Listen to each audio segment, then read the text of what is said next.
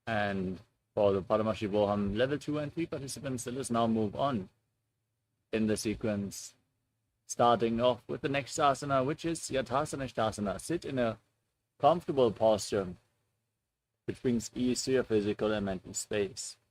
Any posture is fine. You can even sit on a chair, but place your hands on top of the knees in Bindu Mudra, index fingers and thumbs together. As you visualize Swamiji in your inner space, breathe in Samana Kumbhaka. Inhale, hold your breath, and kindle with Jataragni, the digestive fire in your stomach. As you perform the Mula Bandha and internally chant Om Nithyananda Paramashivoham. पर्यङ्कं तत्समाख्यातं यतसंस्थं यथा स्थितिः.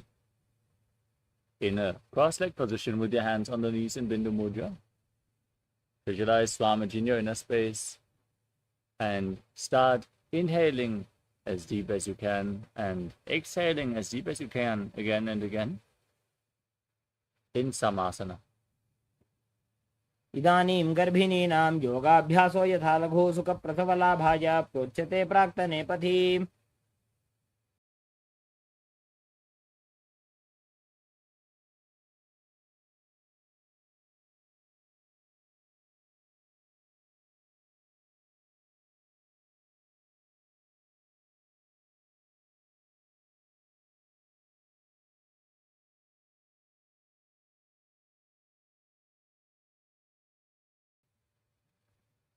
The next asana is Muktasana. Now bring your left heel against the perineum and place your right foot on top of the left. Keep your hands flat on the knees, gaze to your nose, and visualize yourself as a sage liberated by the Supreme Pontiff of Hinduism. निपीड्य सेविनीं सूक्ष्मां दक्षिणेतर गुल्पतः वामं यां येन गुल्फेन मुक्तासनमिदं भवेत्.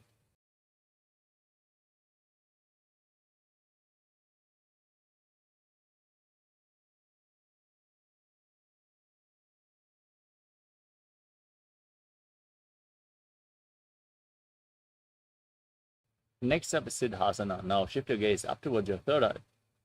Visualize Swamiji in your inner space and keep breathing in Samana Kumbhaka. स्थानसम्यमितेन्द्रियो चलदृशा पश्यन् भ्रुवोरन्तरं तैतन्मोक्षकपातभेदजनकं सिद्धासनं प्रोच्यते.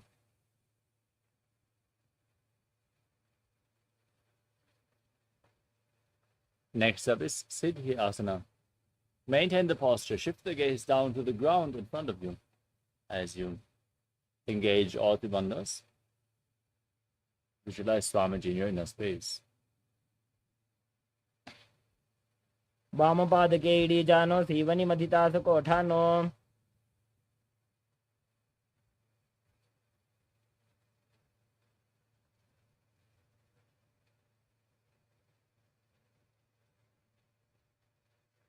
Next up is Rudrasana 2.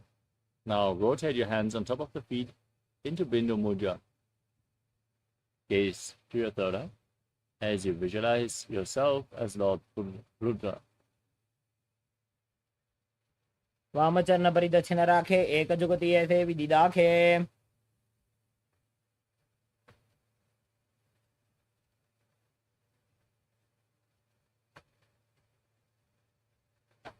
Next up is Santadunasana.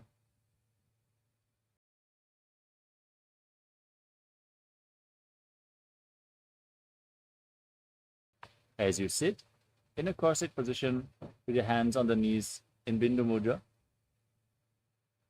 gaze to your nose and embody tranquility and an unshakable nature. आसन की गुणमन की चंचलता meet. The next asana is Siddhasana 2. Now bring your hands to your navel, one palm cupped over the other in Samputa Mudra, resembling a lotus flower, as you visualize Swamiji in your inner space in Siddhasana 2. ऋजुकाय समासीन सिद्धासनमुदीरितं प्रसार्य भुवि पादौ तु दोर्भ्यामङ्गुष्ठमादरात्.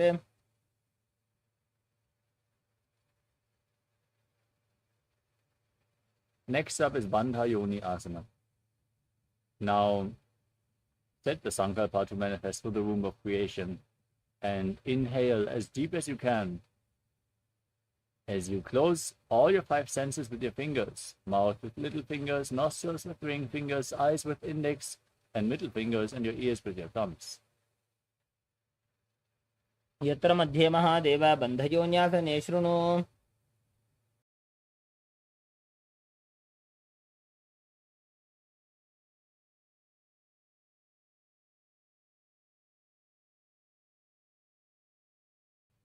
The next asana is Virasana. Now place one foot on top of the opposite thigh and the other foot below the opposite thigh. Keep your hands on the knees in Bindu Mudra, index fingers and thumbs together, as you visualize the state and space of Previ, Vira. एकं पादमथैकस्मिन् विन्यस्योरुणि संस्थितः.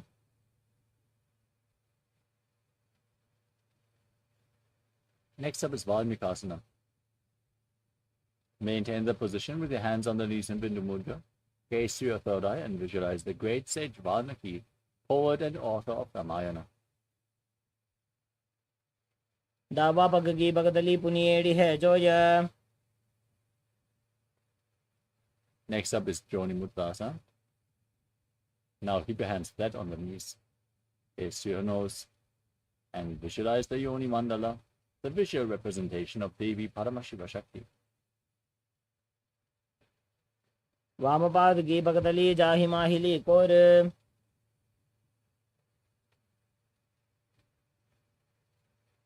Next up is Yoni Asana. Now shift your gaze up towards your third eye. Maintain the position and the visualization. Visualize Yoni Mandala. योन्यासनं पर्वतेन योगं योगफले नीलम्.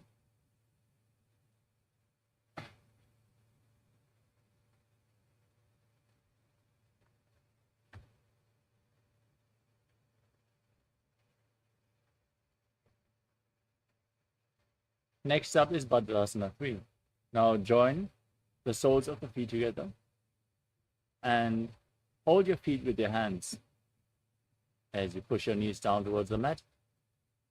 Gaze to your nose, visualize yourself as Lord Veeravata, and perform Udyana Bandha and Mula Bandha. गुल्भौ च वृषणस्यादः सीवन्त्याः पार्श्वयोः क्षिपेत्.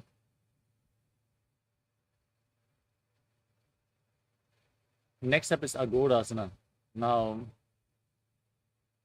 maintain the same position with your legs. Place your left hand on the knee and cover your mouth with your right hand, closing the left nostril, inhaling through the right, then closing the right nostril, holding the breath. Now, exhale through the left and inverse the breathing flow in Abhyantara Kumbhaka again and again as you gaze up towards your third eye. Press your tongue upwards in Kechari Mudra along the nasal tract if you can, as you visualize yourself as an Agori in Agodasana. पूर्व कहो भिश्रिका जोजी बाही विधि जोगी जैसो जी. Next up is Kanari Pavasana. Now, from the same posture, separate your heels. Place your elbows on your heels. As you lean forward and down, rest your chin on your hands and gaze to your nose as you engage Uddiyana Bandha and Mula Bandha. Breathe in Rechaka Kumbhaka, exhale and hold your breath and visualize yourself as a female elephant drinking water. बाली पाव आसन कख्यो है जैसे Yahoo में जाने विदिते से. Next up is Padasana. Now raise your knees, bring your hands below the feet and interlock your fingers in front as you raise your feet off the mat and gaze to the nose, visualizing Swamiji. ततोर्ध्वं रेचयेत् वायुं हृदनिश्वाससंयुतम्.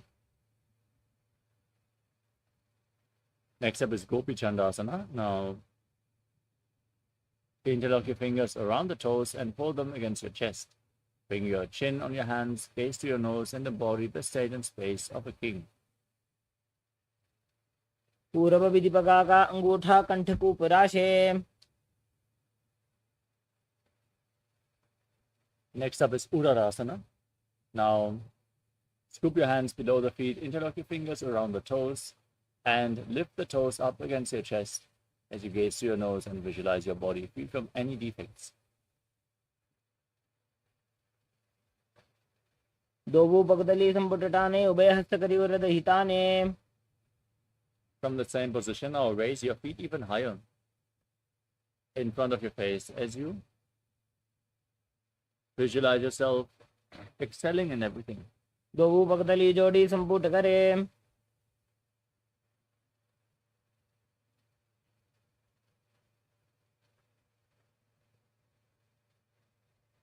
Next up is Bhudrasana. Now, lift your legs over top of the respective shoulders and visualize yourself as a cobra as you bend your elbows up. And interlock the fingers around your neck if you can.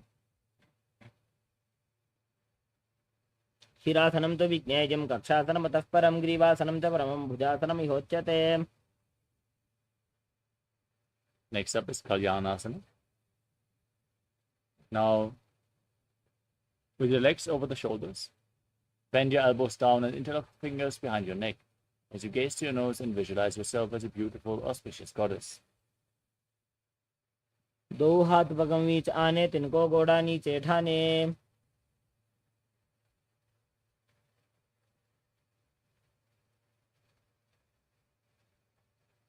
Next up is Sankatasana. Now, sit on the left heel as you keep the left foot flat on the ground and stack the right knee over top, bringing the right heel to the left hip.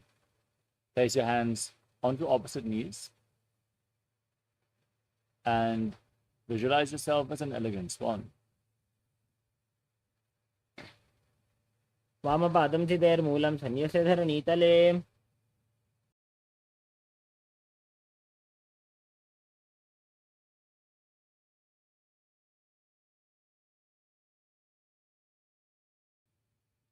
Next up is Dhenukasana. Now slide the left heel outside the hip and sit on the ground.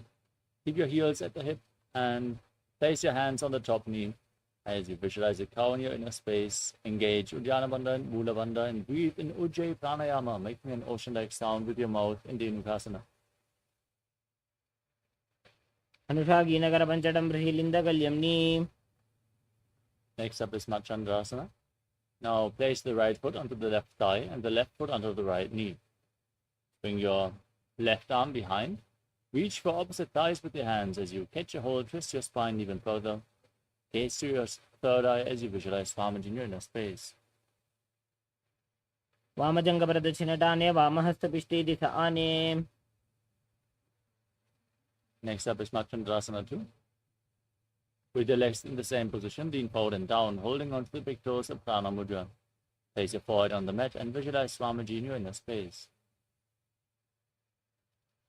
प्रथमजी मनोचरण Joji वामजंग परिराखे सोई. Next up is Guru Asana. Now, interlock your fingers and place them on the top knee as you engage all the bandhas and visualize Swamiji, your Guru, in your inner space. ऊर्मूले इतरपादस्य कनिष्ठिका प्रदेशगुल्भं संस्थाप्य. Now, place the top of the right foot flat, sit on the right heel as you stack the left knee over top in Sankatasana on the other side. Visualize yourself as an elegant swan.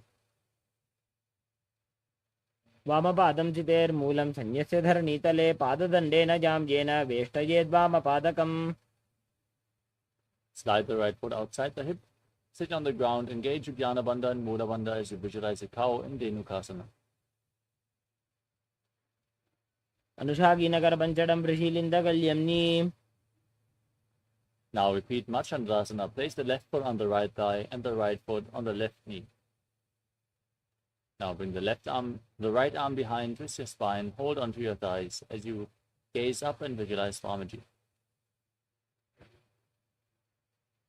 वामजंग प्रदक्षिणटाने वामहस्तपिष्टे दिश आने. Next up is Machandrasana 2. Now hold onto the big toes and lean forward and down as you visualize Swamiji in your inner space. प्रथमजी मनोचरण Joji वामजंग परिराखे सोई. Next up is Guru Asana. Now, interlock your fingers, place them on the top knee, engage all three bandhas as you visualize Swamiji. ऊर्मूले इतरपादस्य कनिष्ठिका प्रदेशगुल्फं संस्थाप्य. Next up is Pashasana. Place your feet flat, knees raised against your chest. Hold them closed with opposite hands as you cross your arms in front. Press your tongue up. Engage Jari Mudra, gaze to your third eye and visualize Swamiji. पादतले भूमो निधाय जाननयोरुषि निधाय विपरीतहस्ताभ्याम् ऊरुसहितजङ्गे निबध्य. Next up is Bodha Shukrasana. From the same posture, hold on to your wrists and place your chin on the knees as you gaze at the nose and visualize yourself residing in an abode of bliss. दो पगदली भूपति धरे कोरमा हिलिये से करे. Next up is Kurakatasana. Now bring your hands underneath your legs. Hold on to opposite elbows below your knees as you gaze to your nose and visualize Swamiji in your inner space. मूलद्वारि धरती परिठाने डाबा पग परित चिपद आने. Now cross the right foot over the left. Keep holding onto your elbows as you keep your toes pointing up, gaze to your nose and visualize the great sage of Maharishi Sumati and Sumati Asana. मूलद्वारि धरती परिठाने डाबा पग परित चिपद आने. Next up is Dandasana. Now extend your legs out forward and interlock your fingers, raising your arms up with the wrists pointing outwards. Gaze to your nose, visualize Swamiji and engage all the bandhas. इदानीं गर्भिणीनां योगाभ्यासो यथा लघु सुख प्रसवलाभाय प्रोच्यते प्राक्तने पथि.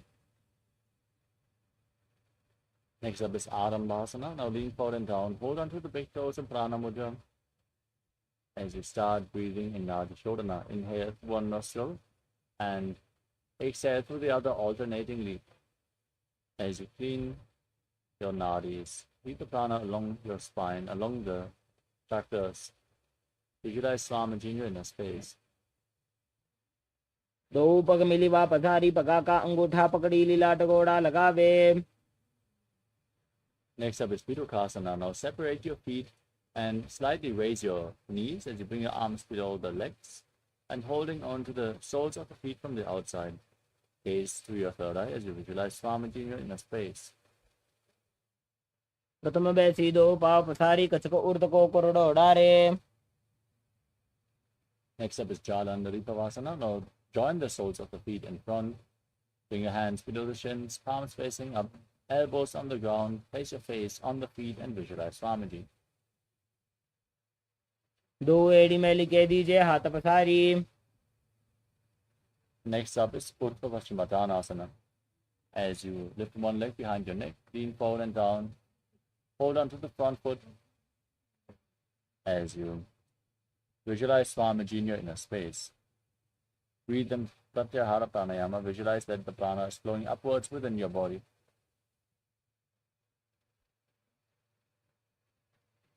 पश्चिमतानवत् संस्थितिं कृत्वा एकं पादं ग्रीवायां धृत्वा तिष्ठेत्. Now lean back with the leg behind your neck. Keep the opposite leg extended forward as you gaze to the nose and visualize you are infinite, endless, eternal, Ananta. उत्तानशयने एकैकं Pai ग्रीवायां विन्यस्य. Now roll onto the side.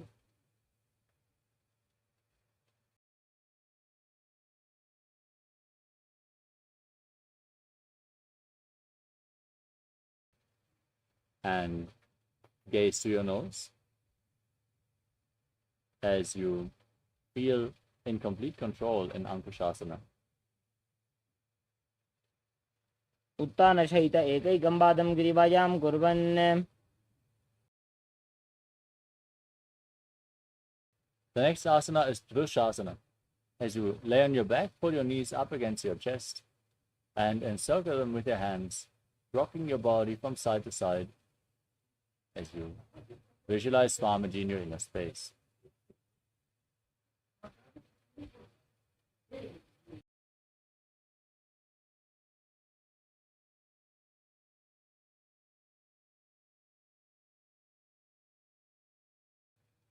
उत्तानशयनं जानुनि हृदयवष्टम्भ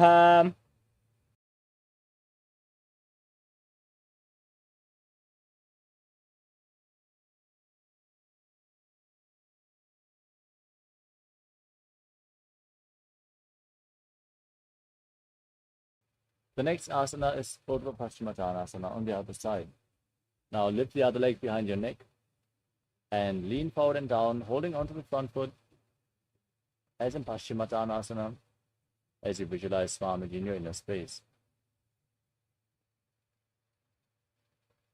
पश्चिमतानवत्संस्थितिं कृत्वा एकं पादं ग्रीवायां धृत्वा तिष्ठेत् Now lean back with your legs still behind your neck. Hold on to the foot with the opposite hand as you extend the other leg forward.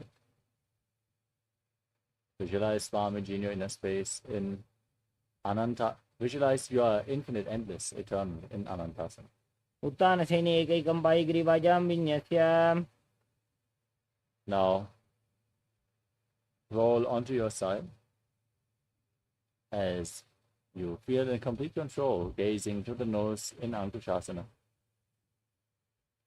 उत्तानशयिते एकैकं पादं ग्रीवायां कुर्वन् The next asana is Yoga Nidrasana.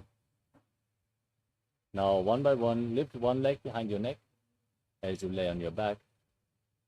Gaze to your nose and visualize Swamiji in your inner space. Remember to breathe in Pratyahara Pranayama and interlock your fingers behind your back as you gaze to your nose. पादाभ्यां वेष्टयेत् कण्ठं हस्ताभ्यां पृष्ठबन्धनं तन्मध्ये शयनं कुर्यात् योगनिद्रा सुखप्रदा Next up is Atmaramasana. As you lift your legs up, bring your hands underneath and interlock them behind your neck. As you gaze to your nose, visualize Lord Vishnu blessing you from within.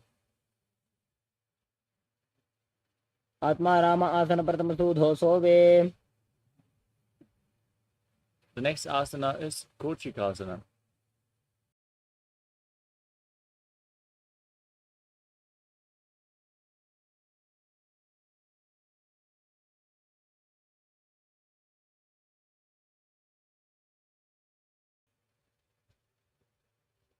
As you lay on your back, extend your arms out to the side and pull your knees up against your chest with the soles of the feet facing up.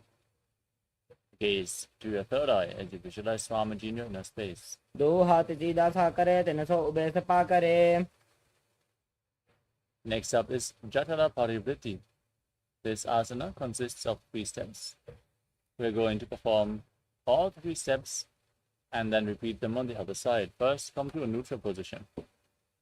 Pull your knees up against your chest and extend your arms out to the side. Then drop one knee to the side and extend the opposite leg straight down. Bend both knees to the side.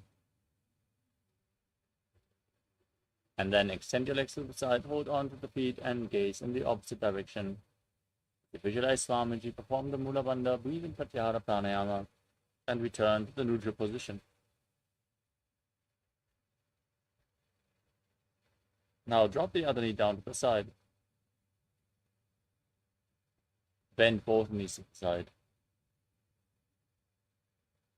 Extend your legs to the side, hold onto the feet and gaze away from the feet.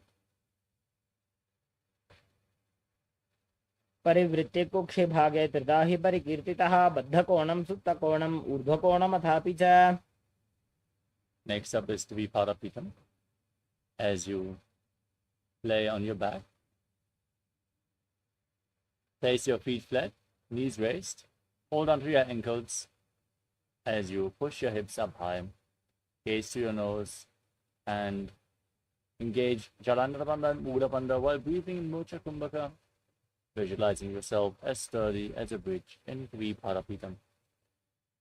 प्रतिक्रियायुतं द्वन्द्वपीठ सर्वबलप्रदं गर्भिणीनां दुर्बलानामिति Gargi जगादनु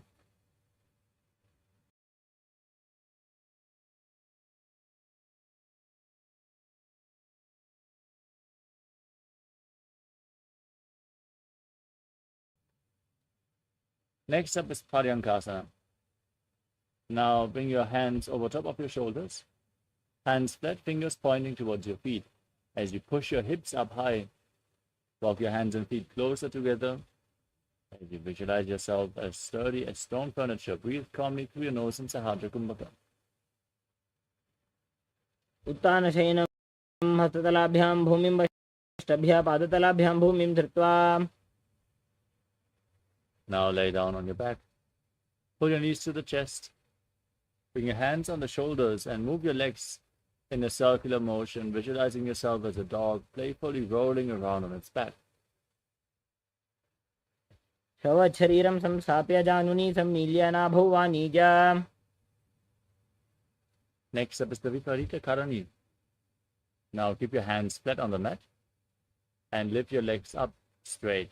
Point your toes upwards as you visualize Swamiji in your inner space. Breathe in Mocha Kumbhaka and move your legs in a circular motion. भूतले सशिरो दत्त्वा खेनये चरणद्वयं विपरीतकृतिश्चैषा सर्वतन्त्रेषु गोपिता. Now stop the movement of the legs. Point your toes upwards. Push your hips through all the way as you visualize Swamiji in Viparita Karani too. करणी विपरीताख्या सर्वाधिव्याधिनाशिनी नित्यम् अभ्यासयुक्तस्य जाठराग्निविवर्धनी.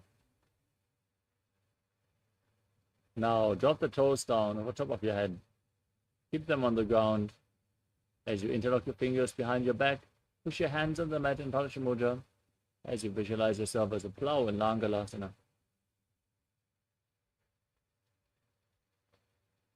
नरकासने स्थित्वा नासिकाप्रदेशे भूमौ पादपृष्ठे स्थाप्य. Now reach for your feet above your head. Hold on to the feet.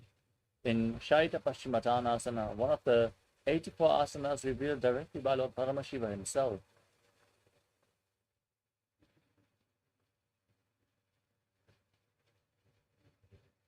तानं शयित्वात् कुर्वीत शयितपश्चिमतानकम्. The next asana is Suptakonasana. As you lay on your back and bring your legs over top of your head, bring the hips above the shoulder level and separate your feet as you hold onto the feet with your hands. Visualize Swamiji in your inner space. परिवृत्ते कुक्षि भागे त्रिदाहि परिकीर्तितः बद्धकोणं सुप्तकोणम् ऊर्ध्वकोणमथापि च. Next up is Chakrasana. Now bring the feet together, hold onto your ankles and roll onto your back as you visualize yourself as a chakra, a wheel in Chakrasana. शवासनस्तद्वौ पादौ कुर्यान्मस्तकतः परो व्युत्क्रमेण ततः शीघ्रमेतत् सर्वस्य साधनम्. Now extend your legs up at a 90-degree angle and hold on to the big toes in Prana Mudra. As you visualize Swamiji and separate your legs widely in Supta Prasarita Parangustasana. उत्तानपादं क्रौञ्चं च मरीचिं वीरभद्रकं नटराजं त्रिकोणं च सुप्ताङ्गुष्ठप्रसारणे. Now join your feet back together, holding on to the big toes in Prana Mudra as you visualize Swamiji in Supta Parangustasana. उत्तानपादं क्रौञ्चं च मरीचिं वीरभद्रकं नटराजं त्रिकोणं च सुप्ताङ्गुष्ठप्रसारणे. Now cross your legs into Padmasana and lay on your back. Bring your hands above your head, holding onto opposite elbows as you gaze to your nose and visualize Matsya, the fish avatar of Lord Vishnu in Matsyasana. मुक्तपद्मासनं कृत्वा उत्तानशयनं चरेत् कूर्पराभ्यां शिरो वेष्ट्य मत्स्यासनं तु रोगः.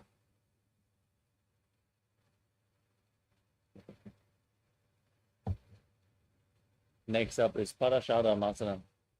Now place the back side of the right hand onto the left palm above your head. Keep your body in the same position. Otherwise, as you gaze to your nose, visualize Lord Rama in Parasharamasana. प्रथमकरे पद्मासन आछे सुधो सोवे भूपरिपाछे. Next up is Sarvangasana.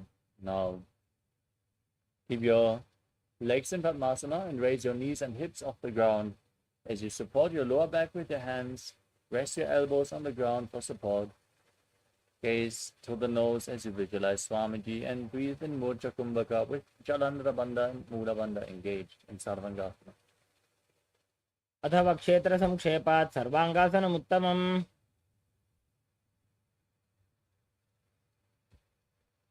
Next up is Vrishikasana. Now lay on your back.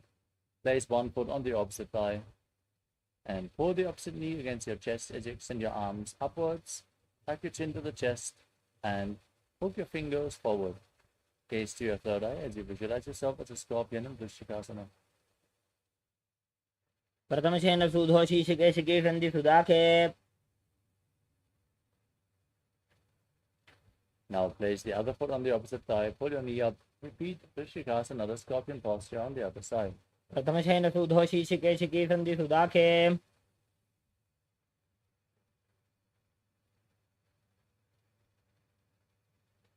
Next up is Paramashivoham. Now lay on your back and interlock your fingers behind your neck. Lift both your legs off the mat and alternate, pulling one knee in towards your chest back and forth. And to visualize Swamiji in your inner space. शवत् शरीरं संस्थाप्य जानुनी सम्मील्य नाभुवानीज. Next up is Maruttanasana. Laying on your back with your hands flat next to the hips. Pull one knee up and touch your ear with the knee, alternating on both sides as you visualize Swamiji. श्वोत्तानवत् संस्थिति कृत्वा जानुद्वयं पर्यायेन कर्णयोः संस्पृशेत्. The next asana is Uprikasana. As you lay on your back, place your feet flat and stand up and lay back down again and again. अथ उत्तानशयनं कृत्वा पादतलाभ्यां भूमिं धृत्वा.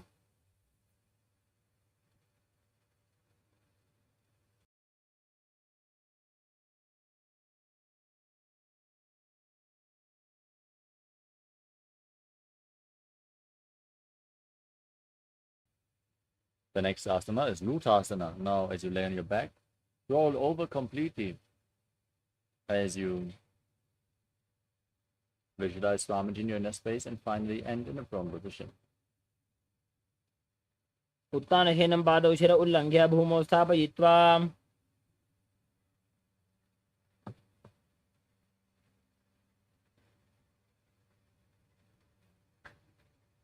The next asana is Saratasana, laying on your stomach with your hands at your shoulders. Contract your lips and make a whistling sound like a flute while inhaling as you visualize yourself as a chariot, carrying warriors into a battle for Dharma on your chariot back. निब्जं शयनं कृत्वा नाभिं भूमौ निधाय संवज्रस्ताभ्यां भूमिमष्टभ्य.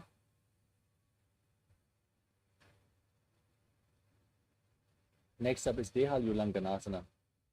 Now push your body up into the plank position, jump your feet in between your hands back and forth as you visualize yourself, transcend body and mind.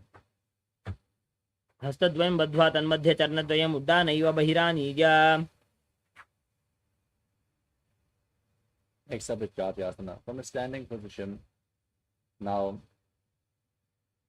lean forward and down and place your hands on the mat, walking around on hands and feet as you visualize yourself as a wise 60-year-old elephant. अथ जात्यासनं वक्ष्ये येन जातिस्मरो भवेत्. Next up is the Lolitika Karana.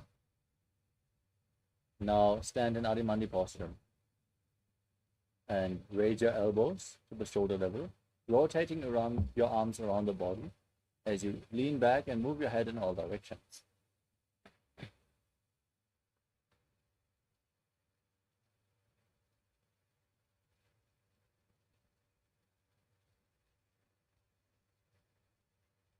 Next up is Sarabhasana. Now, if you have a rope available, tie your feet with the rope and then keep your arms close to your body, hands on your thighs.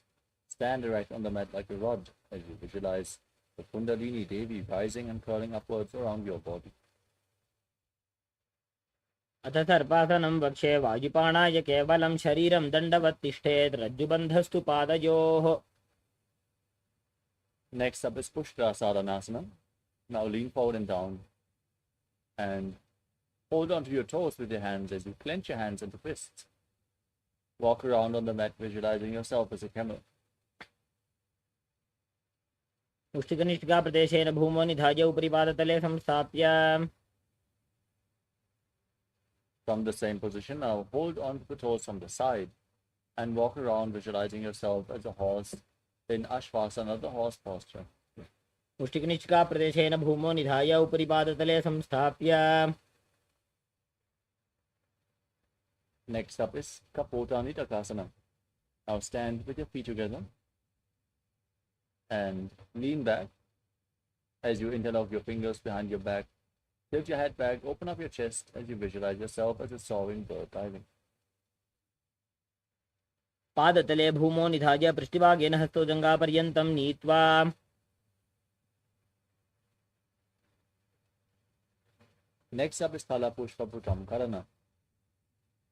As you stand in Arimandi, join your hands in Namaskara Mudra and bow down to one side, raising the respective heel and opening your palms to the side. As you visualize yourself holding a bouquet of flowers and offering it to Paramashivoham.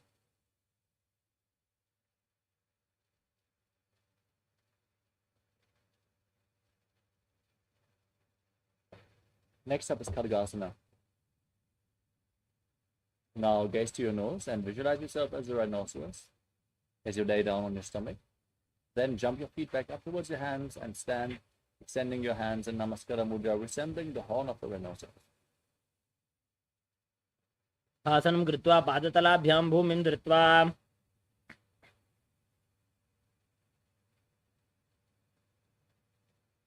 Next up is the Uttanottanam.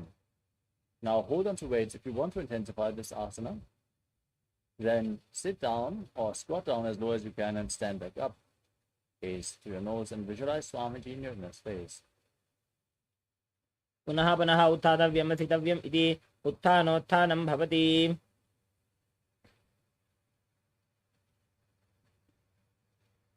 Next up is Musalasana.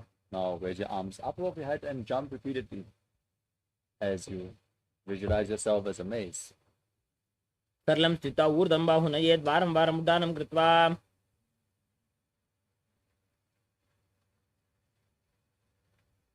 Next up is Utsheshakasana. Now hold on to one foot and pull the sole of the foot against your chest as you sit down and stand back up on the other leg, alternating on both sides as you gaze to your nose and visualize Swamiji in your inner space. एकैकं पादतलं कुक्षौ निधाय तिष्ठेदुच्छीर्षकं भवति. Next up is Parshvadranukarana. Now pull one knee towards your chest and encircle it with your arm, hand in a fist, the other hand on the inner respective thigh.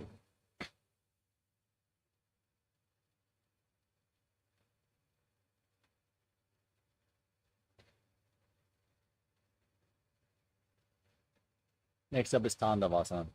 Now extend your arms and one leg forward as you visualize yourself fiercely dancing as Lord Shiva. Hold on to weights and sit down and stand back up in Tandavasana. एकेन पादेन स्थातव्यं ताण्डवासनं भवति. Next up is Brahmanasana. Now raise one foot towards the inner opposite thigh. Your hands at the side as you visualize Lord Brahma blessing you from within. ब्राह्मणासनमावक्षे यत्कृत्वा ब्राह्मणो भवेत्. Next up is Garudasana 3. Now bring the left foot over and around the right knee. Tuck the left toes behind the right. Bring the left arm below the right and join your hands in Namaskara Mudra as you visualize yourself as Lord Garuda. उत्तानकूर्मपीठं च सिंहस्गारुडमेव च वातायनं गोमुखं च भारद्वाजं त्रिविक्रमम्. Next up is Ekapadasana. Now bring the left foot onto the right thigh. Keep your hands relaxed by the side as you visualize Swamiji in your inner space.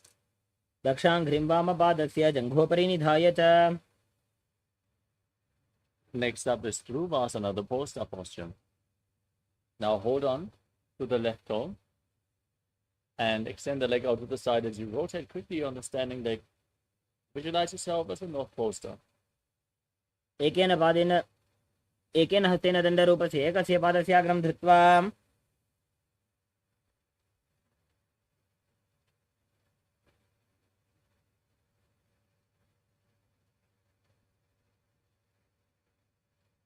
The next asana is Trivikramasana. Now lift one leg behind your neck and then stand tall on the mat. Visualize Lord Vishnu blessing you from within as you perform the 3 steps of Lord Vishnu, sitting down and standing back up in Trivikramasana. ग्रीवायां पादं संस्थाप्य स्थातव्यम् उत्थातव्यं त्रिविक्रमासनं भवति.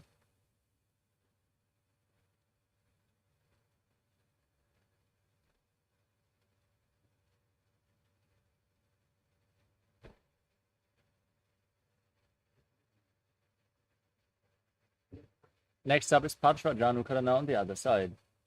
Now lift the other knee up and circle the knee with your hand in a fist as you keep the other hand on your inner thigh.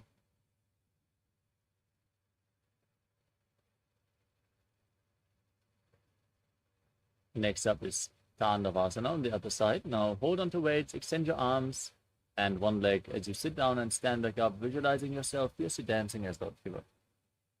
एकेन पादेन स्थातव्यं ताण्डवासनं भवति. Now repeat Brahmanasana. Keep one foot at the inner opposite thigh, hands at the side. Visualize Lord Brahma blessing you from within. ब्राह्मणासनमावक्षे यत्कृत्वा ब्राह्मणो भवेत्.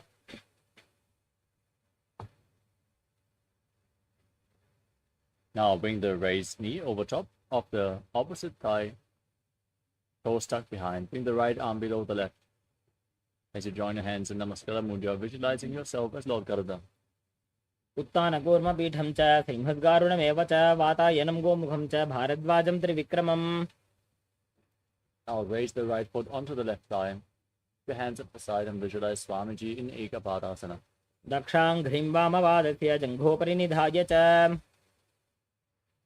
Hold onto the right big toe. Extend it out to the side as you rotate quickly on the standing leg, visualizing yourself as the North Poster in Dhuruvasana on the other side. एकेन हस्तेन दण्डरूपस्य एकस्य पादस्य अग्रं धृत्वा. Now lift the other leg behind your neck and stand tall. Sit down. Stand back up. Visualize Lord Vishnu as you perform the 3 steps of Lord Vishnu in Trivikramasana. ग्रीवायां पादं संस्थाप्य स्थातव्यम् उत्थातव्यं त्रिविक्रमासनं भवति.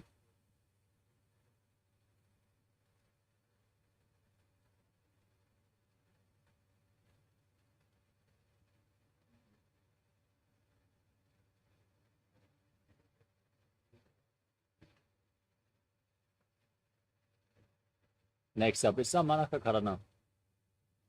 Now stand with your heels together, toes pointing outwards and your hands at the outside of your hips, fingers pointing one by one in this neutral posture. Relax from this intense sequence of asanas as you get ready for the final 100 asanas of the sequence, starting off with Kodak Anjali Asana. Now squat down as you bring your hands in between the legs, interlocking the fingers in front of your navel as you visualize the great sage Goraknath, the founder of the Natha Yoga Hindu Sampradaya, and breathe in Jiva Charakumlaka. Inhale, hold your breath, and move the prana freely by the force of your will. प्रथमहि बोहोये बाहुरी नीचो पुनिहोवे. Next up is Kanchi Asana. As you squat down, interlock your fingers behind and visualize Swamiji in your inner space. ऊर्मध्यात् हस्तो निवेश्य नितम्बं धृत्वा.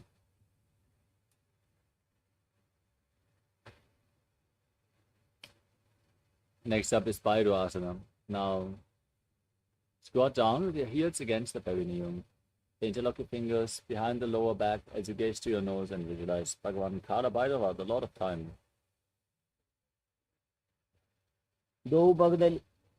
दो बगा की थलिया की माहिली core मिलाई फना पानी उकड़ मोड़ वैसे.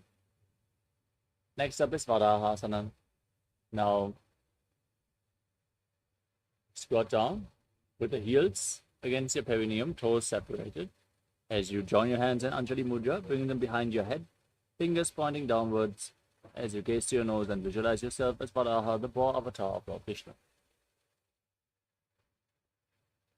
पागधली की माहिली कोर मिलाई फना पानी उकड़ मोड़ वैसे. Next up is Vipitasana. Now, hold on to the big toes in Prana Mudra and raise your hips up to the same level as your knees. Visualize Swamiji in your inner space and perform the Mula Bandha. पार्श्वद्वय सम्मील्य स्थित्वा नितम्बं जानु प्रदेश आनीय. Next up is Bakasana. Now, place your hands flat on the ground, shoulder width apart. Bring your knees onto your arms towards your armpits. Lean forward, lift your feet off the ground, and balance as in Kanipavasana as you visualize yourself as a crow.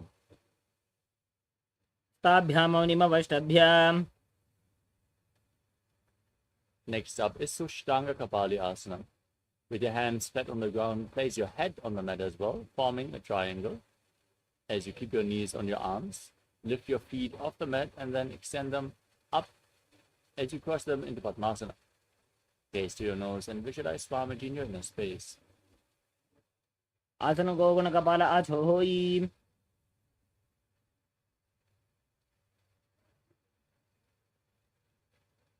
Next up is Guptasana. Now sit in a kneeling posture with your heels outside the hips, feet flat, toes touching behind. Keep your hands on the knees as you gaze to your nose and visualize you're sitting in the secret seat with Paramashiva and Guru. Janurvorantare padau krutva padau cha gopayet. Next up is Vrikshasana 2. As you place your hands on the mat and pick your legs up into a handstand. You lean against a wall if needed. Or ask a partner to assist you in this asana. Everyone should perform this asana to purify the 7 chakras. Now with your hands down, your feet up, visualize yourself as a tree with deep roots growing into the ground in Vrikshasana 2. Sapta Chakrakshalanaya Vrikshasana Visheshakan. Next up is Shibu Asana. From the handstand position, now bring your hands and feet closer together. Gaze up towards your third eye and visualize that Tejas energy is flowing towards your third eye, rejuvenating your body.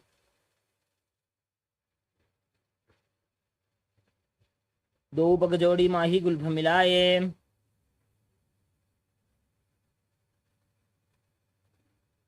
Next up is Matsyasana 2. Place your hands flat on the ground. Step your feet back into the plank position. Lower your body down and push it back up again and again as you visualize yourself as a fish. निब्जं शयनं कुर्परो पार्श्वभागाय मूर्धकृत्य. As you lay on your back, keep your hands on the hips and raise your head and chest up from left to right. As you visualize and move your body like a snake in Sarvasana 2. निब्जं शयनं कृत्वा हस्तौ नितम्बं संस्थाप्य. Next up is Nidālambanasana. Place your elbows on the mat in front of you and rest your chin on your hands with your hands in Padma Mudra, the Lotus Mudra. Now point your toes back and feel self-supported and completely independent. कराभ्यां पङ्कजं कृत्वा तिष्ठेत् कूर्परया सुधीः मुखमुन्नमनुच्चायि निरालम्बनमासनम्. Next up is Chakrasana. Now bend your knees, lift your feet towards your upper back as you place your hands flat on the ground. Raise your upper back towards your feet, tilt your head back and visualize yourself as an umbrella protecting your Guru from the sun rays.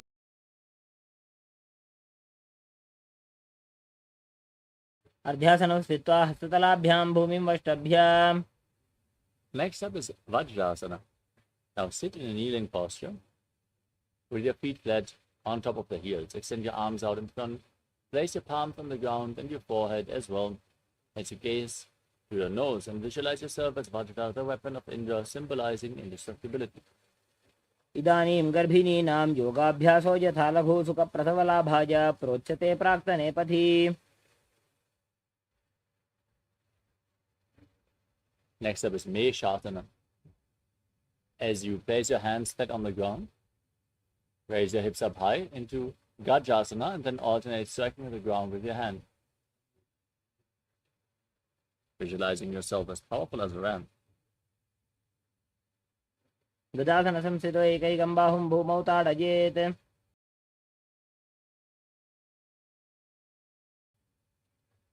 The next asana is Ajasana.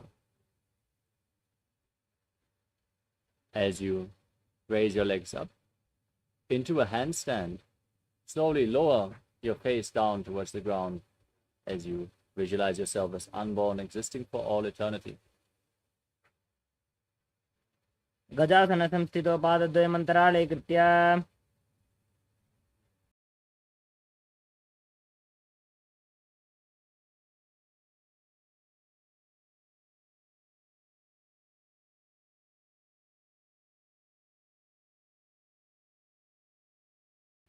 The next asana is Dhanantarasana. As you sit in a kneeling posture, hold on to the big toes and pull them towards your perineum. Then place your hands on top of the knees, gaze to your nose, and visualize Swamiji, the Supreme Pontiff of Hinduism, in your inner space. पूरव विधि परिहाता के काकसी से फणा शरा मोड़ी.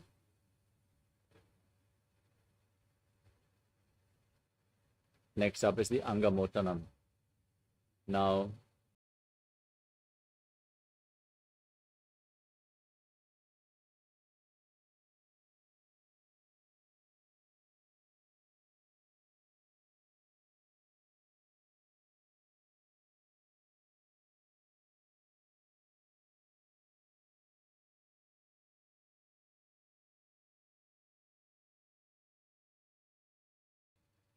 from the kneeling position, interlock your fingers in front and extend your arms out, move them up, down, left, right, in all directions. Give massage to various different joints and muscles of your body.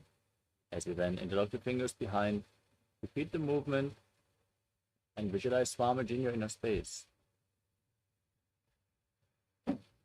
हस्तयोः अङ्गुलीर्भद्वा हस्तयोर्मध्यात् सर्वमङ्गं निष्कासयित्वा.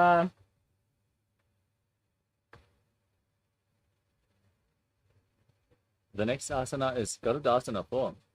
Now sit with your toes pointing outwards, your thighs and calves on the ground. Place your hands on the knees and visualize yourself as Lord Garuda flying Lord Vishnu and Lakshmi on his back. जङ्घोरुभ्यां धरां पीड्य स्थिरकायो द्विजानुना.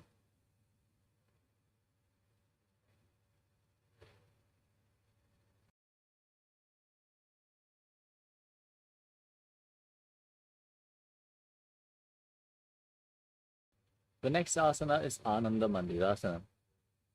Now, bring the soles of the feet together, toes pointing back, and sit on your heels. As you separate your knees, hold on to your ankles and place the front of the buttocks on the ground if you can. Gaze up towards your third eye as you visualize yourself residing in the blissful space of a temple.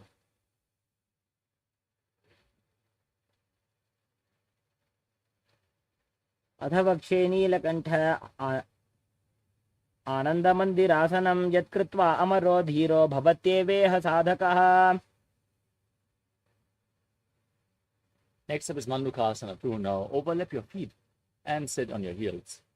As you keep your hands underneath your knees, engage Uddiyana Bandha and Mula Bandha and visualize yourself as a frog as you press your tongue up flat against the palate of your mouth and Manduki Mudra. पृष्ठं सम्पीड्य गुल्भाभ्यां जान्वङ्गे सवलयाकृतिः हस्तौ पादतले क्षिप्तो मण्डूकं पाददोषहृत्. Next up is Narasimhasana. Now, tuck your toes, sit on raised heels. Place your hands flat on the ground close to your feet, the thumbs touching. As you stick your tongue out, gaze to the tip of your nose, and exhale forcefully again and again. Visualize Narasimha, the lion man avatar of Lord Vishnu in Narasimhasana. दो फणा पाणी होय वैसे AD Mailer गुदा निवैसे. Next up is Vishrakasana. Now sit on the raised heels with your knees on the ground and cover your mouth with your hands. Bring your thumbs underneath the teeth and inhale through the right nostril, exhale through your mouth in Vishraka Pranayama. As you gaze to your nose and visualize yourself as Devi victorious over your fears in Vishrakasana. दो पगां की एड़ी जोई गोड़ा फनो बान पुनि होई. Next up is Makarasana. Bring the soles of the feet together, the feet flat, toes pointing back. Separate your knees, sit on the heels, and raise your elbows. Bend them, bring your fingers towards your armpits, and mimic a monkey stretching itself as you visualize yourself as a playful monkey, gazing up towards your third eye in Makarasana. दो पगतले संपुट आने तिनके पुष्टि भूमि परिधाने.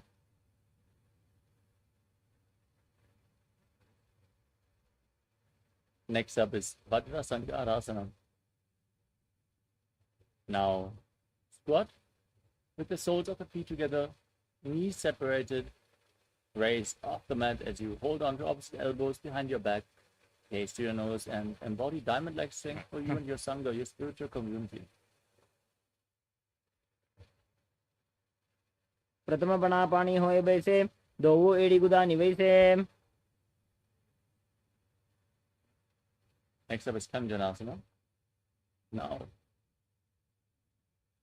place your knees on the ground and cross your heels as you sit on the heels. Place your hands flat on the ground next to your body. Gaze to your nose and visualize perfect health beyond any and all physical or mental ailments as you engage with Dhyana Bandha and Mula Bandha.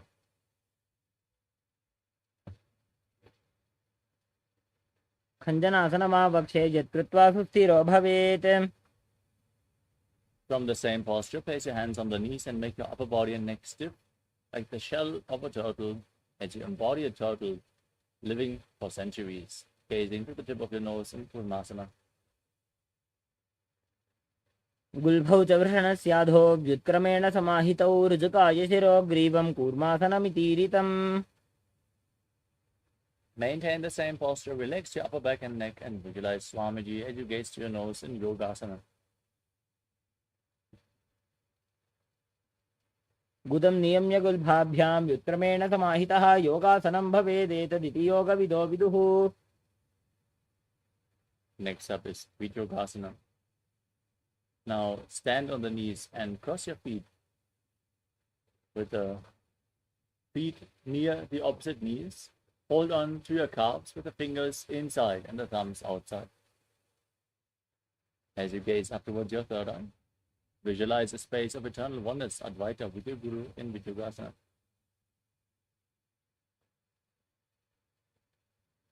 गोड़ा वामो बहोई गोड़ा आड़ा राखे दोई. Next up is Ushtrasana 2. Now place your feet flat on the ground behind you. Stand on your knees and lean back. Hold onto your heels.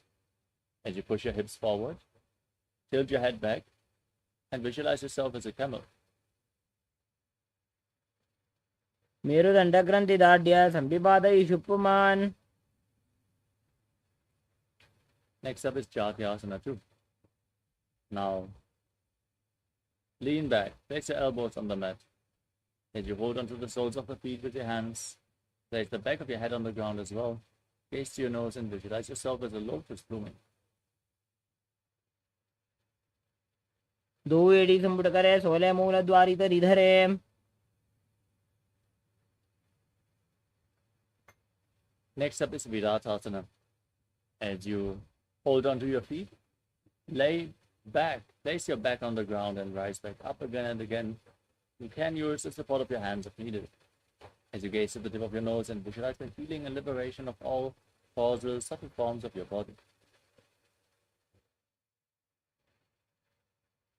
दो एड़ी संपुट करे 16 मूल द्वारी तरी धरे. The next asana is Kapotasana. From the same position, now lean back, hold onto your feet as you bring your arms over your shoulders and bring your head in between the feet. You can, as you visualize yourself as a beautiful dove. दो एड़ी संपुट करे 16 मूल द्वारी तरी धरे.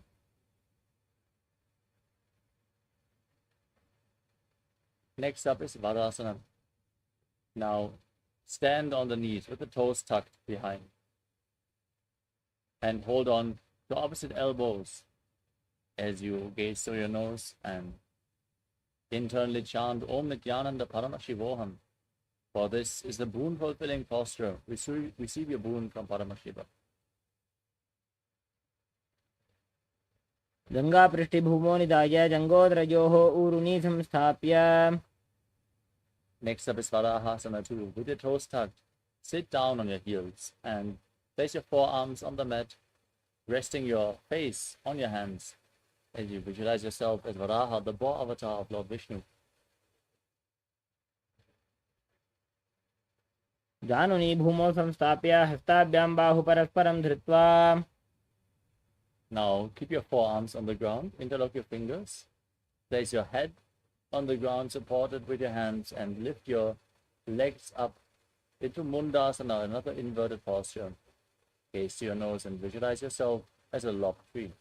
अधो मुंडासनं वक्षे सर्वेषां प्राणिनां सुखम्. Gently lower your legs and come to a kneeling position. Keep your feet flat, sit on the heels as you lean forward and down and place your head in between the knees.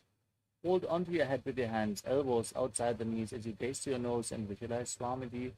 Inhale through the nose and exhale through your mouth in Andhasana. प्रथम पगदली समटारावे कोरमाहिली उभे मिलावे. We move on to Viparita Shalabhasana. Lay down on your stomach. Extend your arms up above your head. Hold on to weights if you want to intensify this asana. As you lift your arms, your chest and your legs off the mat, visualizing yourself as a locust. शलभासन भेदाश्च नटभेरुण्ड नामके गण्डभेरुण्ड सहिते शीर्षदण्डासनं तथा. Next up is Kapalasana. Now place your forehead on the ground as you keep your hands by the side of your hips. Lift your legs off the mat as you visualize a skull representing the mind with purified thoughts and the strong will to attain enlightenment. In Kapalasana, the skull posture. कपालं भूमौ निधाय ऊर्ध्वं पादौ नजेत्. Next up is Akasha Kapotasana. With your hands flat on the mat, bend your knees and push your hips up above your body. As you place the feet on the ground in front of your face, if you can, visualize yourself as a free and open dove.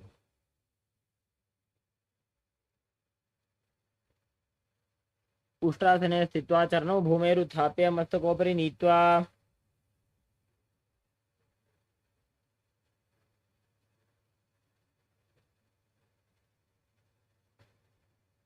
The next asana is Tadakasana. From a kneeling position, now place your forearms on the ground. Be sturdy and visualize yourself as a sparrow. कूर्परपर्यन्तौ हस्तौ धरामोष्टभ्य. Next up is Vrishikasana 2. Now, keep your forearms on the ground and raise your hips and lift your legs up. Bring the feet over top of your body. Try to touch the back of your head as you visualize yourself as a scorpion. विच्छेव पुच्छ प्रतिमाङ्ग्रिपार्श्वे धृत्वा स्वशीर्षे चिबुकं विधार्यकौ.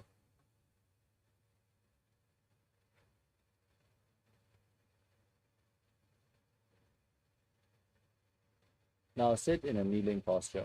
Place your perineum onto the right heel as you point the left toes out to the side,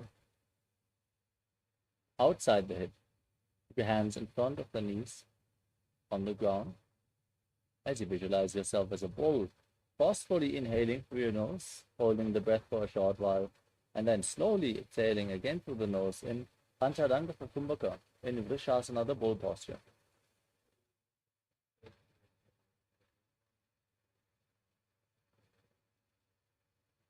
वामपादं चितेर्मूलं संन्यस्य धरणीतले. Next up is Lulasana.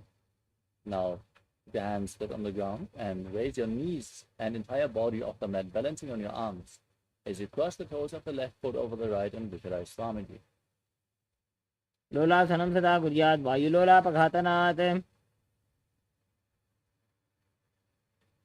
Now, place your perineum onto the left heel. Keep the right foot outside the hip. Place your hands in front as you repeat Vrishasana, the full posture on the other side. Yame गुल्फे पादमूले वामभागे पदेतरम्. Next up is Bala Gunasana. Now, place the toes of the left foot on the ground and sit on the left heel. As you keep the right foot flat, re-raised against your chest. Keep your hands on the respective knees as you visualize Balaguna High, one of the 84 siddhas in your inner space. आसन को गुण झोलो जाए.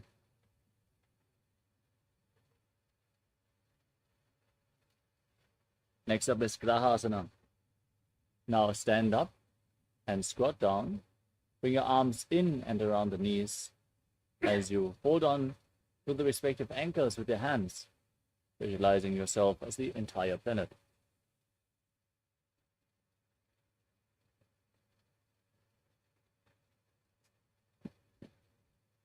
दो भूपगदली संपुट करे कौरवारली भूपरि धरे. Next up is Balagunasana. Next, tuck the toes of the right foot, sit on the right heel. As you place the left foot flat, knee raised against your chest, hands on the respective knees. Visualize Balaguna High in your inner space. आसन को गुण जल विकार जाई.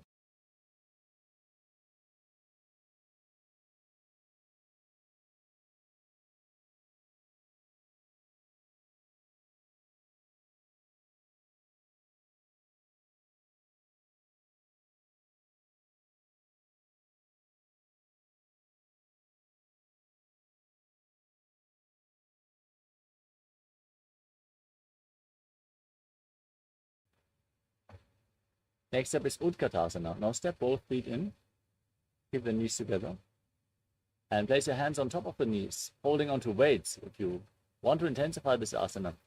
Visualize Swamiji in your inner space. Pijas yeda urvajanu yatrasane padadaladvajo pari. Next up is Vajrasangarasana 2. Now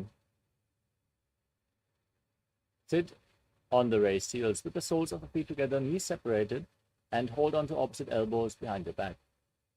Visualize Swamiji in your inner space as you breathe in Antalanka Kumbhaka. प्रथम बना पानी होए जैसे दो एड़ी गुदा निवेशे.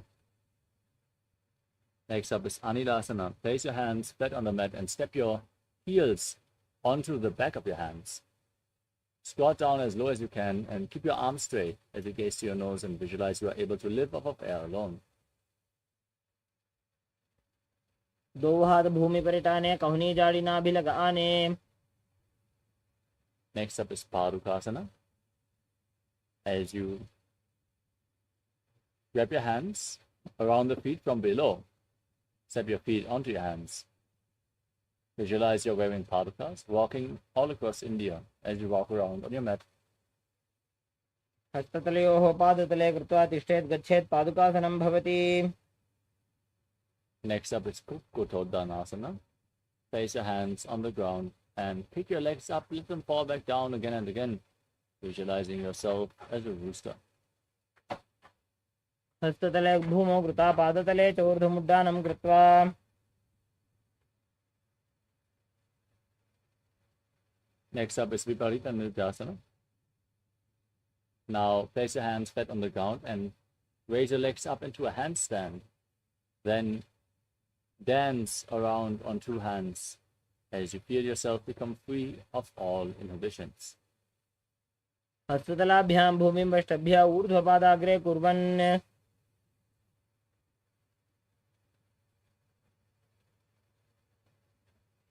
Next up is Kunjarasana. Now separate your feet and lean forward and down, placing one hand on the mat, holding your head with the other hand as you visualize Swamiji in your inner space. अथ वक्षे महादेव कुञ्जरासनम् उत्तमम्. Exchange the position of your hands. Repeat Kunjarasana. अथ वक्षे महादेव कुञ्जरासनम् उत्तमम्. Now squat down all the way. Keep your feet together, heels close to your body. Hold onto your ankles and lift your feet off the mat as you visualize yourself as a Kadamba tree, a pious tree that promotes a long life. पार्श्वेभ्यां भूमिं वष्टभ्य हस्तद्वयेन गुल्फौ धृत्वा. Now keep your feet flat, your knees raised against your chest. Hold on to opposite knees with the hands and hold them close as you visualize any excess vata being released from a balance within your system. Breathing calmly into Sahadra Kumbhaka and Pavana Muktasana. द्वयोस्तु पादयोः पाणिं लात्वा स्वस्वनितम्बके. Next up is Chakorasana.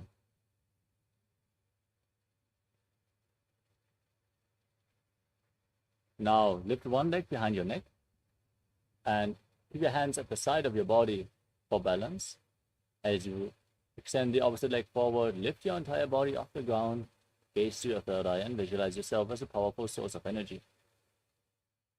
पूर्वदानं चतुष्पादपीठं वज्रासनं तथा. Next up is Dhanurasana 2. Now hold on to the big toes in Prana Mudra.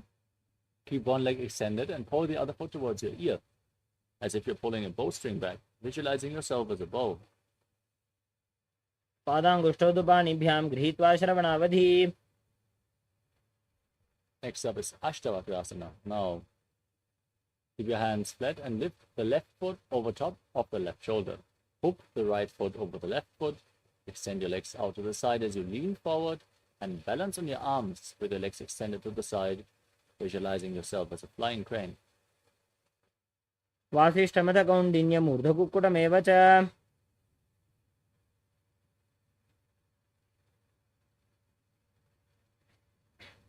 Next up is Pranasana. Now keep one foot flat on the ground and place the other foot on top of the opposite thigh. Bring your shoulder beneath the raised knee. Press the other knee to the ground. Gaze up towards your third eye. As you visualize, you are immortal and able to exist from prana. एतत् प्रभेदं वक्ष्यामि करोति यत् स चामरः. Next up is Paramashivoham. Now bring the left heel outside the right hip. Step the right foot over the left knee. Twist the left elbow outside the raised knee. Bring your arms behind. Bring one arm below the raised knee as you interlock your fingers behind your back. Gaze up towards your third eye and visualize Sage Matsindra, the master of Hatha Yoga. पार्श्वाभ्यां धृतते यास्तु पार्श्वमत्स्येन्द्रमुत्तमम्.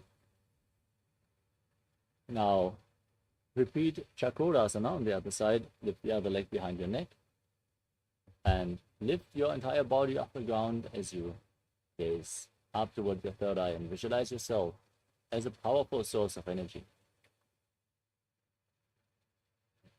पूर्वतानं चतुष्पादपीठं वज्रासनं तथा.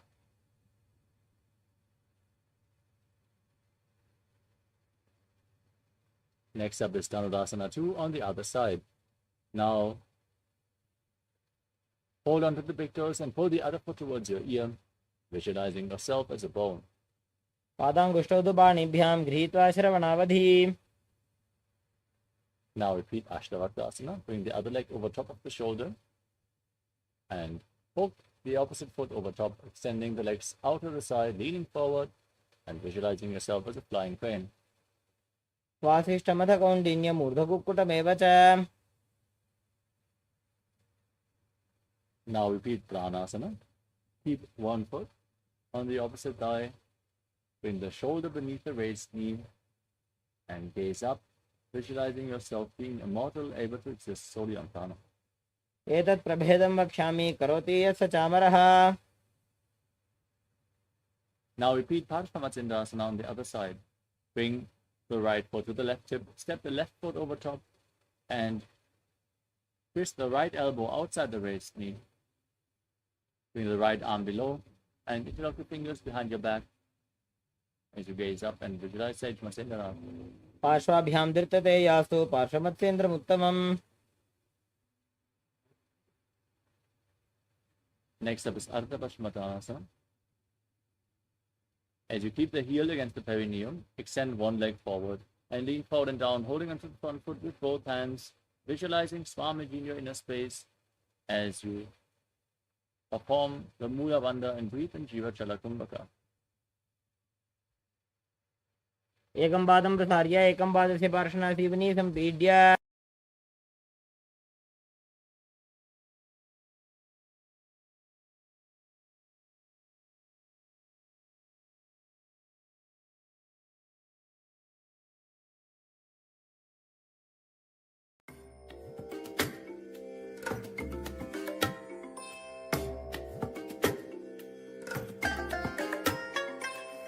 bless you all. Let you all open all your three eyes and manifest the powers of Mahasadashiva. Om Nityananda Paramashivoham. Om Nityananda Paramashivoham. Om Nityananda Paramashivoham.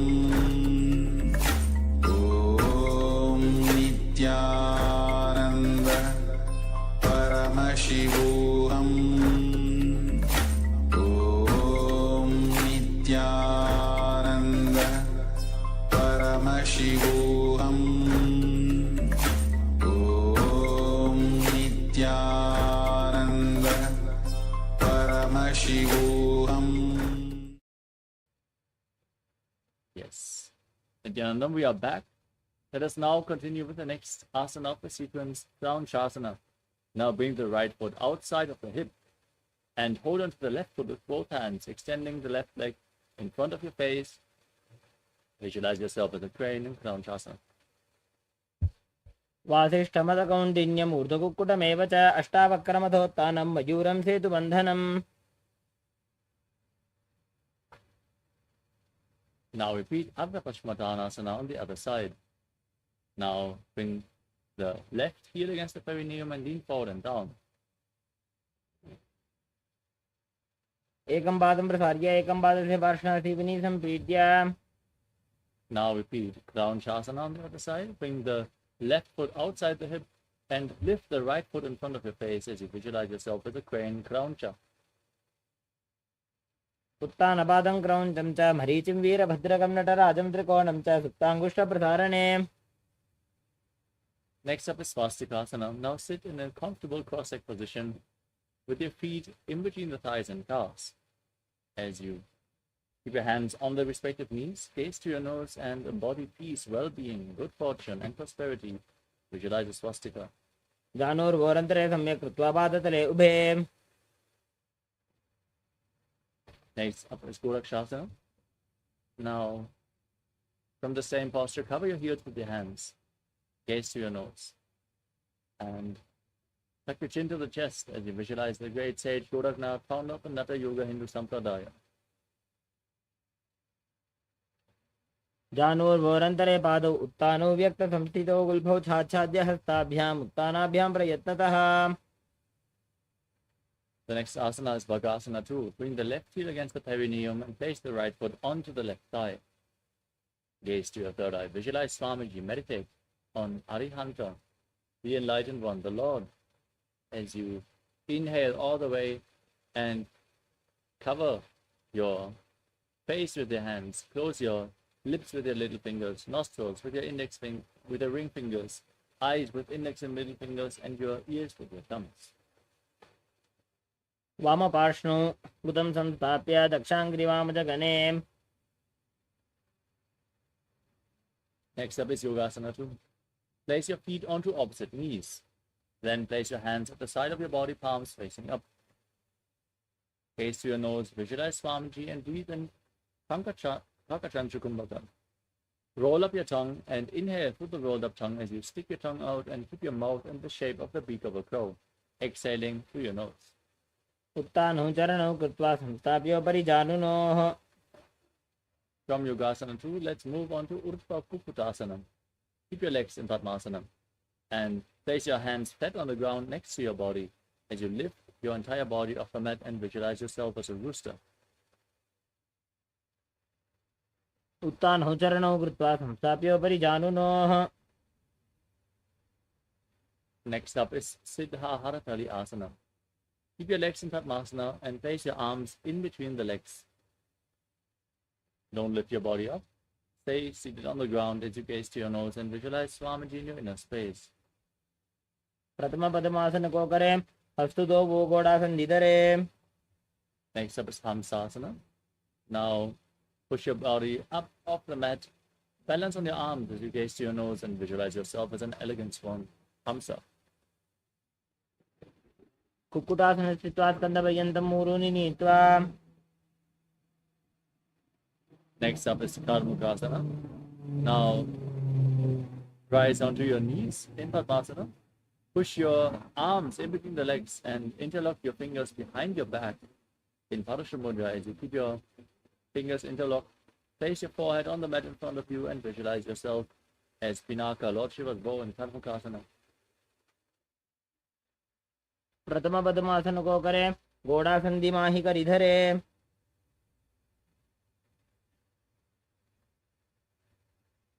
Next up is Kurmasana 2. As you sit in Padmasana, bring your arms in between the legs and bend your elbows so you can hold onto your shoulders. Now visualize yourself as a turtle with a stable body and mind to live for hundreds of years. प्रथम पद्मासन को करें, घोड़ा संधि माही कर इधर है.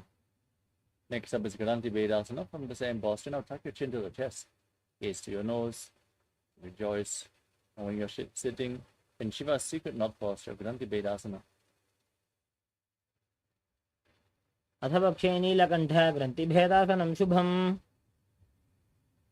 Now roll onto your back in the same position as you hold onto your shoulders with your hands. Gaze to your nose and embody a turtle laying on its back in Uttana Kurmasana. Kukkutasana बंधस्थम पराभ्यांतृत कंधरम. Now pick yourself back up into Padmasana as you bring your hands in between the legs, placing one palm flat on the mat, holding onto its wrist with your opposite hand, lifting your entire body off the ground, balancing on one arm as you visualize yourself as a rooster in Pangu Kukkutasana. Kukkutasana स्थित्वा एकेन हस्तेन अन्यस्य मणिबन्धं धृत्वा. Place the other hand on the mat, lift your body off the ground, repeat Pangu Kukkutasana on the other side. Kukkutasana स्थित्वा एकेन हस्तेन अन्यस्य मणिबन्धं धृत्वा. Next up is Vrudrasana. As you sit in Padmasana, lean forward and place your elbows on your toes. Interlock your fingers in Parasha Mudra. Rest your chin on your fingers and press your thumbs against your throat as you visualize you have gone beyond all of greed and covetous in Vrudrasana. जानुर्वोरन्तरे पादौ उत्तानौ व्यक्त संस्थितौ गुल्फौ छाच्छाद्य हस्ताभ्याम् उत्तानाभ्यां प्रयत्ततः. Next up is Padmasana 3. Now place the backside of one hand over top of the other, keeping your hands in the lap with the palms facing up. Gaze to your nose as you visualize Swamiji in your inner space and engage all three bandhas, Mahamudra Bandha. उत्तानौ चरणौ विधाय विधिवत् शक्तिस्थितौ योगिरात्. Next up is Padmasana 4. Keep your hands on the knees. Engage the Mula Bandha.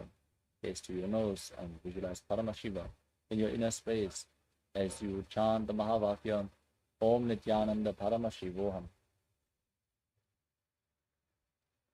पद्मासन एतत् पद्मासनं कुर्यात् प्राणवायु प्रसिद्धये शुभासनं सदा ध्यायेत् पूरयित्वा पुनः पुनः.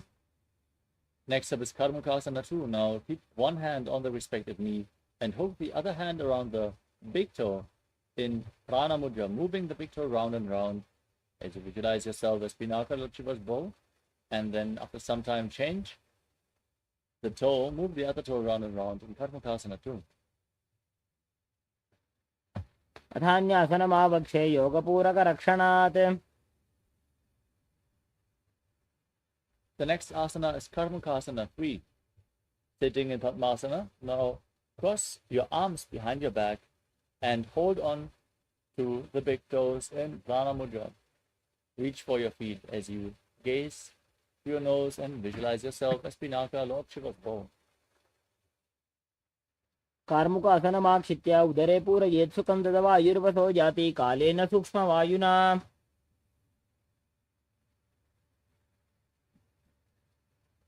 Next up is Dridhasana.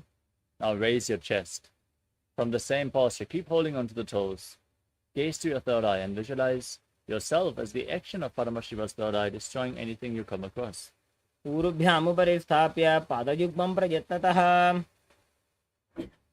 Now lay down on your back, roll backwards as you keep your arms crossed behind. Keep holding onto the big toes if you can. Gaze to your nose and visualize yourself as a snake as you breathe calmly through your nose in Sahajra Kumbhaka in Nagrasana.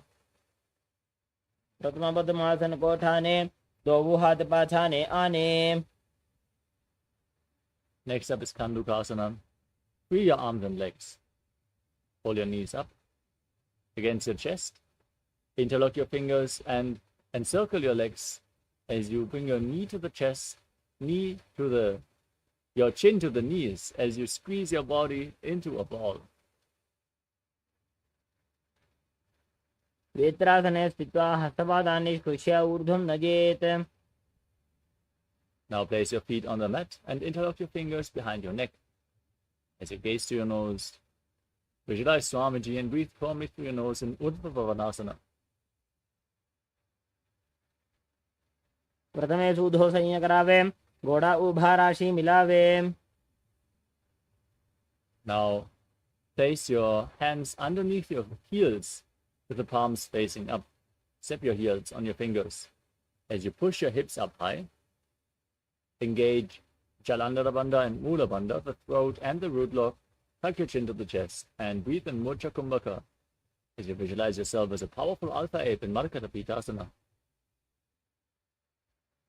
उत्तान शयनं पादतले उत्तान हस्तयोः स्थापयेत्.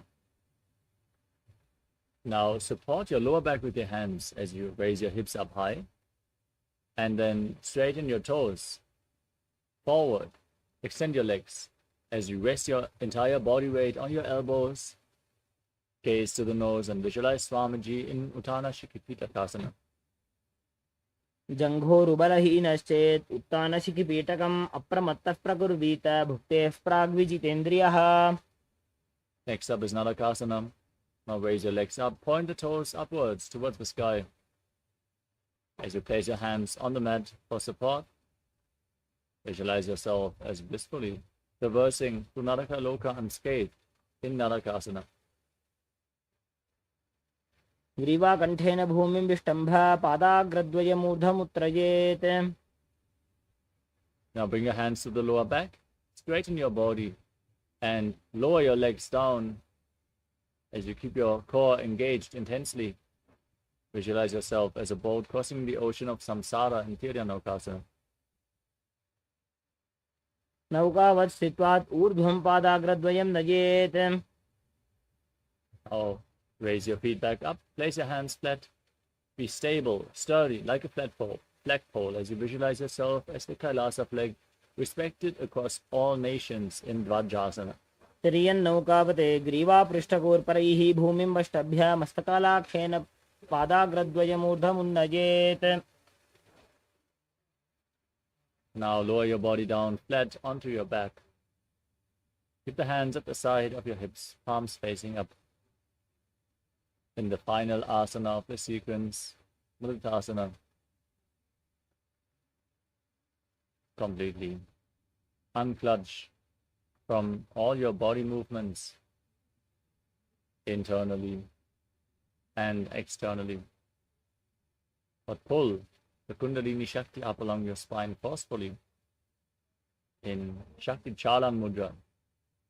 Pull it up from Muladhara to Sahasrara Chakra as you visualize that your body is dead and Swamiji is liberating you internally. Chant the Mahavakya, Om Nithyananda Paramashivoham. उत्तानं शववद्भूमौ शयनं तु शवासनं शवासनं श्रमहरं चित्तविश्रान्तिकारणम्.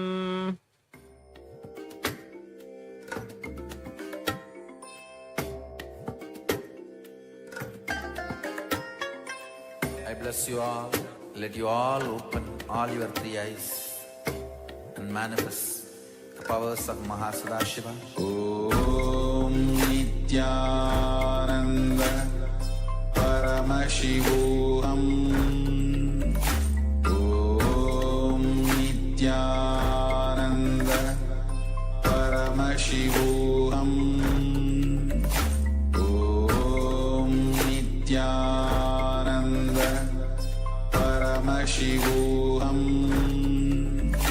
Om Nityananda Paramashivoham Om Nityananda Paramashivoham Om Nityananda Paramashivoham Om Nityananda Paramashivoham Om Nityananda Paramashivoham Om Nityananda Paramashivoham Om Nityananda Paramashivoham Om Nityananda Paramashivoham Om Nityananda Paramashivoham Om Nityananda Paramashivoham Om Nityananda Paramashivoham Om Nityananda Paramashivoham Om Nityananda Paramashivoham Om Nityananda Paramashivoham Om Nityananda. Now, very slowly, bring awareness to your body. Come back to your body.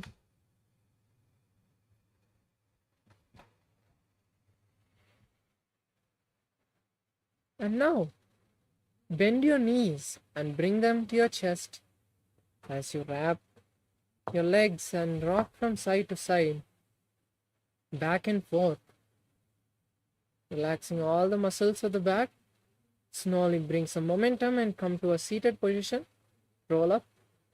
We have beautifully completed the Dvitiya Vinyasa Krama. Now after this intense sequence of asana, let's now get ready to enter into the next session, the power manifestation session. Now we'll be completing with the Purna Mantra. Bring your hands together in front of your heart center. Close your eyes. Visualize Swamiji.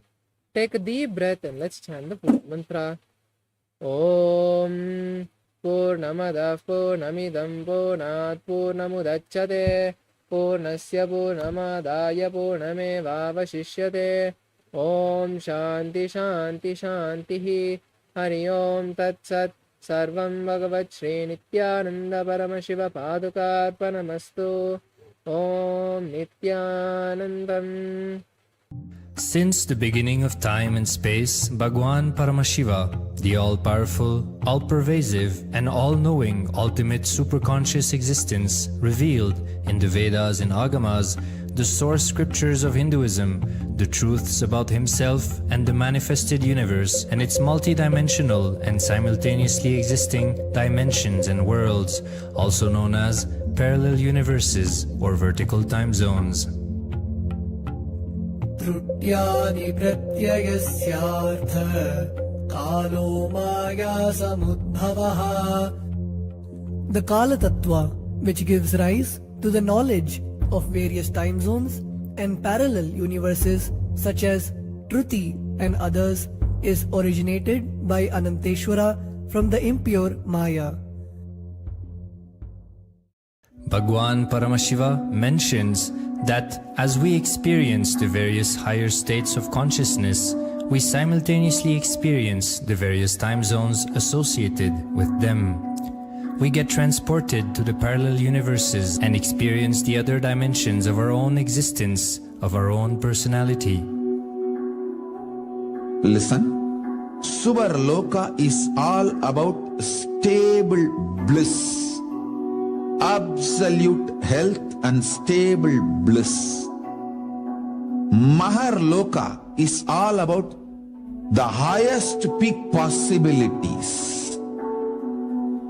Jana Loka is the place where you can exist in multiple bodies at a time. You experience oneness as the super reality.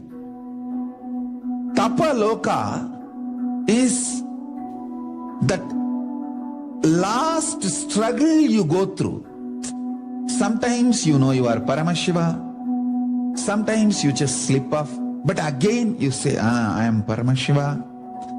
That space is the Tapoloka, an absolute surrender.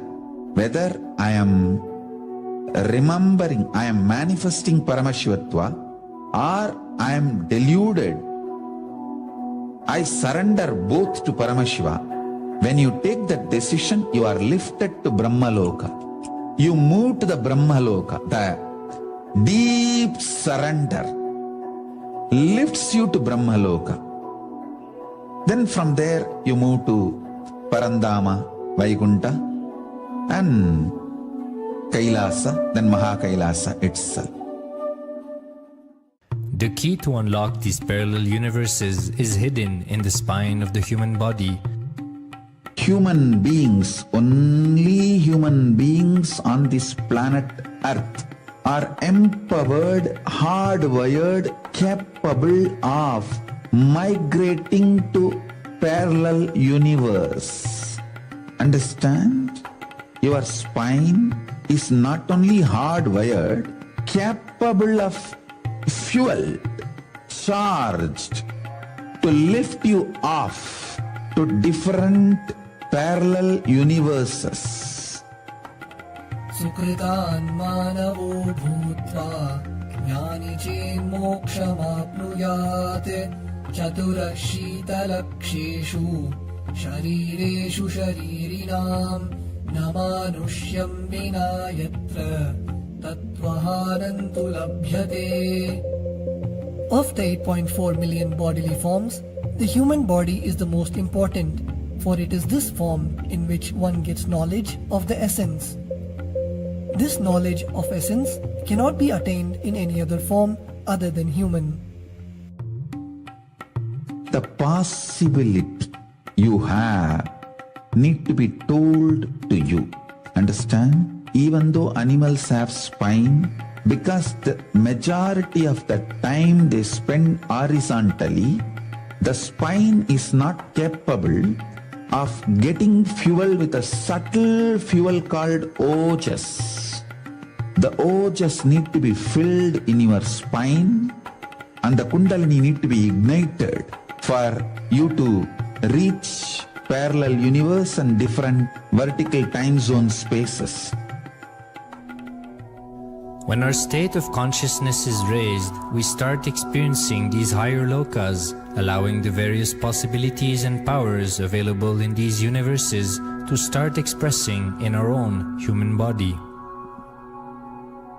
Recently, scientists have discovered that the human body, particularly in the brain, naturally produces light in the form of biophotons, and that when our state of consciousness is lifted, the brain moves from producing a normal 20 photons of light per centimeter square per second to more than 100,000 photons of light per second.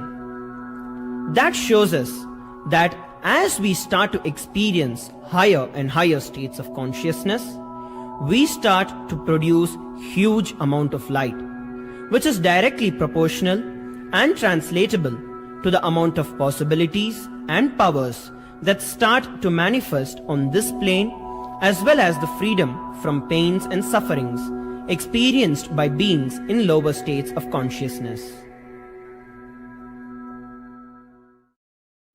These higher lokas gives you various possibilities, powers.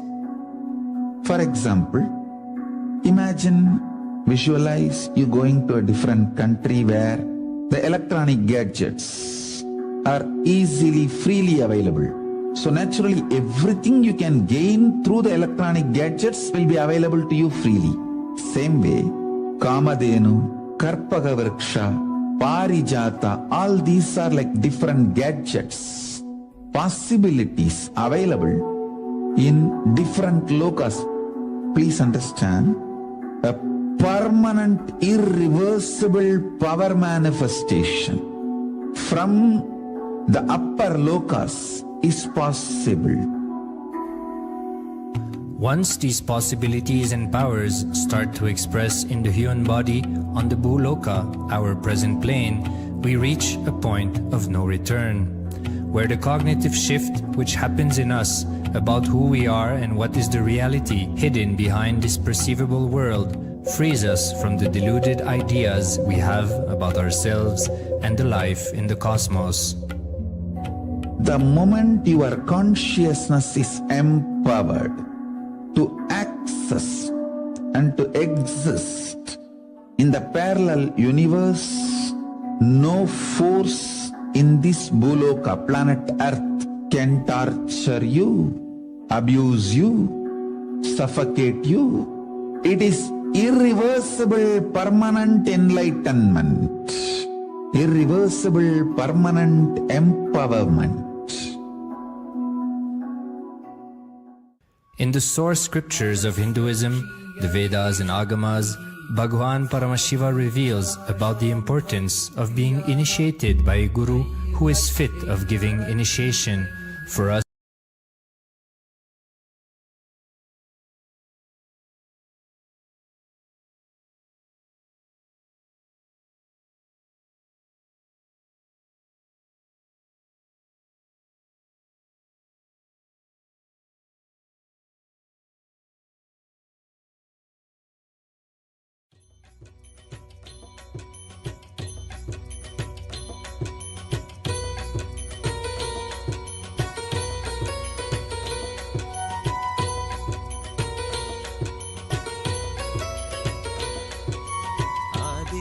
हृदयं पुण्यं सर्वशत्रुविनाशनं जयावहं जपे नित्यम् अक्षयं परमं शिवं कोटिसूर्यस्वरूपिणम् आनन्दगन्ध ईश्वरं भक्तहृदयनिवासिनं नित्यानन्दं नमोऽस्तुते कोटिसूर्यस्वरूपिणम् आनन्दगन्ध ईश्वरं भक्तहृदयनिवासिनं नित्यानन्दं नमोऽस्तुते सर्वमङ्गलमाङ्गल्यं सर्वपापप्रणाशनं चिन्ताशोकप्रशमनम् आयुर्वर्धनमुत्तमं कोटिसूर्यस्वरूपिणम् आनन्दगन्ध ईश्वरं भक्तहृदयनिवासिनं नित्यानन्दं नमोऽस्तुते कोटिसूर्यस्वरूपिणम् आनन्दगन्ध ईश्वरं भक्तहृदयनिवासिनं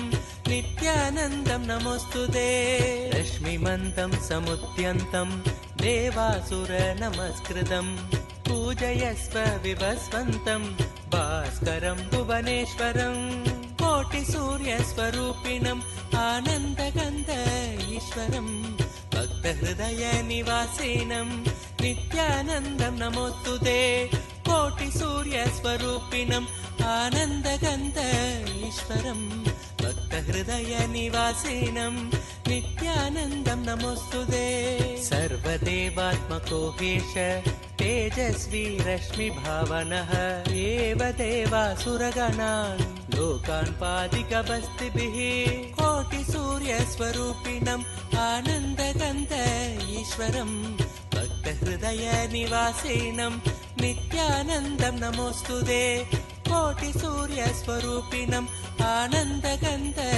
ईश्वरं भक्तहृदयनिवासिनं नित्यानन्दं नमोऽस्तुते एष ब्रह्मा च विष्णुश्च शिवस्कन्द प्रजापतिः महेन्द्रो धनदकालो यमः सोमो ह्यपाम्पतिः कोटिसूर्यस्वरूपिणम् आनन्दगन्ध ईश्वरं भक्तहृदयनिवासिनं నిత్యానందం నమోస్తుదే కోటి సూర్య స్వరూపిణం ఆనందగంధ. Since the beginning of time and space, Bhagavan Paramashiva, the all-powerful, all-pervasive, Nityananda Paramashivoham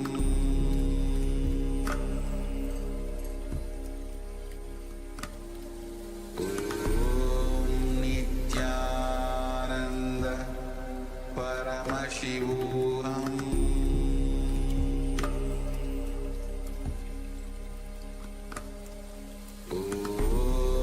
Nityananda Paramashivoham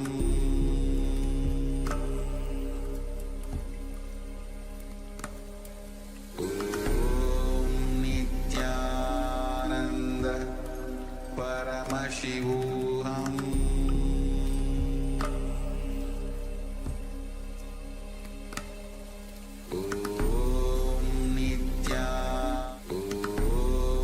Nityananda Paramashivoham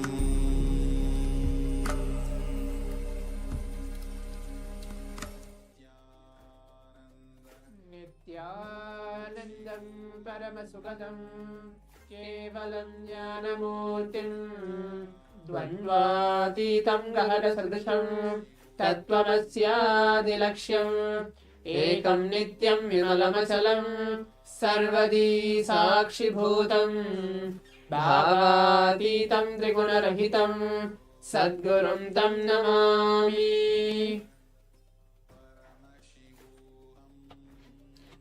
Nityanandam, we welcome all the Paramashivoham Level 1, Level 2 and the Level 3 participants for today's next exciting power manifestation session on today's day 14 of the Paramashivoham. We are entering into the second week of the entire Paramashivoham as the 2 weeks has been completed. I think all the participants here have enjoyed the various different Bhava Samadhi Darshans, the yoga sessions, power manifestation sessions, powerful cognition sessions and more on. As we had the yoga session, we had the Pratama Vinyasa Krama, Dvitiya Vinyasa Krama, and the few asanas. We just practiced the Tritiya Vinyasa Krama, completing the 508 asana sequence. Now let's prepare ourselves going forward with the power manifestation. So be in that very same space as we're going to move on today into manifesting the Shaktis of Paramashiva. We're going to do seeing or manifesting images blindfolded. So it can be any random images. That's going to be today's round of the power manifestation.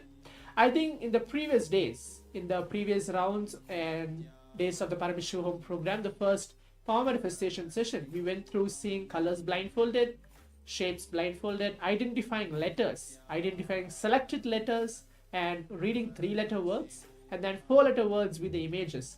And now just coming down to just seeing an image. What is that image? Describing that image in a detail. So that's going to be today's round of the power manifestation and today's manifestation itself. And throughout the next 21 minutes, if you are participating, any of the participants are participating with us in the Zoom rooms, please switch on your cameras and please give your authentic listening and complete participation as well. And if you're watching us live on the social media platforms, it can be YouTube, it can be Facebook, or it can be Twitter, any social media platforms of Swamiji, please give your complete listening and just sit in a comfortable posture as we are manifesting Shaktis, means allowing Paramashiva Swamiji to flow through each one of us. So that's a brief introduction what we're going to do in today's power manifestation session. Before that, as a requirements, please get your IBANs, pen and paper, and please be seated. Make sure you have everything ready, all the equipments, all the alchemy products blessed by Swamiji to bring during this power manifestation session as well. In the meantime, let's go through the Shastra Pramana, which are the scriptural reference to manifest the power of third eye, where Paramashiva himself describes in the Vijnana Bhairava Tantra, where all these power manifestations, these Shaktis of Paramashiva are validated that it can be manifested by all of us, all 8 billion people across the earth. We have even Swamiji's devotees, non-Swamiji's devotees, everyone. But you just need an initiation. That is what Swamiji is here for all of us.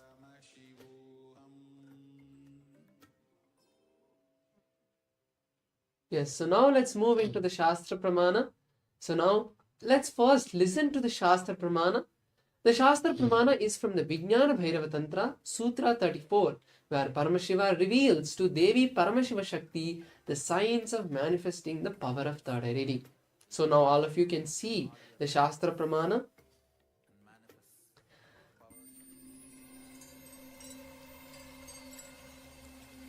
I welcome you all with my love and respect. Let you all open all your three eyes. So now I'll be chanting the Shastra Pramana for all of you and then giving you the translation and once again reiterating the technique that Paramashiva is giving us in this beautiful Shastra Pramana. Kapalantarmano nasya tashtinmilita lochanaha kramena manaso dadyat lakshayet lakshyamuttamam. The beautiful translation for this Shastra Pramana goes as, by fixing the mind on the inner space within the crown center, sitting stably without any movement, having the eyes closed in succession, by that stability of the mind and body, through the power of the third eye, one directly sees the ultimate goal, Lakshyam, by having the vision beyond the sight that reveals any object or place, attaining the space of the source with oneness with the source with Paramashiva. This is the beautiful Shastra Pramana, and once again let me reiterate the technique that Paramashiva is giving us in this Shastra Pramana. He tells us to bring our awareness to the crown center. The crown center is the seat of the Guru, and visualizing Swamiji is what Paramashiva is asking us to do here. Because it is Swamiji's energy that is going to flow through us, because he is the Paramashiva that we know. So, using this technique, now let's manifest the powers of Paramashiva. Yes. So there is a brief and good explanation of the Shastra Pramana, as Maharaj has recited the verse from the Vijnana Bhairava Tantra to validate this power manifestation, which we are going to manifest now in a few moments, and the translation for it. So now requesting each of the participants who are sitting with us in Zoom rooms and social media platforms as well, please put on your eyebands. Or if you have not gotten your eyebands, quickly go grab your eyebands and be seated now. Let's give a moment for that. For all the participants who have already gotten their eyebands, please put it on. Please blindfold yourself. Make sure that there is no light or any visibility that you're able to see actually is there. And just keep your eyes completely closed. Make yourself comfortable. The best posture, as Swamiji always said, that the Padmasana is the best posture, as you can sit and then you manifest the powers. But for some other participants, if you're not able to sit in Padmasana, that's not a problem. But keep yourself completely comfortable to allow Paramashiva, allow Swamiji to flow through you. Because, and the whole thing, just one powerful cognition is very needed. Swamiji tells that you are not manifesting any of these powers. It can be one power or it can be even multiple powers at the same time. But everything is done by Swamiji. All our self-doubt, our ideas, our cognitions, whether it's going to happen or not. I have been manifesting, I think, for a week, but I don't think so I'm able to cross at a certain level. Everything, all those ideas or doubts which we have for the power manifestation to happen, drop everything at Swamiji's feet. Because at the end, you are not even doing anything at all except just having the simple feeling connection with him.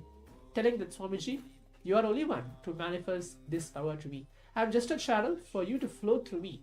And let whatever manifestation has to happen through you, let it happen. If I'm going to manifest only colors, let that happen. If I'm going to manifest only letters, let that happen. If I'm going to manifest only images, let that happen as well. So have the deep surrender towards Swamiji as we are entering into the power manifestation.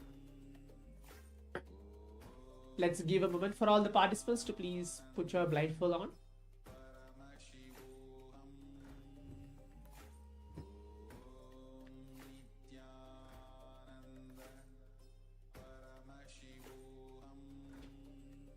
Yes. So now, just be in that unclutched space to receive Swamiji, to receive Paramashiva through your third eye. Take a moment. You can inhale and take a moment.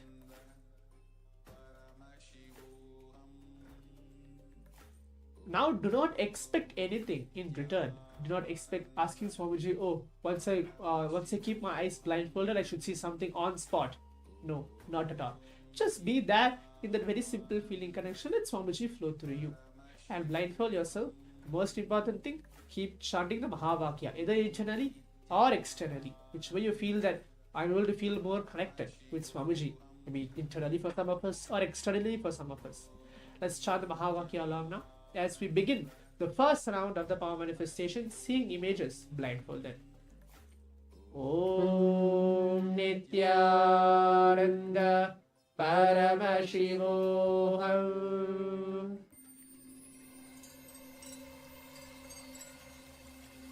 I welcome you all with my love and respect. Let you all open all your three eyes. Om Nityananda Paramashivoham.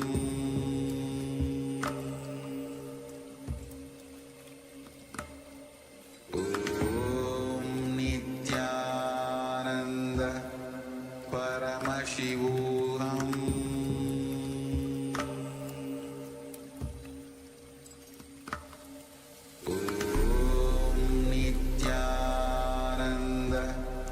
Paramashivoham.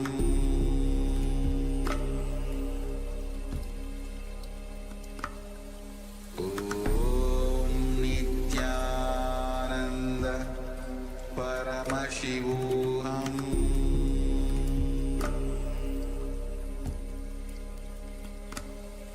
Om Nityananda Paramashivoham. Yes, now slowly, very slowly, please open your eyes and now start writing down whatever you saw through your third eye. And when you start writing down and sharing with us what you saw, that strengthens the powerful cognition you have about your third eye, the belief on your third eye, the confidence you have on the manifestation. You start accepting whatever Swamiji is giving as the revelation, as the answer. Even if you have seen black, that is perfectly fine, because the manifestation what comes is only Swamiji's training you. Here none of us are involved. It is Swamiji and the devotee. That's all is the connection. So whatever you start seeing is directly from Swamiji you have received. That prasada, sharing it outside, accepting that that is the blessing you have received from Swamiji and allowing that to be shared is a powerful way you can strengthen your connection with Swamiji and the belief on the third eye. So now, once again, I request all the participants share what you saw during this round of the manifestation in the Zoom chat or YouTube chat, wherever you're watching from.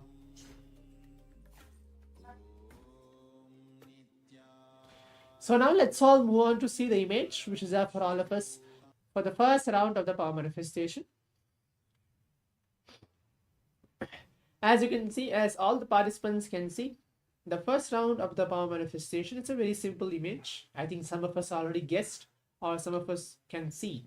It's an aeroplane, a shadow of an aeroplane which is there. It's not exactly an aeroplane, but there is blue, green, light blue, and white as well in this picture. So that's pretty much as what I've said in this picture which is there. And if even you can observe, all the participants also can give your observation and see what have you written, or what have you actually manifested, what is Swamiji showed you in the first round of the power manifestation, and then verify and see whether you have manifested anything similar, even colors or just in shadow, or even though you just saw an aeroplane, even that is a manifestation. It does not need to be that you have to see a shadow of an aeroplane, but if you just see an aeroplane, even that is a manifestation. So let's take a few moments to verify and see.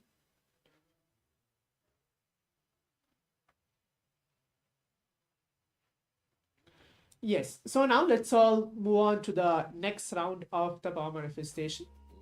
As we complete the first round, let's quickly move on to the second round. So requesting each of the participants to please put on your eye bands. Please keep your eyes closed. Please blindfold yourself.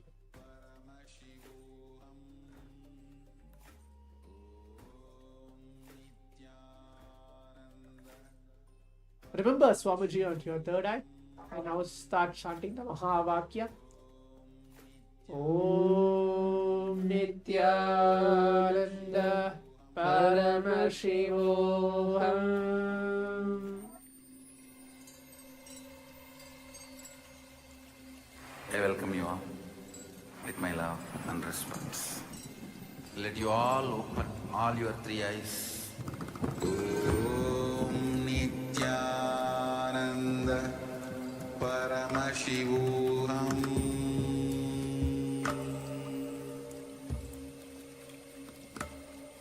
Om Nityananda Paramashivoham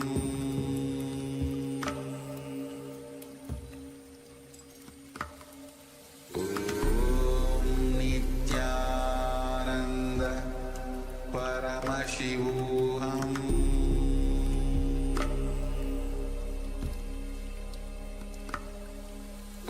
Om Nityananda Paramashivoham Om Nityananda Paramashivoham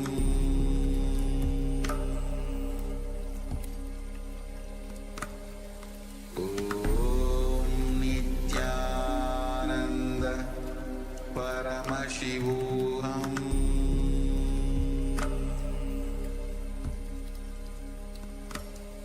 Om Nityananda Paramashivoham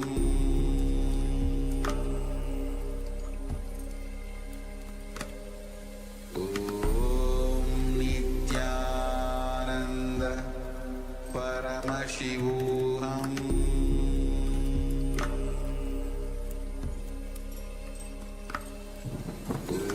Om Nityananda Paramashivoham.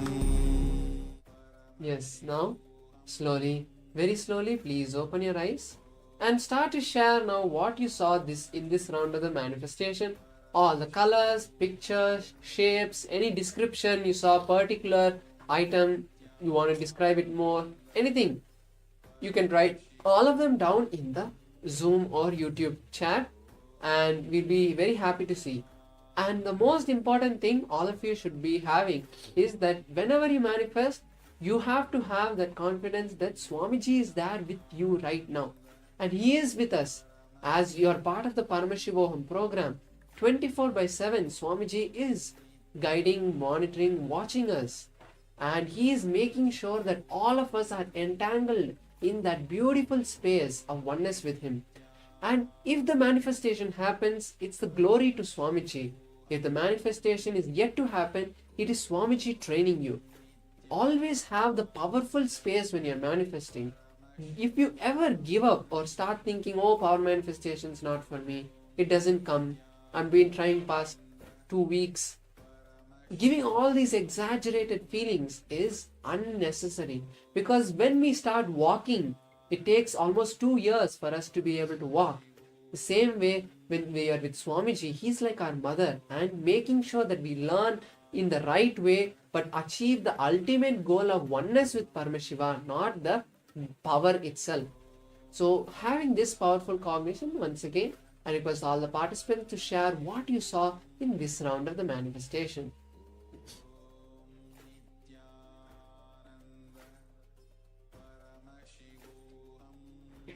Let's give a moment to all the participants to share. You can still see many participants are still sharing. Please share what is your ideas, what is your manifestation which you seen in this round of the power manifestation.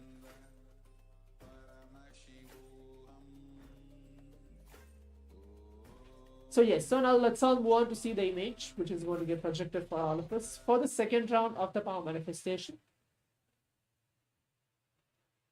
Yes, as you can see, it's a beautiful image. There are various different colors. The first aspect of it, there is blue, there is orange, there is red, there is green. Most of the colors are covered as well in this picture, in this round of the power manifestation. And mainly it's lots of mountains which are described and put in this picture for this second round of the power manifestation.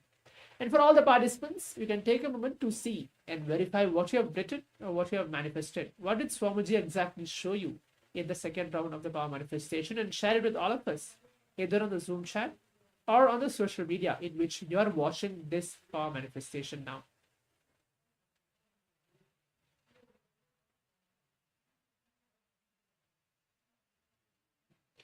Yes. So now, as we have completed the second round of the power manifestation, with this, as this is the final round that we have completed, the first round and the second round of the power manifestation, in this entire sequence, if any one of the participants are able to get through and manifest the power of third eye, were able to see something, colors or pictures, or even describe maybe 50% of the whole picture in detail, that's wonderful. You can give yourself applause and that you have manifested this round on today's day 14 of the Paramashivoham. As today again we have a long day to go to receive Swamiji. It is a surprise for all of us how Swamiji is going to come in today's Bhavasamaya Darshan. Let's take a moment to share your experience onto the social media, and maybe if you are on Facebook, Instagram or Twitter, tag Swamiji's profile and tell what have you experienced in this yoga session and the power manifestation both put together. So let's take a moment to do that. Before we prepare ourselves, we're going to move on to the next session. Thank you. Nithyanandam.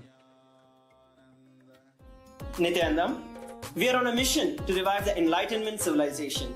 If you resonate with our message and want to be part of us, be sure to like, share and subscribe. And don't forget to click the bell icon.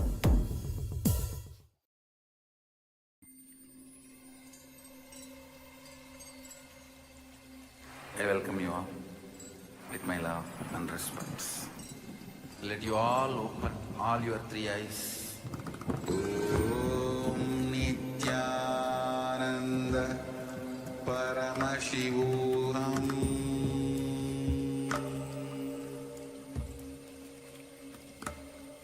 Om Nithyananda Paramashivoham.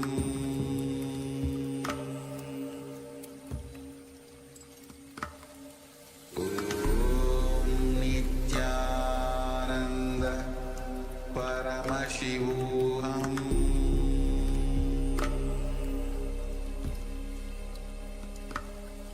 Om Nithyananda Paramashivoham.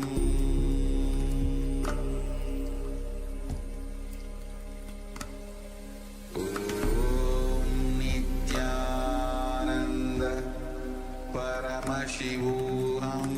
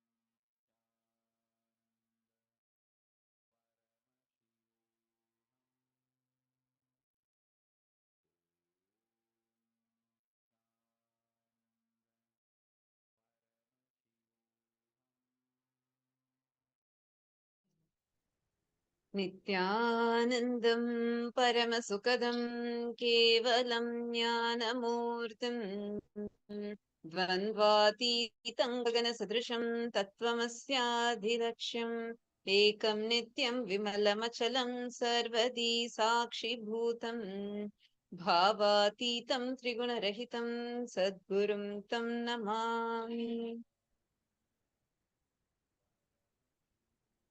Nityanandam, and welcome to all the participants that are here today on the 21st day of the program. Welcome to each and every single one of you that are gathered here.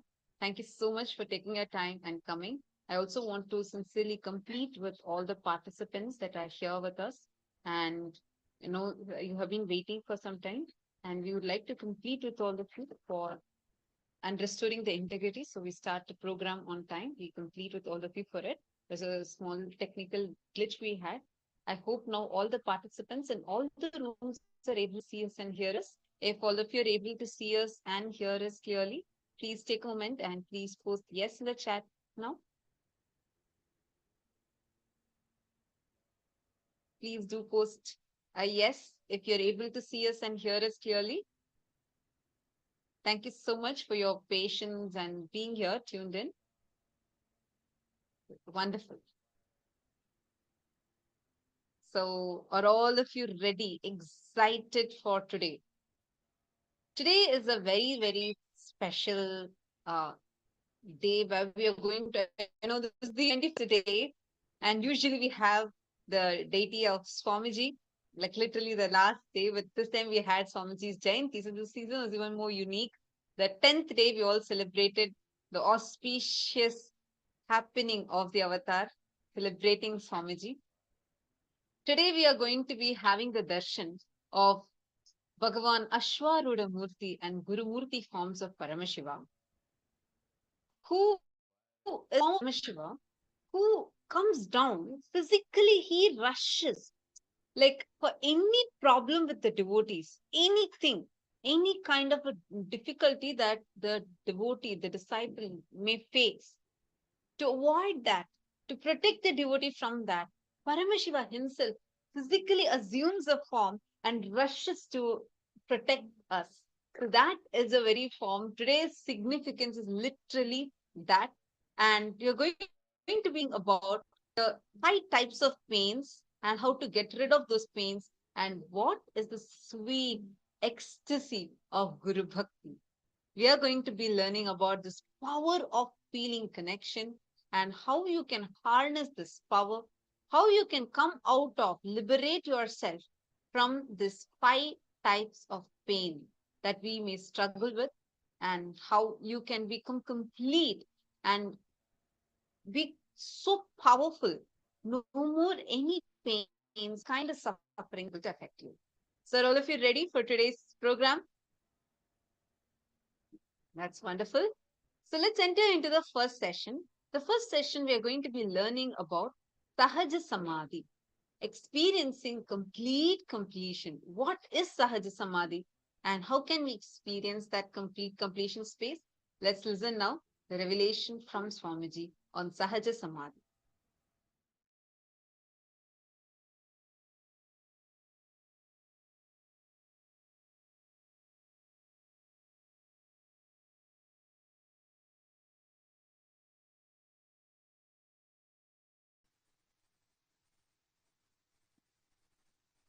Today,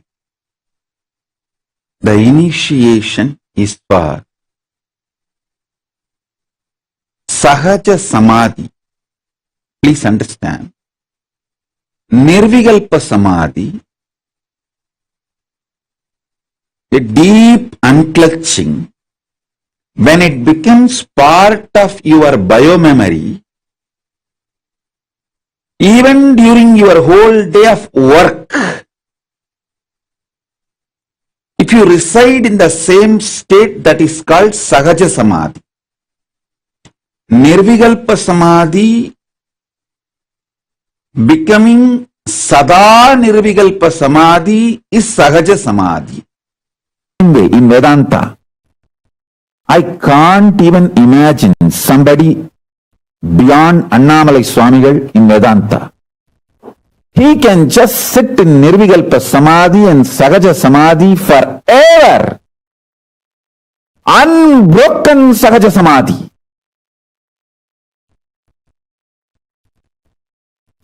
The most powerful unclutching,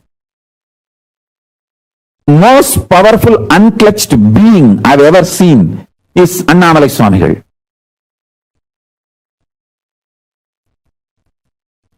Even when his eyes are open, you can look into his eyes and see that he is unclutched.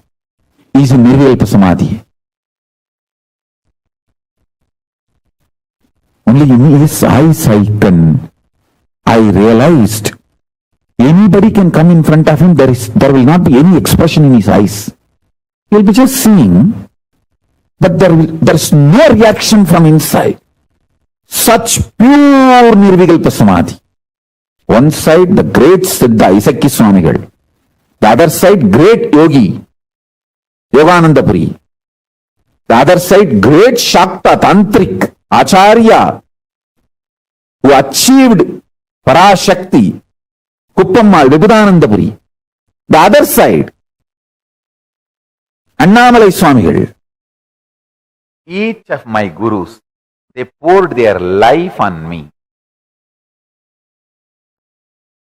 The clarity with which I can grasp all the great spiritual principles and explain. That is because of my ability to unclutch, which is the pure gift from Annamalai Swamigal. It is just a simple gift from him. My ability to operate in Sahaja Samadhi, space of Paramashiva, gift from Isakki Swamigal.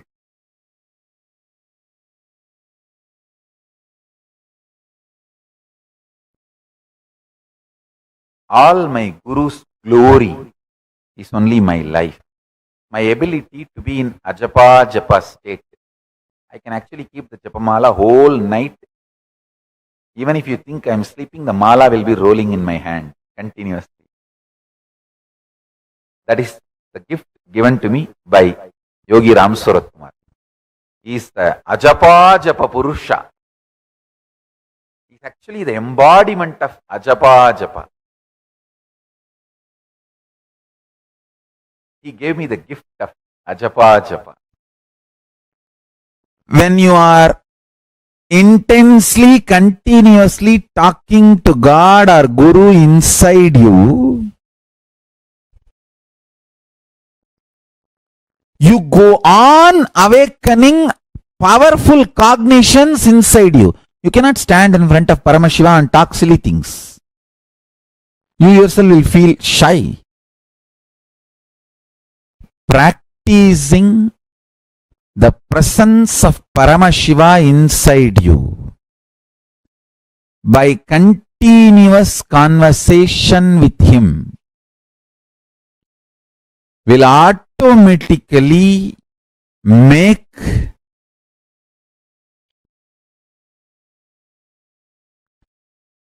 you being stable in very powerful cognitions. I tell you, power manifestation is nothing but the simple science of developing continuous feeling connection and conversation with Paramashiva. That's it.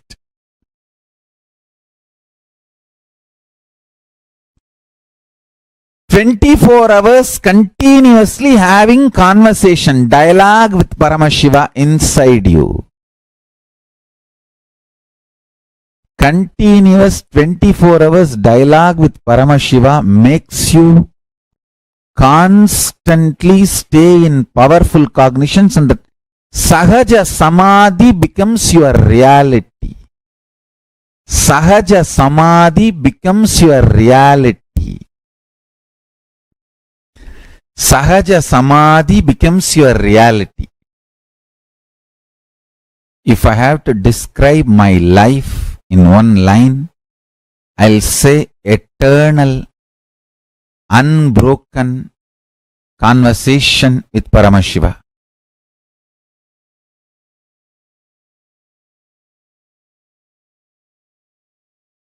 Powerful cognitions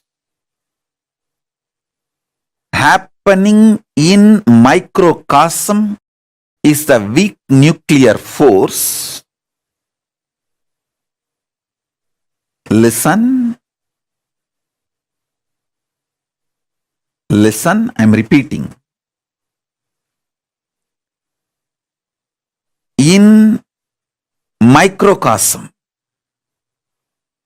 the powerful cognitions you experience are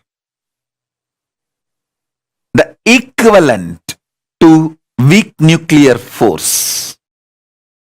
In the cosmos, macrocosmic level, when powerful cognitions are revealed by cosmos to cosmos, when it manifests powerful cognitions, that is the weak nuclear force. The weak nuclear force manifesting in the microcosmic level is powerful cognitions. Powerful cognitions manifesting in the macrocosmic level is weak nuclear force. All the laws, principles related to weak nuclear force, take them and map to your powerful cognitions. When you manifest powerful cognitions, what happens in you? Map it. You will have so much understanding and revelations. Whenever you get the powerful cognitions, what happens in you? Absorb that. Absorb and observe. Map that into the macrocosmos, the macrocosmic principles of weak nuclear force. You will have so much understanding, revelation about the weak nuclear force. Listen. Whenever you get a powerful cognition, a powerful inspiration, like unclutching. Understanding about unclutching is the powerful cognition. What happens to you? In the microcosmic level,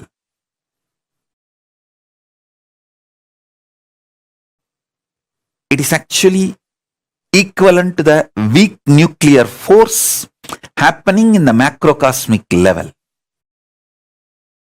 Whatever happens to you, whenever you get the powerful cognitions inside you, map that understandings to the weak nuclear force. You will have more revelations, inventions, discoveries about the weak nuclear force. And whatever you know, science knows about the weak nuclear force, map them to your powerful cognitions. You will have so much revelations inside, and you will be able to manifest so many powers inside. Swamiji, weak nuclear force is able to change the charges of particles via beta decay. Same way, when we meditate on powerful cognition, our thought current also changes immediately. When you actually unclutch, not just your thought currents, your liver, your kidney, your intestine, the very elasticity and plasticity of your brain changes. Listen. Youth means whose brain still retains the elasticity and plasticity for the new, exciting, enlightening life. Intense life. Youth has nothing to do with based on your date of birth, year of birth. Youth means whose brain is plastic enough, elastic enough to manifest the grooves, to radiate enlightenment, excitement, intensity, joy, life positivity is youth. So when you unclutch, sit in unclutching, your liver changes, your intestine balances, the elasticity and plasticity of the brain, the ability of your brain to develop the new grooves changes.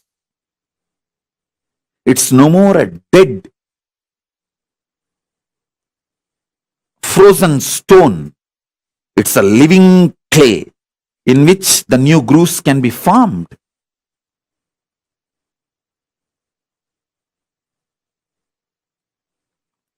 Youth is a person who can get inspired, who can get excited, who can really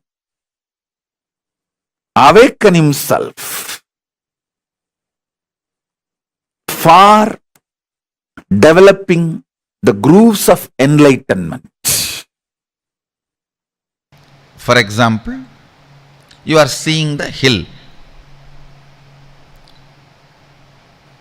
Beautiful, large hill ranges covered in snow. The world, that hill, and when it is perceived, the perception and experience you go through in my world, means in your world, both are not ultimate. See who is perceiving inside my world and who is showing outside as the world. In both, if you start seeing the source, you will find Sadashiva. If you start looking, who is showing my world, your world, you will straight have the experience of Sadashiva. If you start looking, who is showing here as the world, who is manifesting, you will start experiencing directly Adi Shakti, but both are one and the same ultimately. Adi Shakti or Sadashiva. Listen, looking with depth, listening from the depth, breathing to the depth. Everything, if you start looking at the source, you will do it from the depth. The science of finding the source is Sri Vidya. The science of finding who is seeing, who is listening, who is breathing, and who is cognizing. Listen, repeat the verses once more and you will understand. The fifth verse, Yat vachanapyatitam yena vachapyudyate, which cannot be described by words, but which is the source of the vak. The speech does not illumine, reveal, but which makes the speech happen. First. Second, the sixth verse. Yan manasana manute yena hurmano matam means cannot be cognized by the mana, but which makes mana cognize, which makes mana operate. Next, yat chakshusha napashyati, not which can be seen, but through which the organ of seeing is lit, functions.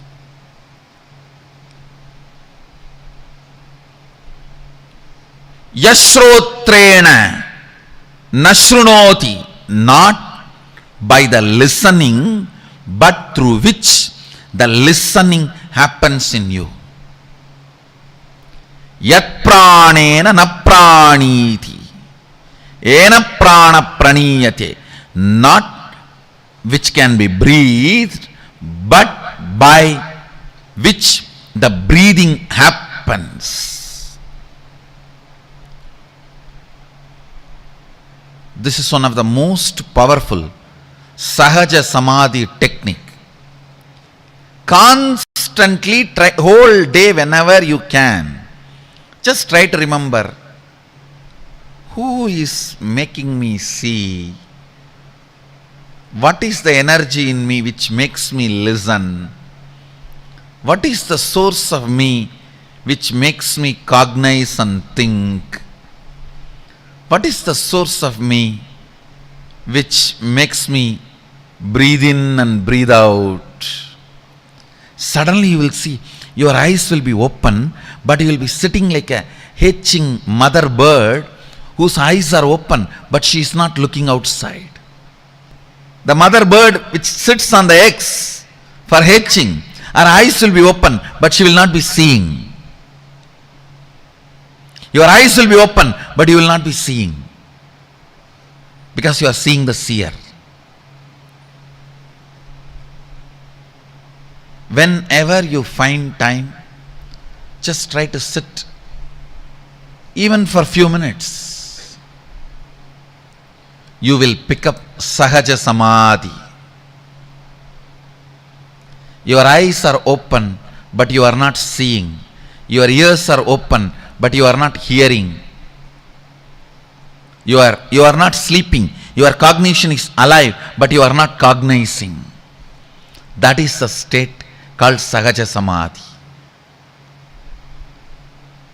After some time, even if you are cognizing, you will not be moved out of that state. You will continue to be in that state and you will continue to cognize. That's a perfection of Sahaja Samadhi. Understand these 5 verses of Kenopanishad is the most powerful technique, method for Sahaja Samadhi.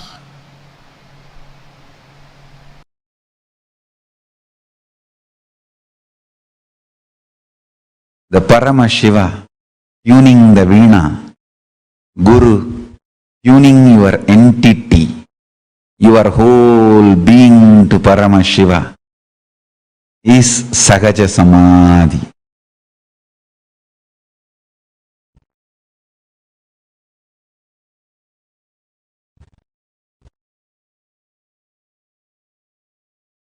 Tuning, tuning, tuning.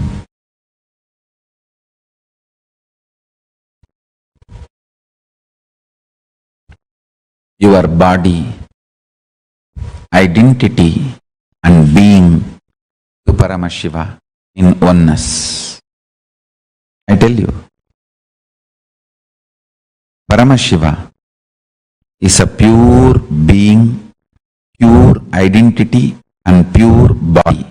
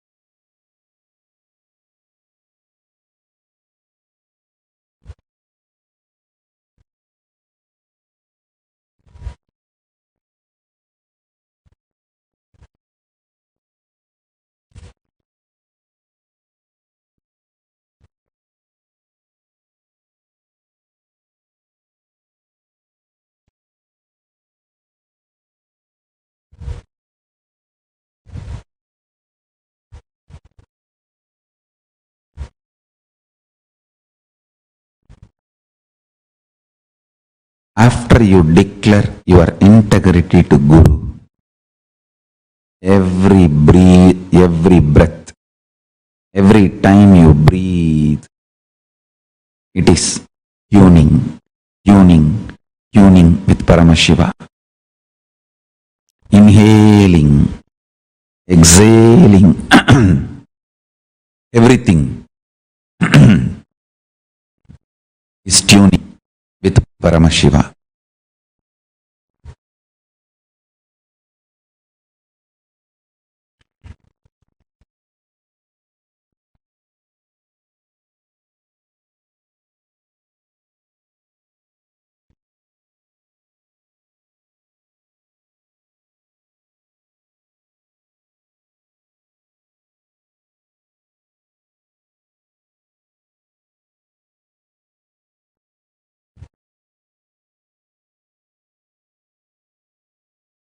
Whether you do yoga, or waking up in the Brahma Muhurta, or attend satsang, do the oneness process, Paramashivoham process, or chant Mahavagya, do puja, anything. The tuning goes on and on and on.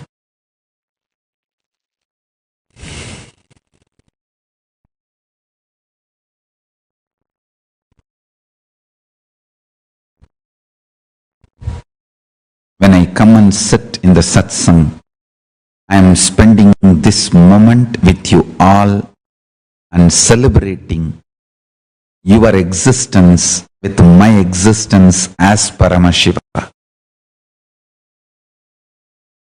Listen to this truth.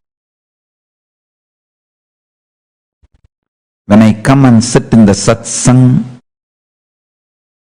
I open myself to your being and tune your body, identity, being to Paramashiva in oneness. And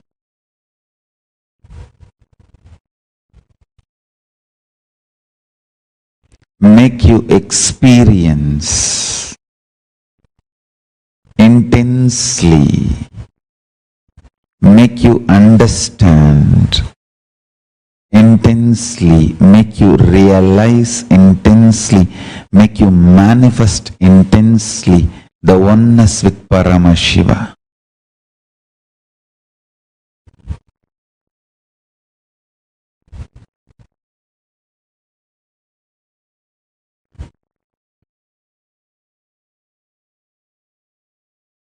The ultimate, absolute, Shuddha Advaita Sugabodha,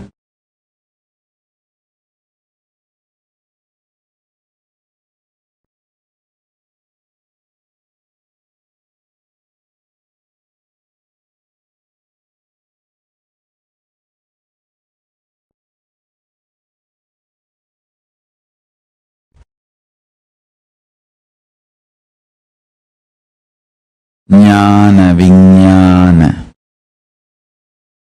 निर्विकल्प निष्कल निरंजन निराहार निर्गुण निर्बोध निश्चल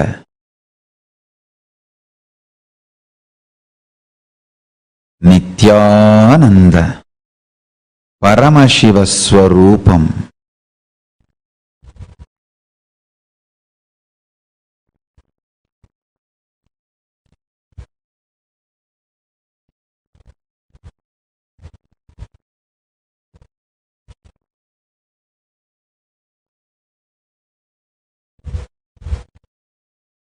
Guru Bhakti continuously tunes you.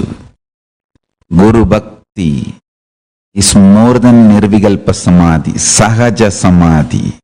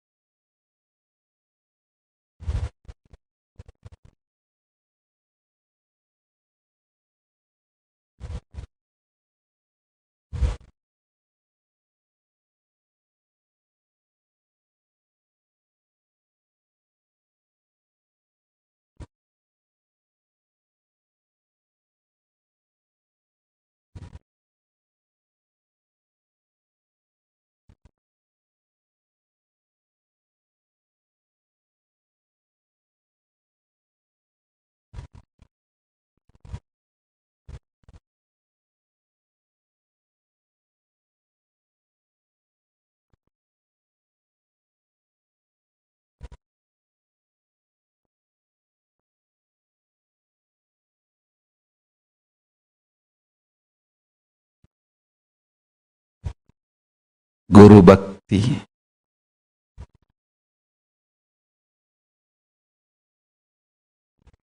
is Sahaja Samadhi. Vegaha nimitta apekshat karmano chayate niyatati kriya aprabandha hetu. Change of motion is proportional to the impressed force and is in the direction of the force.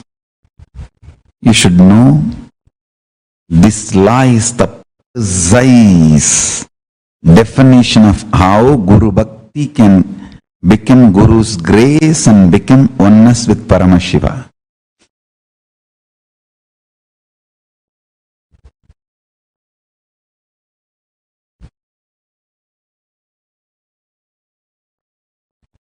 Guru Bhakti does such big push, it gives such big push inside you as a Guru's grace and manifests as Guru Shakti and connects you with Paramashiva. Let me explain that word Guru Bhakti. Being authentic to Guru.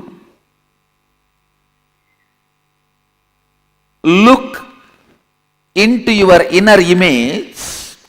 See how much of your inner image is influenced by Guru's presence in your life. Look into your inner image. See in how much you are still stuck with your old stupid identity and inner image. How much the Guru has influenced, Guru's presence has influenced, and how much of your idea about you has changed. Please understand, your inner image is not you. Not only your inner image is not you, what you think as your inner image is a screen, curtain you to experience the real you. See how much your inner image has been influenced by your Guru's presence in your life. If you continue to have your inner image without changing, you are living your logical life. Yesterday you have been sick. Logically today you will be sick. Logically tomorrow you will be sick or more sick. till death. That is supposed to be the logical life. Inspiration and energy of the Guru enters into your inner image. Life will not be any more logical, it will become just magical.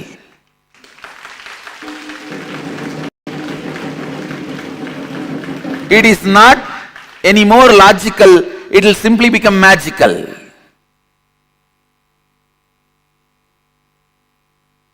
How much your inner image is inspired, influenced by your Guru's presence in your life.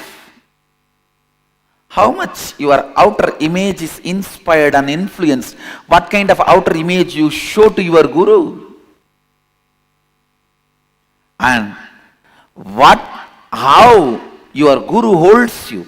What is the anyakara he is having about you? Have you taken responsibility for it? What kind of an image you hold about Guru and the life around Guru, the Sangha. Understand, Guru Bhakti is bringing authenticity in your relationship with Guru. Let your inner image be as your Guru wants. Whoever considers me as your Guru, understand, whoever considers me as your Guru, for all of you, I am making it very clear. The inner image I expect from you. I want you to have the inner image of Shivoham.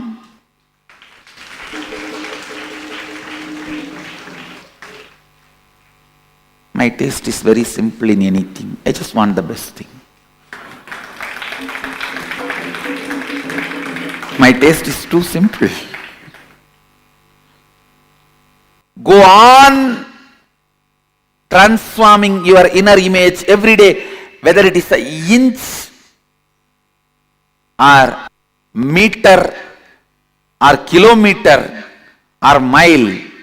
Move towards Shivoham. That's the first step for any activism. Whatever is your mission, whatever is your life's goal, today's goal, this month's goal, this year's goal, whole life goal, pen down. You will see exactly only people who have the same kind of ideal will be in your perception.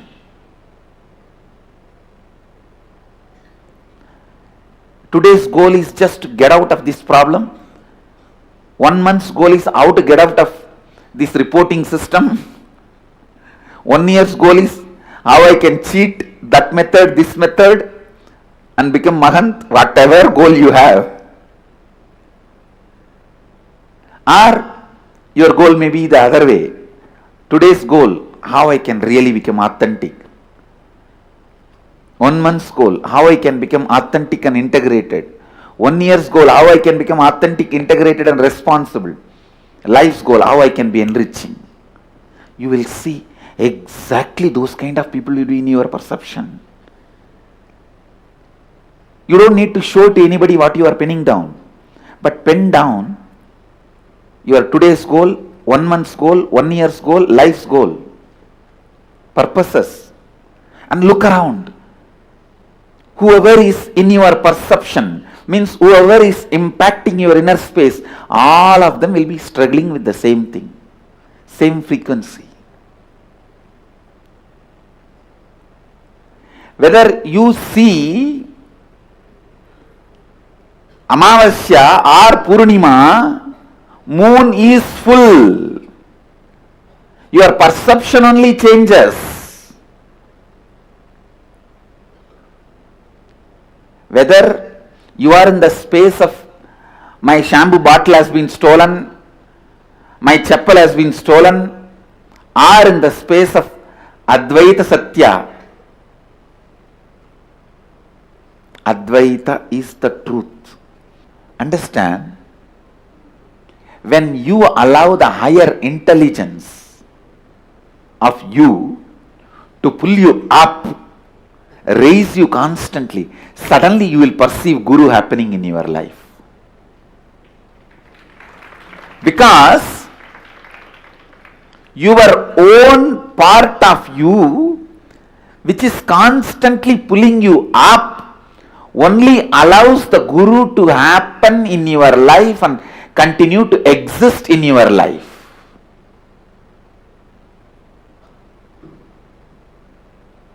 Only then you perceive Guru in your life.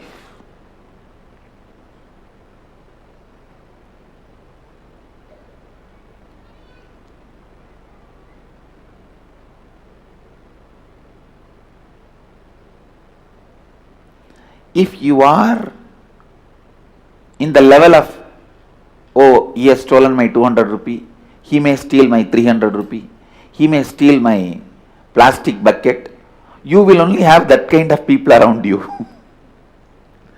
In your perception, in your lifestyle, you will have only the people who will steal your mug, jug,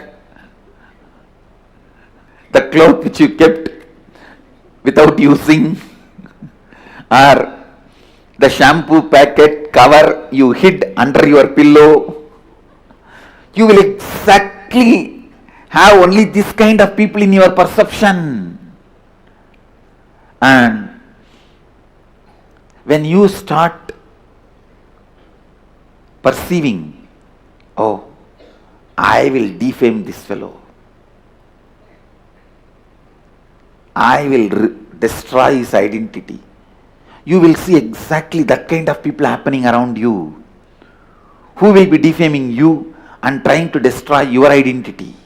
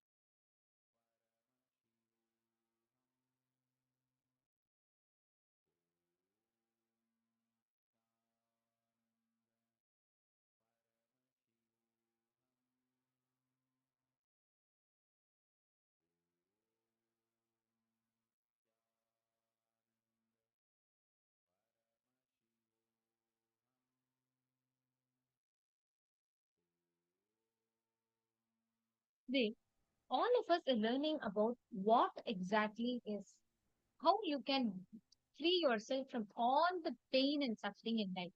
Sahaja Samadhi is our natural state of existence, how we exist, how we how we relate with, how we exist. Each of this, please listen, understand very carefully each of these components, how we exist, how you relate to life. The natural state, the innate state of our existence is Sahaja Samadhi.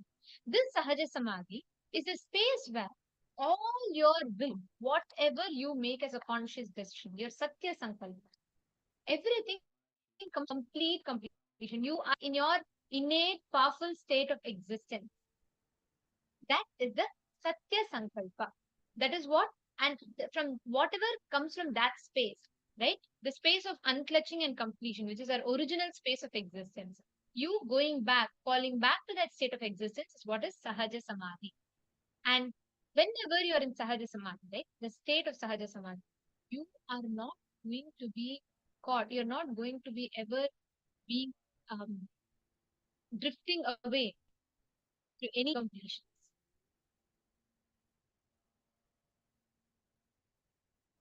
So how many, what is each of your understanding of Sahaja Samadhi? Can I request each of you to please share?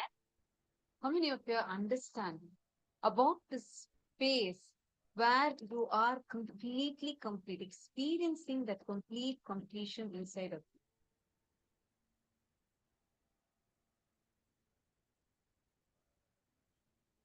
Take a few minutes and please type it.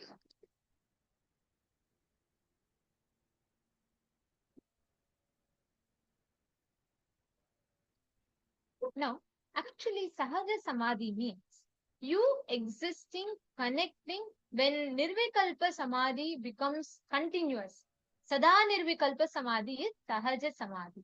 Nirvikalpa means the thoughtless space where you're completely unclutched. That Nirvikalpa Samadhi becoming an eternal experience of you is Sahaja Samadhi.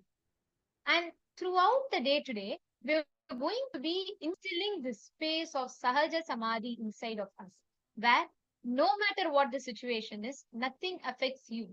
You are not touched by any of it. How many of you are understanding this? Literally being unperturbed, unclutched. Unperturbed means you won't get disturbed. But unclutched means even though you will be intensely involved in it, your deep down, your inner space will be completely unclutched.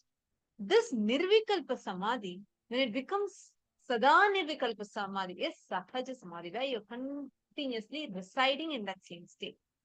Continuously tuning yourself to Guru, the Guru Bhakti, again and again. How will Swamiji be in this situation? How will Swamiji respond in this situation? What will Swamiji do if he's in this situation?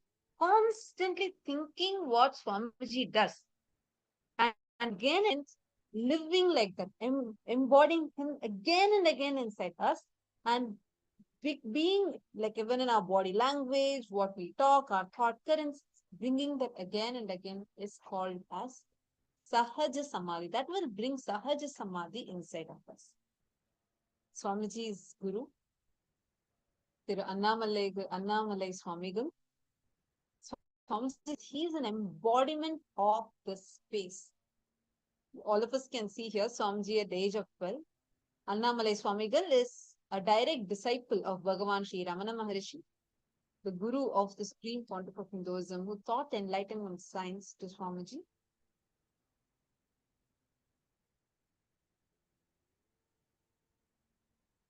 This is from Swamiji's satsang, where Swamiji says, I can't even imagine someone beyond Annamalai Swamigal in Vedanta. He can just sit in Nirvikalpa Samadhi and Sahaja Samadhi forever. Unbroken Sahaja Samadhi. The most powerful, unclutched being I have ever seen is Annamalai Swamigal. Even when his eyes are open, you can just look into his eyes and see that he's unclutched. He is in Nirvikalpa Samadhi. He will just be seeing, but no reaction from inside. Such pure Nirvikalpa Samadhi. See, this should understand. Being in this state continuously, where whatever is happening, you do not get caught into that. You're just going to be living in an unclutched manner. Are all of us understanding this? Now let us all enter into the power manifestation session. Joining us, we have Manitya Yoga Pranananda.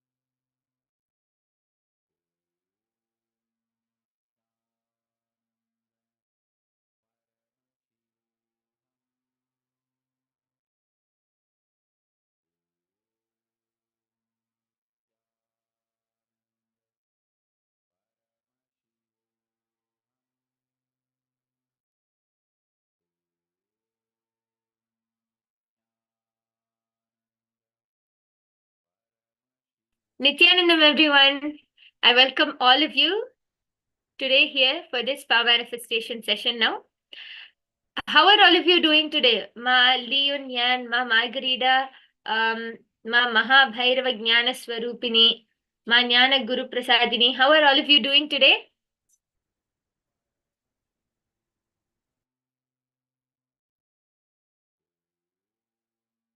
Yes, I can see many of you smiling. Okay, great. I welcome all of you to this power manifestation session today. Today, we are going to manifest the power of Kamacharitvam. And the first level which we are going to manifest today is being able to see any object from a far off distance. So, we are going to manifest the power of being able to see any far off any object from a far off distance. So, are all of you ready for this power? Can I see a quick thumbs up?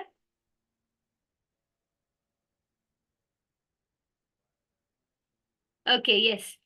Thank you. Okay, so let's go ahead and get started. First, I have random objects with me and I'll be holding it up in the camera. And I request all of you to get a blindfold, any shawl, a blindfold, any piece of cloth with which you can tie your eyes so that we can manifest this power. I'll give all of you 1 minute. Can you quickly go and grab a blindfold, a shawl, and come?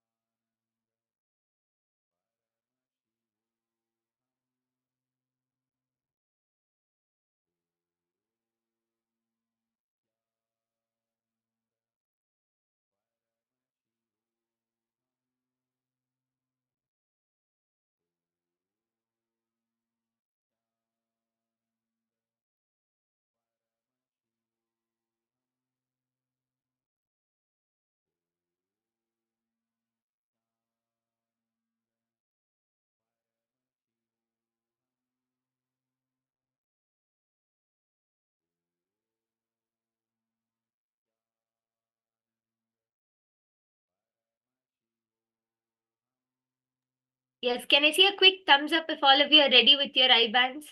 Okay, yes, I can see many of you already wearing your eye bands. Okay, great. So now the first step in is we're going to enter into the space of power manifestation. I request all of you to sit with your head, neck, and spine in a straight line. Start chanting the Mahavakya intensely. The Mahavakya, Om Nithyananda Paramashivoham, is a direct passcode which is so powerful. It can directly raise your frequency into a higher level. And just through that space, just by chanting the Mahavakya, you can fall into the space of oneness and start manifesting these extraordinary Shaktis. So I request all of you to sit with your head, neck, and spine in a straight line. Intensely connect to Swamiji. Remember that Swamiji is manifesting through your body.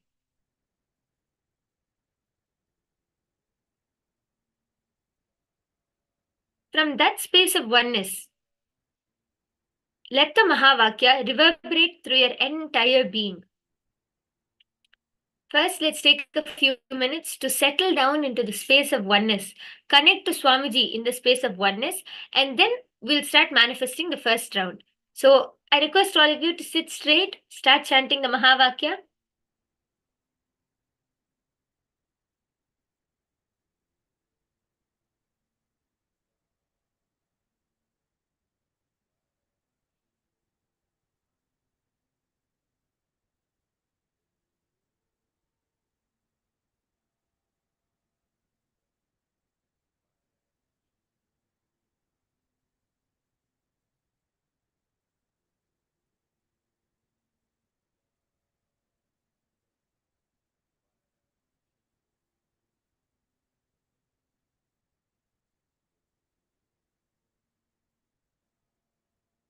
Yes.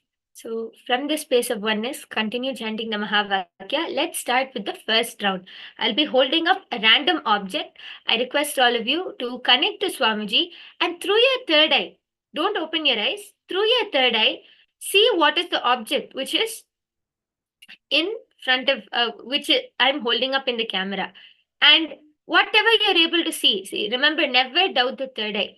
Whatever object you're able to see, it can be just describe the object completely. Describe the color, the shape, the size, everything. Whatever Swamiji is showing you, just start describing it and never doubt what the third eye is showing you.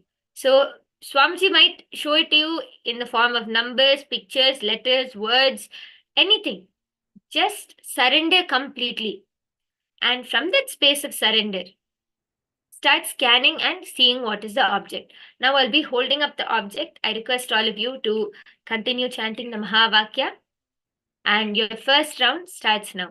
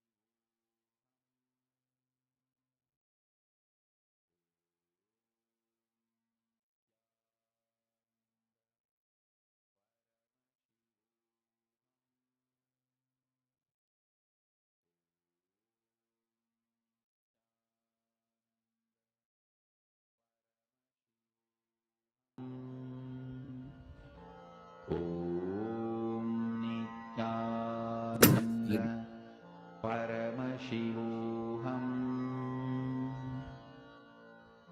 Om Nityananda Paramashivoham.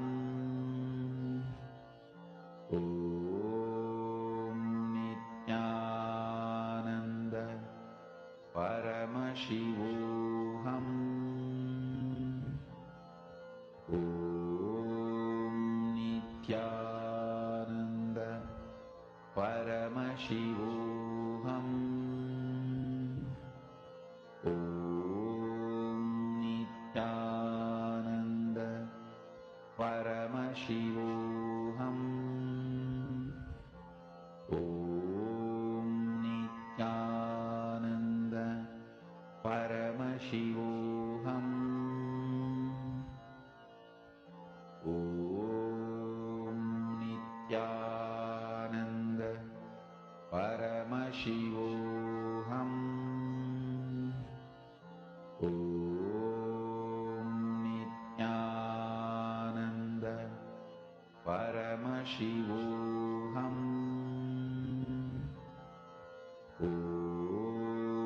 Nityananda Paramashivoham.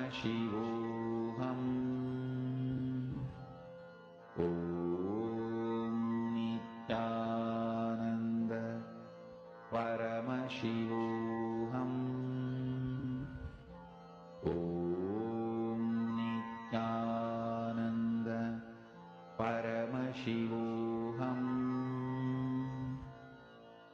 Om Nityananda Paramashivoham.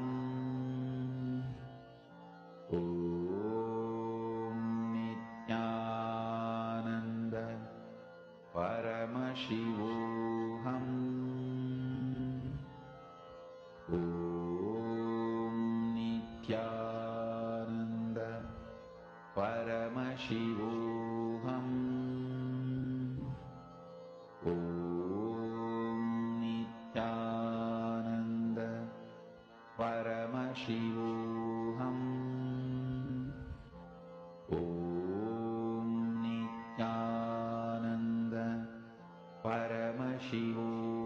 Yes. Relax. I request all of you to open your eyes now. Please go ahead and start posting whatever you were able to see in the chat section. It can be the size, the shape, the color, the all of the description about the object which I was holding in front of you. I request all of you to go ahead and start typing that down and we'll be verifying. Nityananda Paramashivoham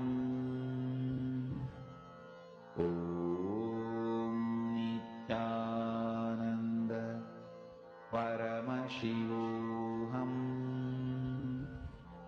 Om Nityananda Paramashivoham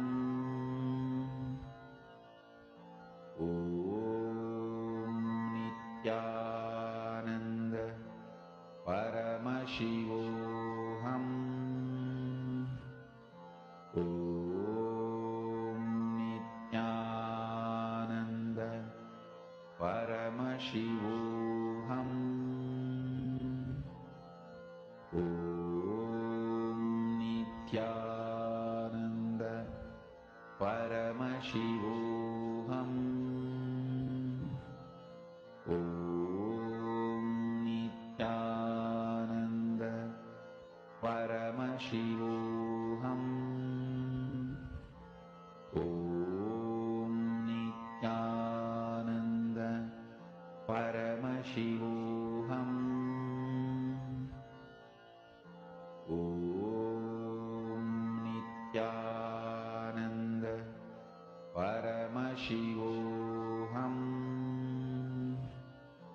Om Nityananda Paramashivoham Yes, are all of you done posting? Ma Vipul Sharma, Ma Maria, Ma Trang, Ma Devaswarna, Ma Jayalakshmi, Mohasundaram. I request all of you to please post whatever you are able to see. Om Nityananda Paramashivoham Om Nityananda Paramashivoham Om Nityananda Paramashivoham Om Nityananda Paramashivoham Om Nityananda Paramashivoham Om Nityananda Paramashivoham Om Nityananda Paramashivoham Om Nityananda Paramashivoham Om Nityananda Okay, so are all of you done? So now I'll be showing the object which I was holding in front of all of you. See, it was a copper bottle. As all of you can see, it was a copper bottle, a small copper bottle, which I was holding up in front of all of you. So, how many of you were able to see this? Anyone who saw copper color, anyone who saw something hard, something, it's smooth and it's a little cold. So anyone who saw something cold, smooth, hard, and anyone who saw this color, anyone who saw the metal, all of you have manifested. So this is what I was holding in the first round. So a big round of applause for whoever was able to manifest in this round. Let's move on to the next round. Are all of you ready? I request all of you to tie your eyes. Once again, please close your eyes and we'll be moving on to the next round. I'll again be holding up another object, and it's the same process. Connect to Swamiji with the space of oneness and request Swamiji to show you what is the object which is being held up in front of you. And never doubt the third eye. Whatever you're able to see, the color, the size, the feel of the object, how it feels, how it looks, every single detail of it, just trust Swamiji and describe the object. Okay, so go ahead. Okay. I request all of you to tie your eyes. Nityananda Paramashivoham Om Nityananda Paramashivoham Om Nityananda Paramashivoham Om Nityananda Paramashivoham Om Nityananda Paramashivoham Om Nityananda Paramashivoham Om Nityananda Paramashivoham Om Nityananda Paramashivoham Om Nityananda Paramashivoham Om Nityananda Paramashivoham Om Nityananda Paramashivoham Om Nityananda Paramashivoham Om Nityananda Paramashivoham Om Nityananda Paramashivoham Om Nityananda Paramashivoham. Okay, are all of you ready with your eyes tied? Okay, now I'll be holding up the next object. I request all of you to continue chanting the Mahavakya, and round 2 starts now. Mahavakya, spiritual lullaby for samadhi, and Suprabhatam, wake up call, wake up song for Paramashiva. This Mahavakya is spiritual lullaby for you to fall into samadhi. Suprabhatam, wake up song for Paramashiva to wake up in you. Just remember this one powerful cognition. This Mahavakya puts me in samadhi. This is spiritual lullaby for samadhi, and Suprabhatam, wake up song for Paramashiva in me.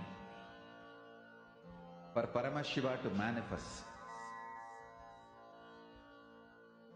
With this one spiritual powerful cognition, chant this Mahavakya.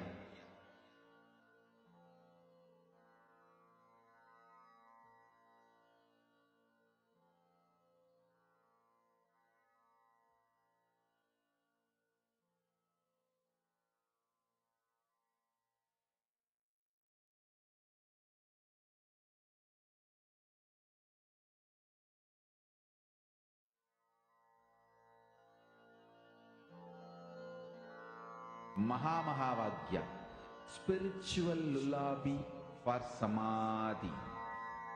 And Suprabhatam, wake up call, wake up song for Paramashiva. For Paramashiva to manifest. With this one spiritual powerful cognition, chant this Mahamahavagya. Om Nityananda Paramashivoham. Om Nityananda Paramashivoham.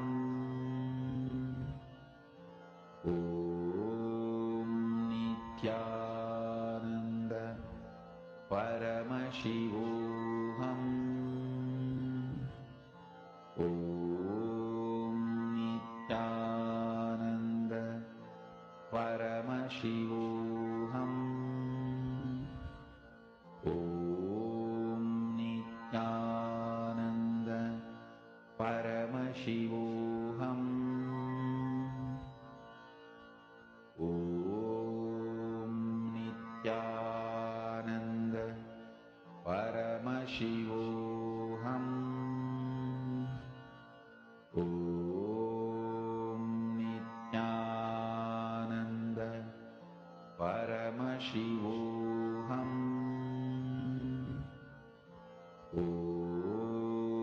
Nityananda Paramashivoham. Om Nityananda Paramashivoham. Om Nityananda Paramashivoham. Om Nityananda Paramashivoham. Om Nityananda Paramashivoham. Om Nityananda Paramashivoham. Om Nityananda Paramashivoham. Om Nityananda Paramashivoham. Om Nityananda Paramashivoham. Om Nityananda Paramashivoham. Om Nityananda Paramashivoham. Yes, please relax. I request all of you to open your eyes. Please go ahead, open your eyes and start posting whatever you were able to see through your third eye. Please go ahead and start posting in the chat. Remember to post all of the details, whatever you were able to see, whatever Swamiji showed you. Please go ahead and start posting and then we can go ahead and verify. Nityananda Paramashivoham. Om Nityananda Paramashivoham.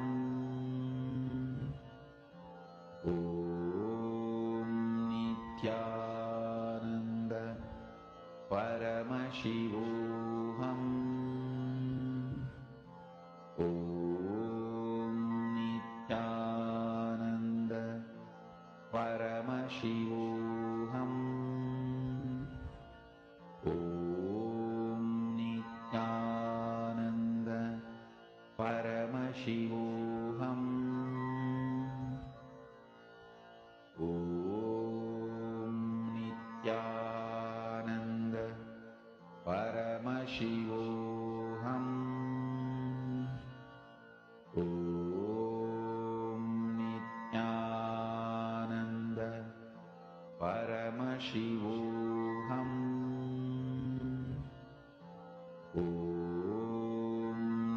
Nityananda Paramashivoham.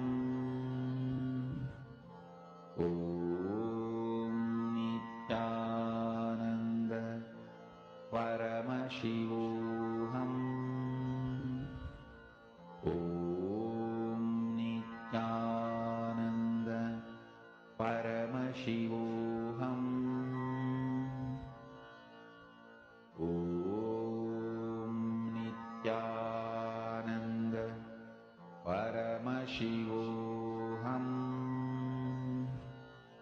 Om Nityananda Paramashivoham. Om Nityananda Paramashivoham. Om Nityananda Yes, are all of you done posting? Okay, so let's go ahead and verify what is the object. So the object which I was holding up in the second round was a book. It is Swamiji's book, Don't Worry, Be Happy, by Swamiji. So this was the book. As you can see, it's one of the old pictures of Swamiji in black and white with the Rudraksha Mala. The background is like a beautiful sunset scene. So this was the book which I was holding up in front of all of you. So if any of you saw book, pages, words, writing, or Swamiji's picture, Swamiji wearing a Rudraksha Mala, or if any of you saw the words, don't worry, be happy, any of this, if any of you have seen, then consider it as manifested.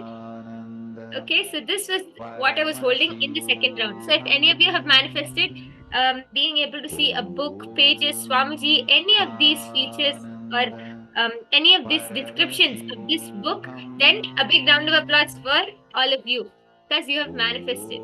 Okay. Okay, great. So with this, let's now move on to the next round. The next and the last round of this power manifestation session. Once again, I request all of you to close your eyes, tie your eyes with your blindfolds or with your shawl, and start chanting the Mahavakya. If any of you have any doubts or questions, please feel free to reach out to us in the chat section, and I'll be guiding you throughout the next round. So I request all of you to tie your eyes and be ready for the next round. I'll be again holding up another object. Chant the Mahavakya. Remember Swamiji in your third eye. Connect to Swamiji.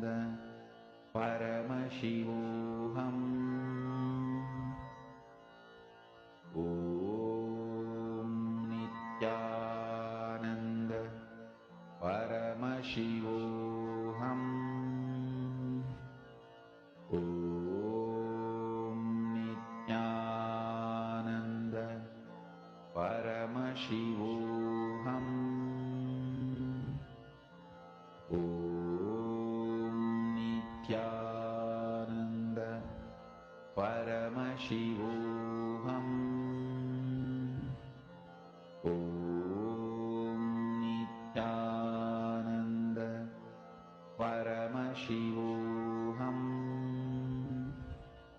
Om Nityananda Paramashivoham. Om Nityananda Paramashivoham. Okay, are all of you ready? Okay. Now I'll be holding the next object. Nityananda Paramashivoham. Yes. And the third round starts now. Please go ahead and start scanning. Nityananda Paramashivoham. Om Nityananda Paramashivoham. Om Nityananda Paramashivoham. Om Nityananda Paramashivoham.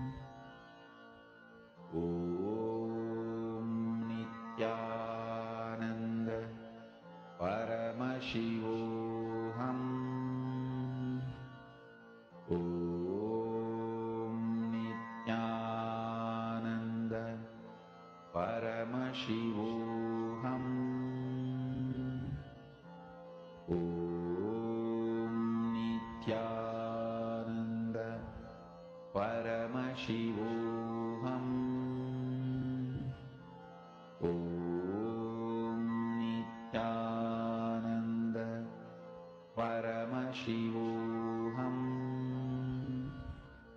Om Nityananda Paramashivoham. Om Nityananda Paramashivoham. Om Nityananda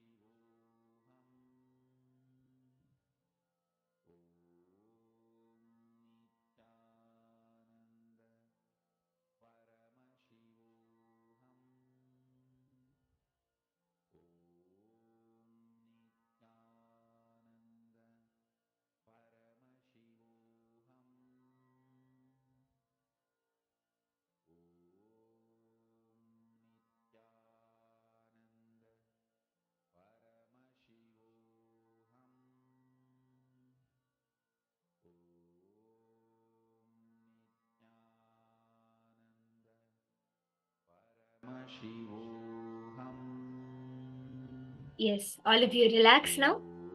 Please relax, open your eyes. You can all open your eyes.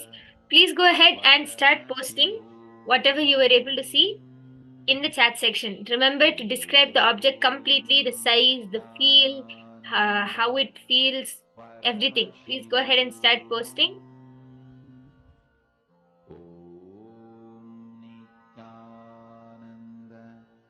Paramashivoham. Om Nityananda Paramashivoham. Om Nityananda Paramashivoham. Om Nityananda Paramashivoham.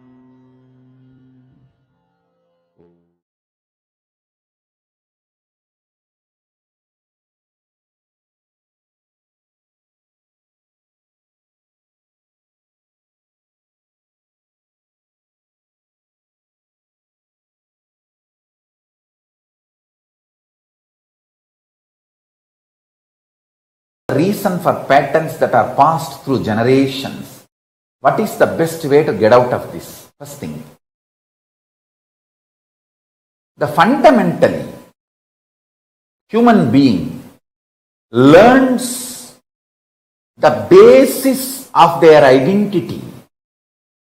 What is right, what is wrong, what is good, what is bad, what is pleasure, what is pain, from your past generations, from your parents, family, people around you who taught you. I still remember very clearly one incident. Let me tell you. It really happened. I was helping the Shivacharyas in the temple, in Arunachaleshwara temple, to light the lamp for the earth. So once the Shivacharyas, they do two puja, means the puja is done inside Garbha Mandir and then in Ardha Mandapa. Till the level of Ardha Mandapa, anybody can go and help them and light diyas and give them during the puja, arati. In those days, temple did not have so many staff. And even the staff were there, not only understaffed, they will have to run around to all the different sannidhis, shrines. So we are small kids who volunteer. We also go and help here and there, and it's a big blessing and it's such a joy to volunteer and do puja to Arunachaleshwara. After the puja, they will give the vibhuti first to us, so that's a big pride. Of course, never to forget a very good share of Naivedyam, Prasadam, food, graced by Paramashiva himself. So, he always run and do volunteering. And once when I was volunteering, the camphor fell on my finger mixed with oil, burning, fell on my finger and got burnt. And anyhow, immediately the other people who were there, they helped me and they put my hand in the water and the burning sensation started settling. Then I ran to Arunagiri Yogeshwara. Those days I used to be having darshan of Arunagiri Yogeshwara regularly, physically. I ran to him and said, like this it happened.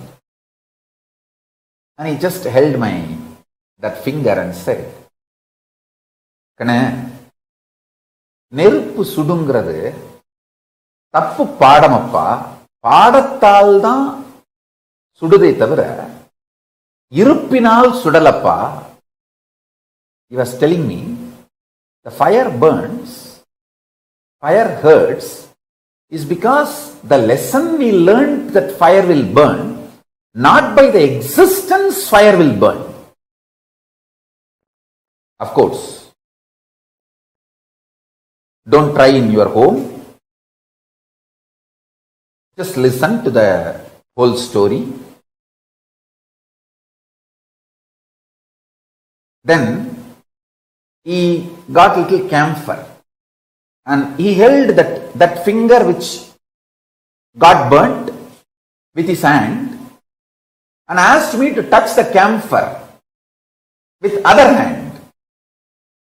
And he held my hand continuously. Slowly I could see from my stomach the fire spreading all over my body. The heat was increasing. But it was such pleasure, intense, pleasant experience and pleasure from inside. And it went, the temperature went to the extreme. The camphor which was touched by my other hand just lit up. To that level, my body temperature has gone up, but no pain, no suffering. It was pure pleasure.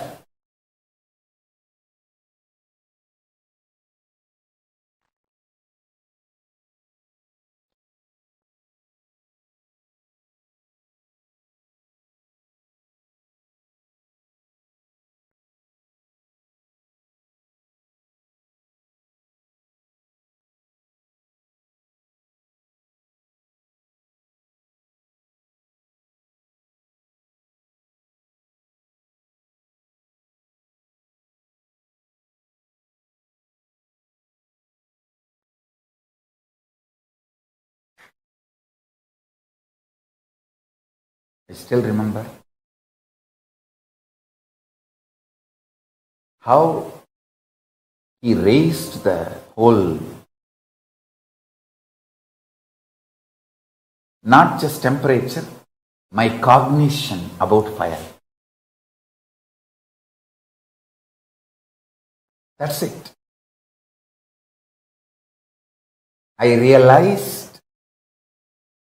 even the so-called fundamental experience, like fire burns, is because you learned that way. You are delusory learning, not because of its existence. He said, hey, Agni, தத்துவமப்பா, அது வயத்துக்குள்ளேயே தான் இருக்கு. நம்ம வயத்துக்குள்ளேயே இருக்கிறது எப்படி துக்கம் கொடுக்கும்? He was trying to teach me in Tamil. I am trying to repeat the words as it is. Fire is a principle, fundamental principle of existence, and it is there inside our stomach. Anything which is inside our stomach, how can that destroy us or burn us or disturb us? Skin is the Prithvi, the earth component of you. Fire is one more component of you. How can one component of you destroy another component of you when you are still alive as the master of you? He said, நீ உடம்புல இல்லாம போயிட்டா அப்போ ஒன்னோட ஒன்னு அடிச்சுக்கிட்டு ஒன்னு கொளுத்திருச்சுன்னு சொன்னா சரி புரிஞ்சுக்கலாம். ஆனா நீ உடம்புல இருக்கும்போது உன்னுடைய பாகங்கள் எப்படி ஒன்னு அழிக்க முடியும்? He was giving me the multi-dimensional logic, not binary logic. He says, when you are not inside the body, your own fire component has burnt your own earth component. At least that can be tolerated because you are not there. The head is not there. When the head is not there, the students can, it's like if the teacher is not there, the students can fight amongst each other and burn the classroom. But when the teacher is there, head is there, how can they fight with each other? He said, you are the head. When you are in the body, how can your fire element burn your earth element? I said, right.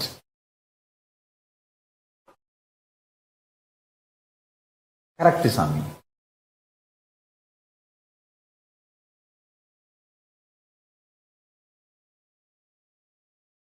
That one lesson he taught me, I realized multiple things. First thing, even the so-called worst sufferings are because you are taught it is a suffering, not because it is a reality. That's first lesson. Second,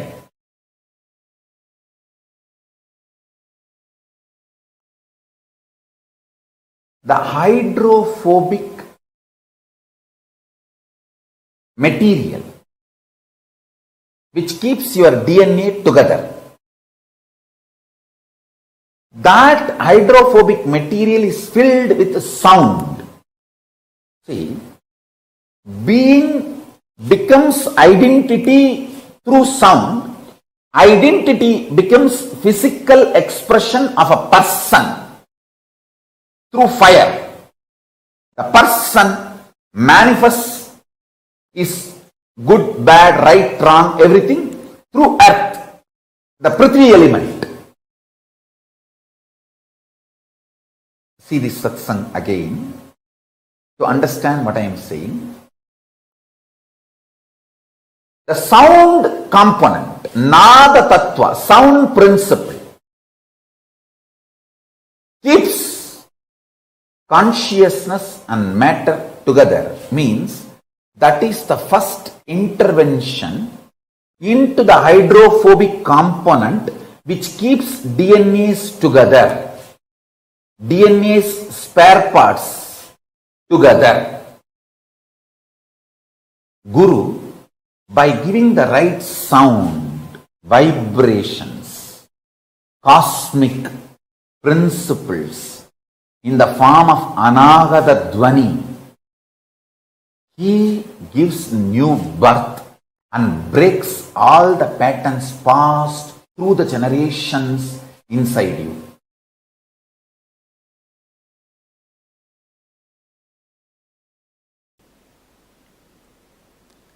If you think your lifespan, your existence is much more, then the idea of your pleasures will become different.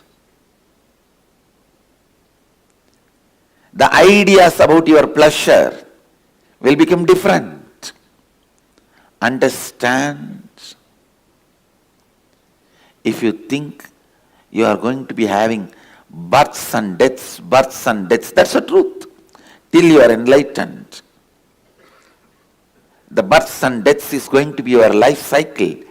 Then simply you know what is going to be your pleasure, what is going to be your pain, what should be your pleasure, what should be your pain.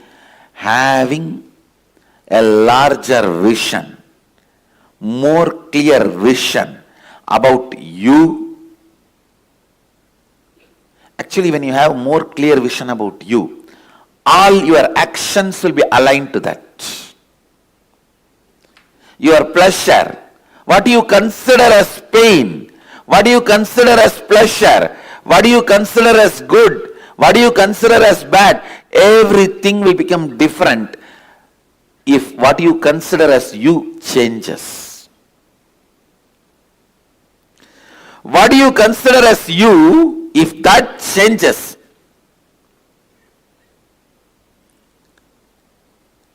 if you start understanding what you consider as you is little more than the immediate life you are observing. A common man looks at only the 20-25 years he is supposed to live healthily with all the so-called pleasure. By the time 25, he will have little money and freedom to do what he wants. And by the time he is 50, over everything. So this 25 years only you consider as life. That's if you consider only this 25 years as you and plan, that is what I call very, very short vision. Then all your strategies about you, life, everything will be vinasamcha, means destructible, based on destructible.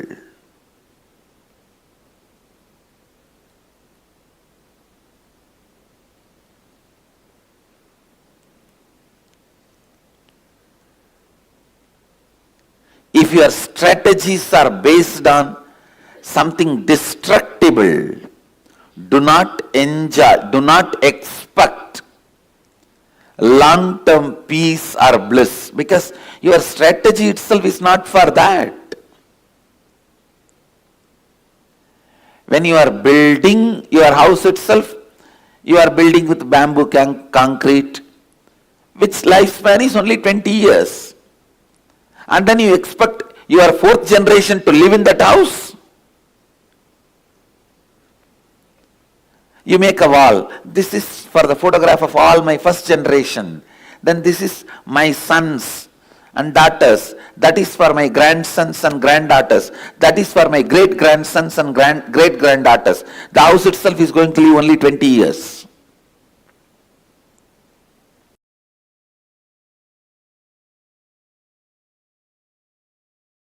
See, before even the individual delusion, Maya, manifesting in me and going after my personal ideas about good, bad, what society teaches us as pleasure, pain, greed, lust, sex, pleasure, or comfort, luxury, whatever an individual goes through, before any of those patterns and tastes developing in my system, my gurus made me realize I am expression of Paramashiva. I am manifestation of the principle, not individual. Understand? I am not individual. I am manifestation of principle.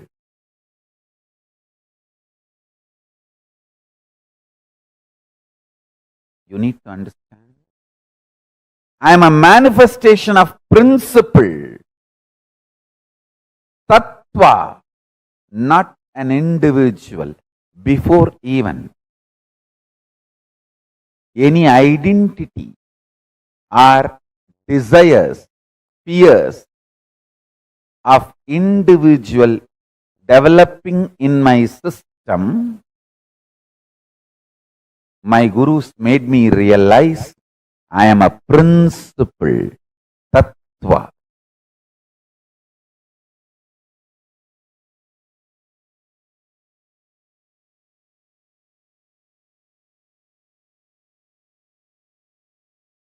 Now I want to tell you For living enlightenment, you need vision, not sacrifice. As long as you don't get the right vision, you need to have sacrifice. Till the vision is not clicked, you need sacrifice. Once the vision clicks, you don't need sacrifice. When I cut my thigh and went back to Annamalai Swamigal, he said, what you did is neither wrong nor right. I couldn't understand. What do you mean? He said, because of this cutting yourself, you got the click. Ultimately, that you are not the body. Actually, after that only he gave me the initiation into that Aham Spurana. The methodology of the Aham Spurana by great incarnation, Ramana Maharshi. It was transmitted to me by Annamalai Swamigal. So Ramana Maharshi is my Paramaguru. And Annamalai Swamigal transmitted that Aham Spurana, Anubhava into me, and which became reality when I was 12 in the Pavazhakundru. After I've been continuously doing that everywhere, and all of you will be sitting and cutting yourself. It is not right. Same way, it is not wrong.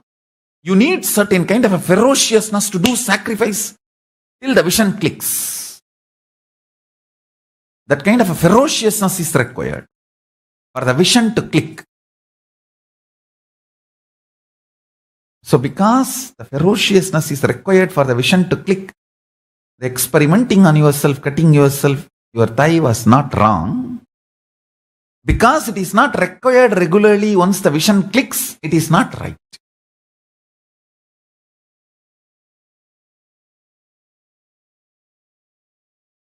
Understand it properly.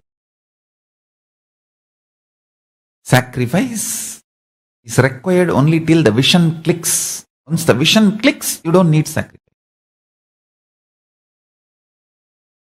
Because living enlightenment does not need sacrifice. It only needs the vision clicking in you.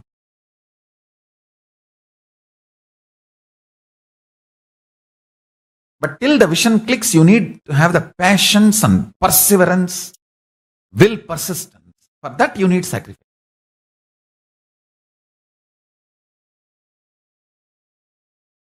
Shivanyana Anubhuti, Shivanyana Anubhava, Paramashivanyana Anubhuti is a vision manifest, not torture or suffering.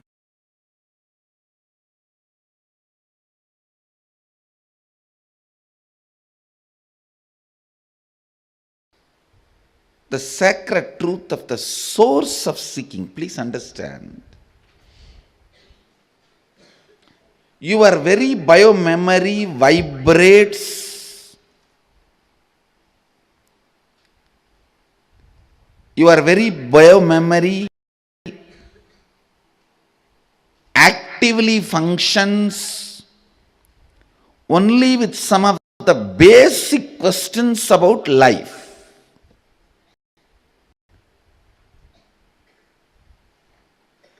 What is pleasure? How can I have more? What is pain? How can I avoid that? What is life? Is this understandings help me? Is this understandings going to help me? What is joy?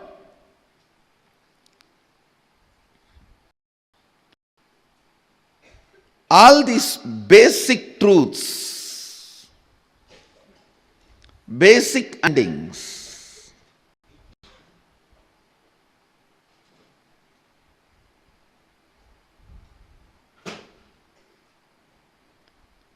how can I experience them? These basic questions about life only continues to make you function, act.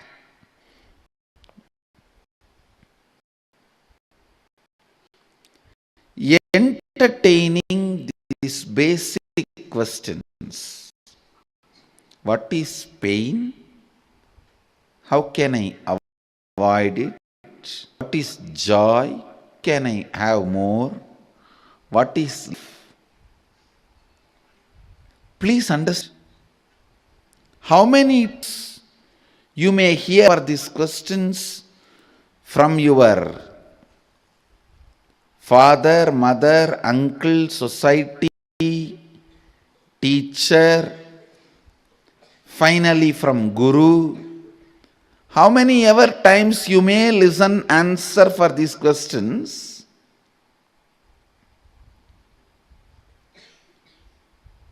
Listening to better and better answers for these questions and clicking with them is maturity. Listening your own answer and experiencing once for all is enlightenment. Understand? It's nothing but basic questions. What is life? What is death? Why suffering? Why pain? What is bliss? What is joy? How can I have more joy? How can I have less pain? What is it that is living inside me?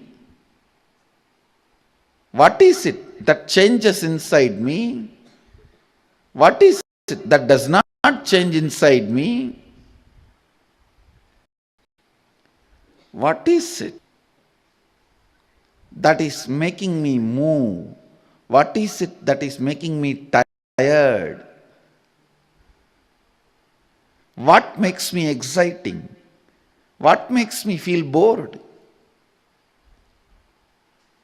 For these basic questions, if you have better and better answer and click with the better answers, that is called maturity. Naturally, the answer your friend gives when you are 5-year-old will be different. Your mother gives when you are 6-year-old will be different. When your father gives when you are 14 will be different. Finally, when you reach your Guru, the answer he gives will be different. So, clicking with better and better answers is maturity. Ultimately, clicking with your own answer, experience, and the question disappearing once for all is enlightenment. That is enlightenment.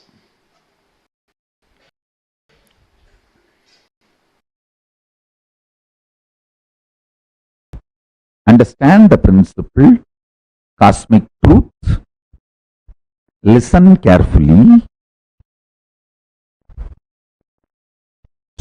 Swadhisthana, fear-centric chakra.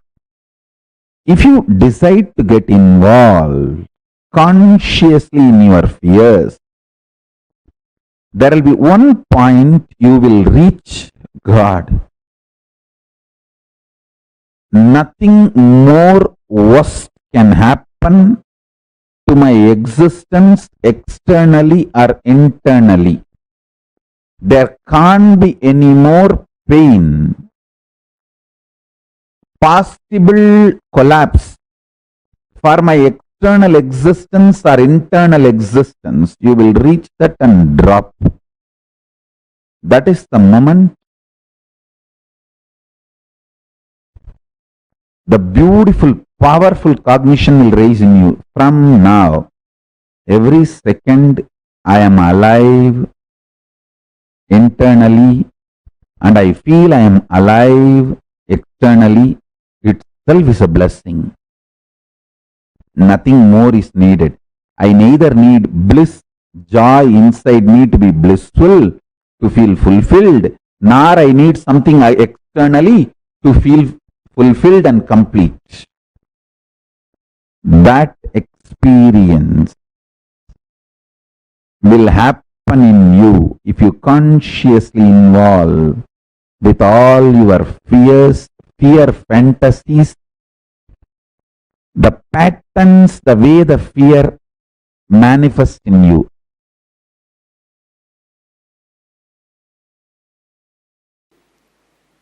Overpowering you. This layer, the mental layer, Manomaya Kosha, strong thought currents overpowering you, is the biggest incompletion stored in Manomaya Kosha, the mental layer. Please listen. In the mental layer, the powerful, strongest incompletion recorded, strongest incompletion stored is thought currents overpowering you, making you powerless.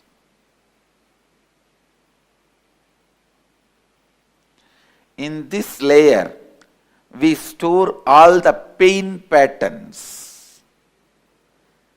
We store all the pain patterns. Physical pain, mental pain, emotional pain, spiritual pain. All the pains are reduced to mental pain and recorded in your being. Please understand, physical pain also, when it is recorded in your mind, it becomes only mental pain. It is the mental pain about physical pain, that's all.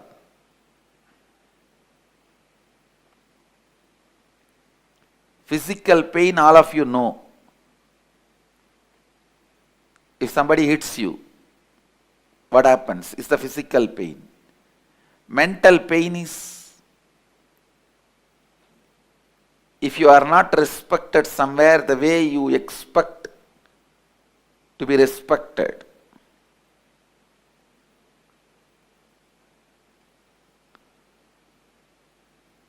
Emotional pain is somebody whom you really love or trust cheats you.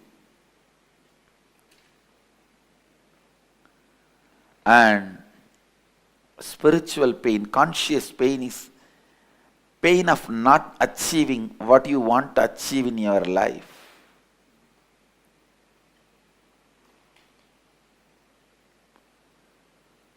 Listen, these four major pains get stored in your pain body, in your mental layer. Mental layer is pain body. That is where all the pains are stored.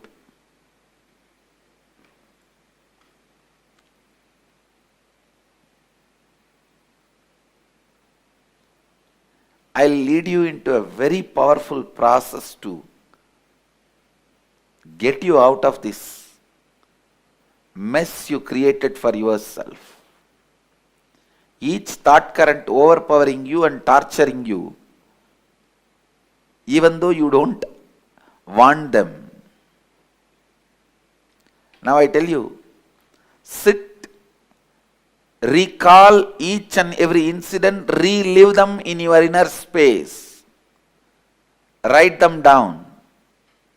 I commit with you today with this Samskara Dahana Kriya, I'll complete all your pain patterns because they are not worthy of carrying. You have a stupid U-Haul service. Constantly your pain being transferred wherever you go. This U-Haul service does its job even if you don't call them. That's the problem.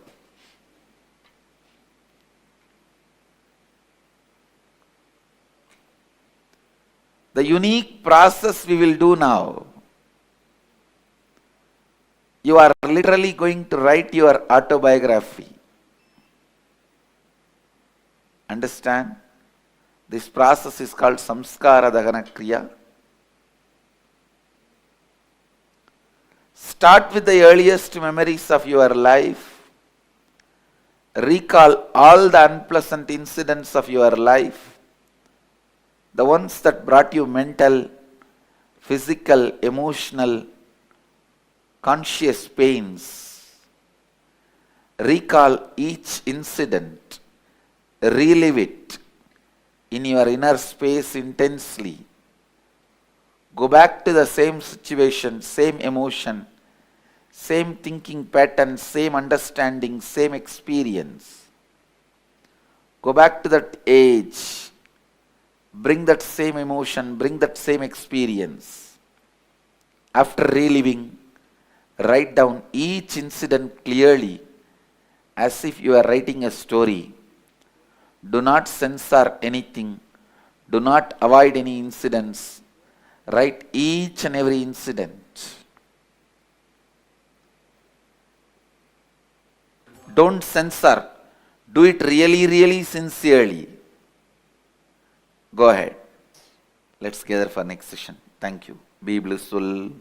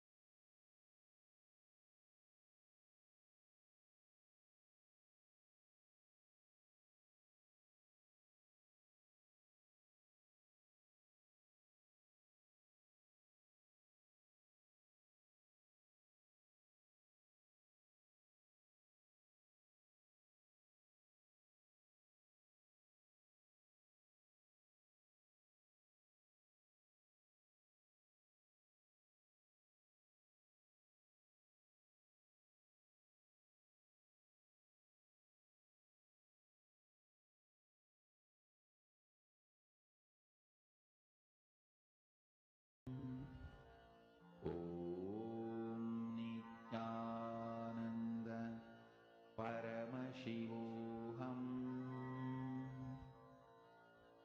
Om Nityananda Paramashivoham. Om Nityananda Paramashivoham. Om Nityananda Paramashivoham.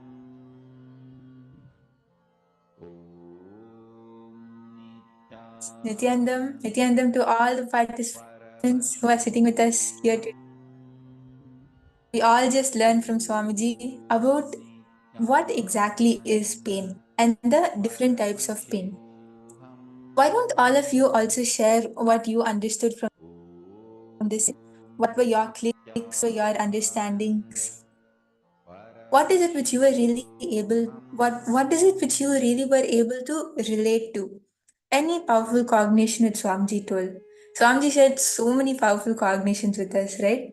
Actually, Swamiji also very beautifully told this story of his experience with Aranigri Yogeshwara.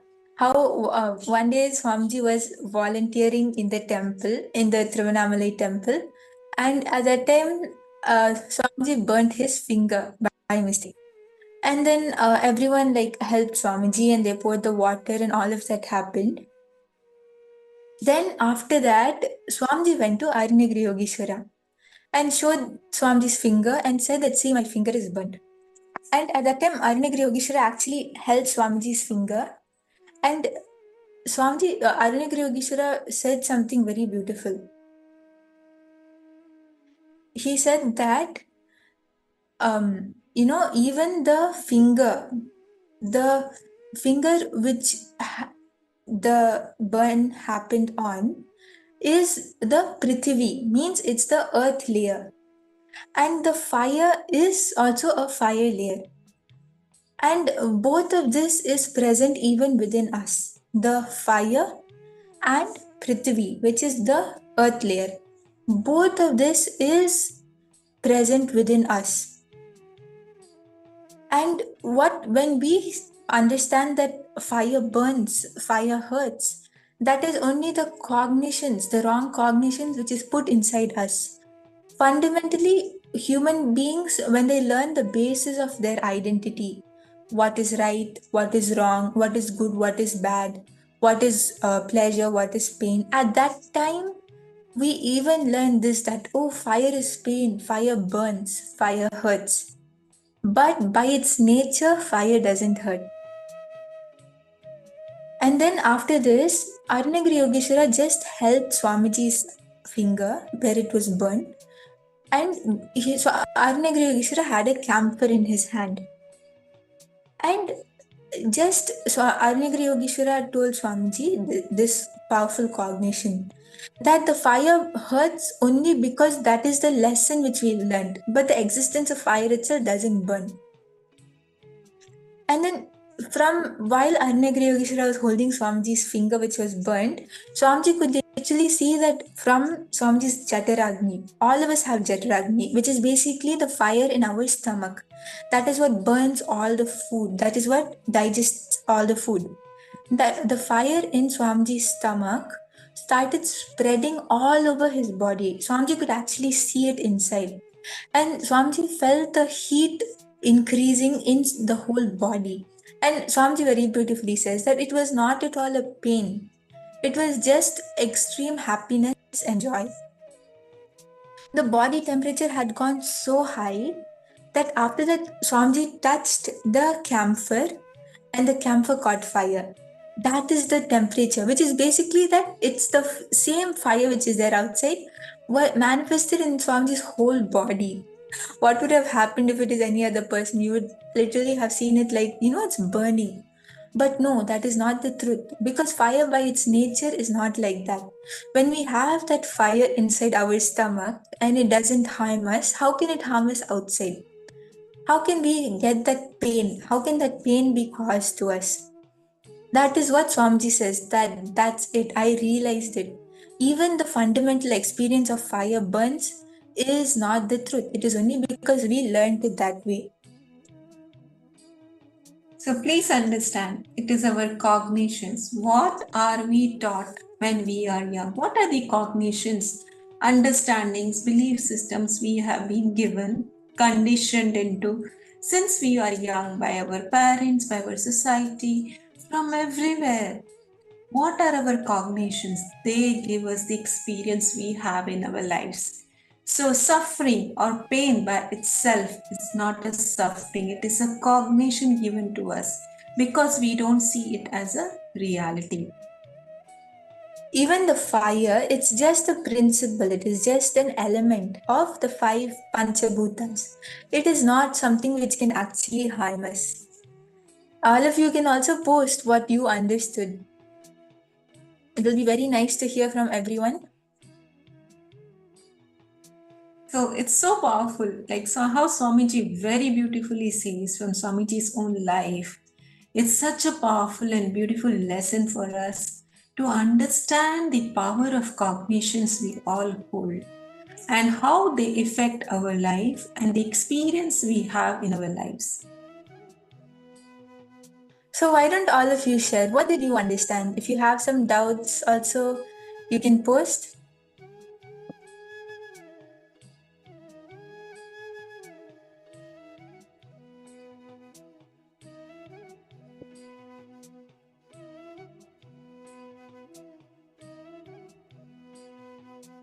Yes.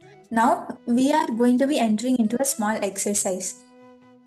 In this exercise, you are going to be completing with this very pain layer. What did Swamiji tell us about pain, right? That pain is something which we create. It is a suffering which we are taught, but it is not reality. So if it is not reality, then we should not have it inside ourselves. We should be able to complete with it. And we should be able to get out of it because that is not our reality. And that is exactly what we are going to be doing now. And actually, Paramashiva himself tells in the Vijnana Bhairava Tantra, Sutra 103 and Dharana 80. And Paramashiva reveals this to Paramashiva Shakti. Nachittam nikshiped hukke nasukhe va parikshipet bhairavi jnanatam madhye kim tattvamas vasishyate. Which means that neither dwell or place your awareness on sorrow or pain, nor on joy or pleasure, O Bhairavi. Know to place your mind in awareness in between these two, where that is the center of pain and pleasure, joy and sorrow. Then you will see the existential reality. The existential reality will be revealed to you. Very beautifully, Paramashiva has revealed this in the Shastras. And even Swamiji has very beautifully said how what your pleasure, what you consider as pain, everything is only based on what you consider as you. When what you consider as you changes, at that time your pains, your pleasures, everything will change. And even for Swamiji very beautifully says that when I realize that I am neither pain nor pleasure, I am just a tattva, means manifestation of a principle of Paramashiva. I am not an individual. At that time, any pain, pleasure, identity, desire, fear, everything was only from that thought current. Everything was only from what Swamiji's gurus made Swamiji realize. Even when Swamiji cut his thigh with a knife, it was not a suffering which Swamiji experienced. Suffering is when we put more pain on ourselves. Swamiji did it to actually see how pain is a lie, just a manifestation of the tattva. As Swamiji very beautifully shares that when I cut my thigh and went back to Annamalai Swamigal, as all of you can see, that is the center picture. Annamalai Swamigal said, what you did is neither wrong nor right. And Swamiji couldn't understand that. And Swamiji is like, what does it mean? And Annamalai Swamigal said, because when you cut yourself, at that time you got the click that you are ultimately not the body. And after that, Swamiji got the Aham Spurana initiation, means the enlightenment initiation. So Swamiji was ferocious and actually saw that yes, the pain is not real. I am not the body. I am not the pain. I am beyond it. So that is all what we are going to be doing now. That is all what we are also going to be experiencing now. And please understand, Swamiji very beautifully says, the tyaga, the ferociousness is required for each one of us till we click with the vision, right? Till we click with the vision. After the vision is clicked, then we do not need to have any kind of tyaga. It becomes a joy. So please understand, it is a very, very powerful learning for all of us, where we just, and that ferocious decision to be ferocious, that is very important. Please understand, again and again, Swamiji just keeps repeating, decide, decide, decide. That's Satya Sankalpa. Decide to have ferociousness. That decision and with which, the ferociousness with which you take your decision, that will simply shift the reality. So let us all decide now that we are going to complete with all the pain patterns, all the pain which is simply sitting inside us. And then let's enter into this small exercise. So, in this exercise, all of the participants, all of you are going to be completing with all the pain patterns, all your pain patterns which are not even worth carrying. So, you're going to be starting with the earliest memories of your life. You're going to be recalling all the unpleasant incidents of your life, the incidents that brought you mental, physical, emotional, and conscious pains. The four layers of pains, as Swamiji explains. Please understand these four layers of pain. Physical pain is how we all understand when it hurts us outside on our body, right? That is physical pain. Then the next one is mental pain. Mental pain is when someone disrespects us, right? So that is when our ego is hurt. That is what is mental pain. Then emotional pain is when someone whom we trust or we love somebody and that person breaks our trust. That is what is emotional pain. And then a spiritual pain or a conscious pain is when we decide to do something and we fail, we are not able to succeed in doing it. That is conscious pain. So these are four kinds of pains which we are going to look into now and write them down. It can be very small pain, but please, I request all of you, do not ignore. As far as you remember anything and there is a painful memory inside of you, there is an incompletion inside of you, there is a powerlessness inside of you, please write it down. See, now when we are grown up, 40 years old, 30 years old, and something happened to us when we were very young, like maybe 7 years old, and you got hurt, or your mother told something to you and you felt really bad. Now, as a 40-year-old, you may cognize it is very insignificant as per our updated intelligence and experiences of life. So we may think that it is very, very insignificant, but that was not so insignificant for a 7-year-old child. When that incident happened with that 7-year-old child, it meant the world to that child. So let us not ignore any incident as far as you remember. Even a slight pain or any powerlessness comes inside when you go and visit the incidents. So look at different kinds of pains like the physical pain, mental pain, emotional pain, and the spiritual pain, and write down all the incidents which you can remember, and then we will be able to complete with them. So let us take 10 minutes and write down all of them. If you have any questions or any doubts, please do post in the chat.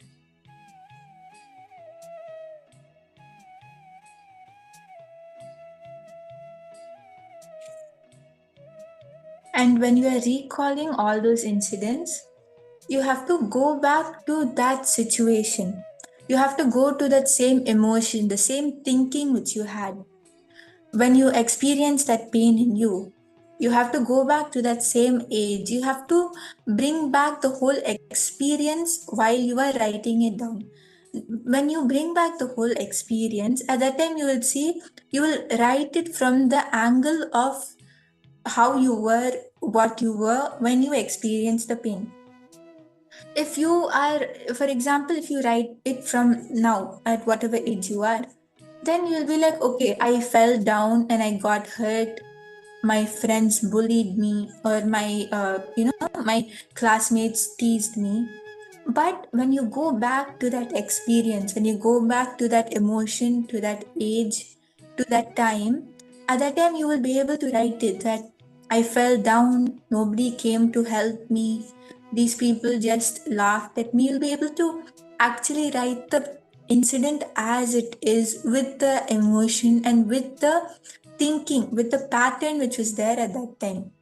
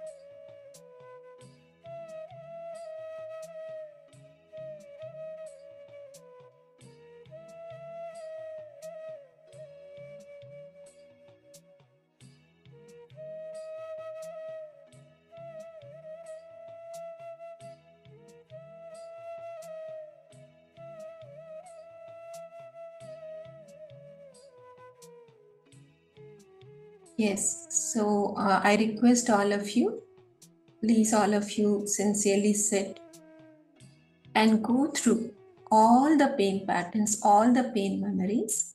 So, what we will be doing in this step is we will be sitting and we will be recalling incident by incident in our inner space. And we have to recreate the whole situation as it happened and we have to relive it. Please understand, this is a very important step wherein we do not remember the incompletions, we do not remember the painful memories or painful incidents, but we relive them. So, what is the meaning of reliving? Reliving is not remembering. When we relive, we become that 7-year-old child when the incident happened.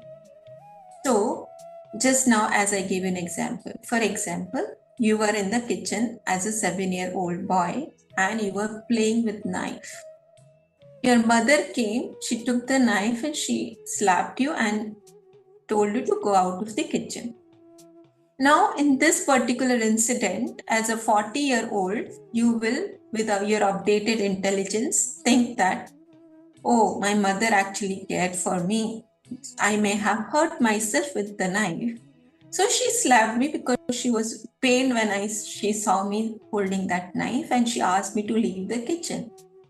Now you understand as an adult. But 7-year-old child did not have that intelligence at that time. 7-year-old child will think, my mother is very rude to me. Why she hit me so hard and she took what I was playing with, right? So that was the cognition, the understanding, and the child was bitterly sad and very, very angry at his mother. So you have to become that 7-year-old child. You have to have the same cognition, same understanding, and same experience. Do not brush it aside, thinking, yes, with updated intelligence, what you understand now. So for you to relive, we become that 7-year-old child, recreate the whole situation, recreate as if it is happening to you now and you never grew old, right?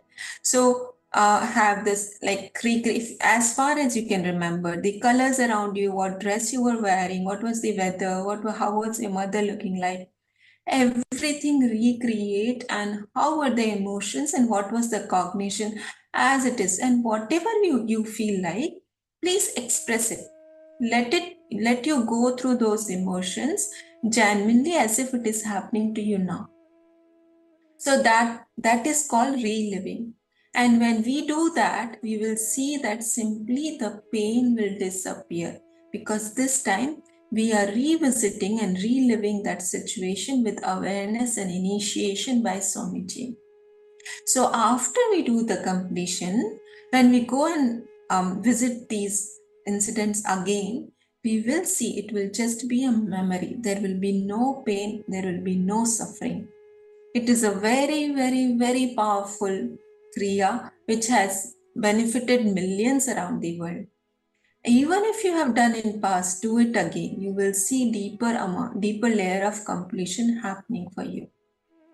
So if you have any questions, please post in the chat. Otherwise, I request all of you, please relive all the incidents and complete with them.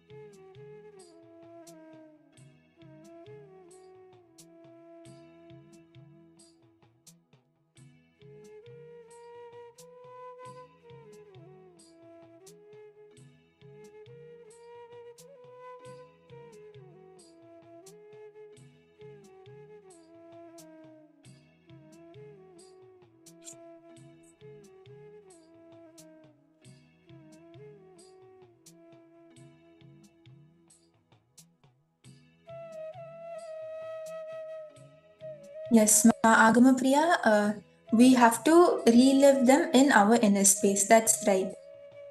Right now, in this step, we have to just relive them in our inner space. We will write down the incidents in the next step. So in this step, we will sit and relive them.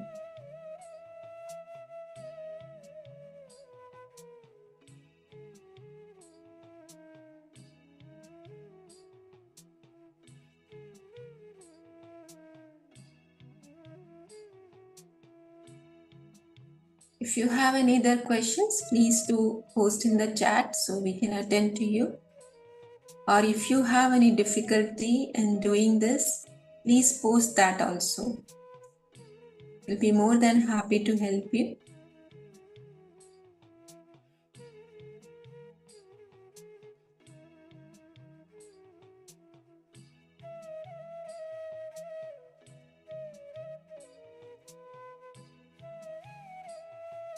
Yes, Lalita, you have asked if it's physical pain also, like remembering a broken bone.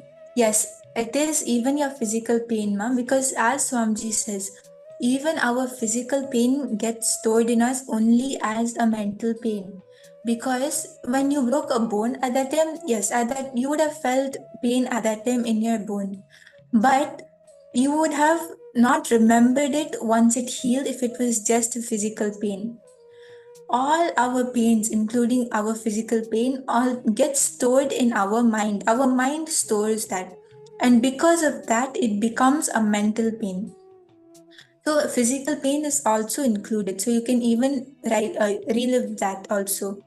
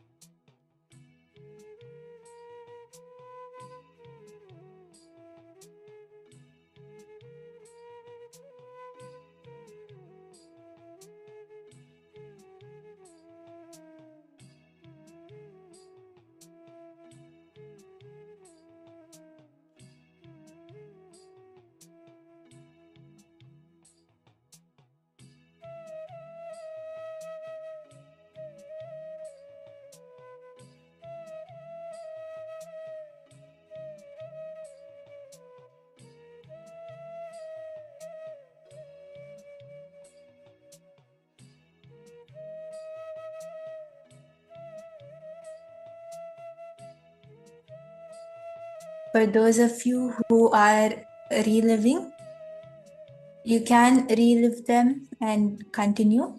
And we are going to be moving to the next step. In this step, after you relive, you're going to be writing down each incident. You're going to be writing down each and every single incident very clearly, as if you are writing a story. For example, if we take that knife incident, you'll write that, okay, I went to the kitchen, I was feeling bored, and I found this weird thing on the platform. However, you would have cognized it at that age.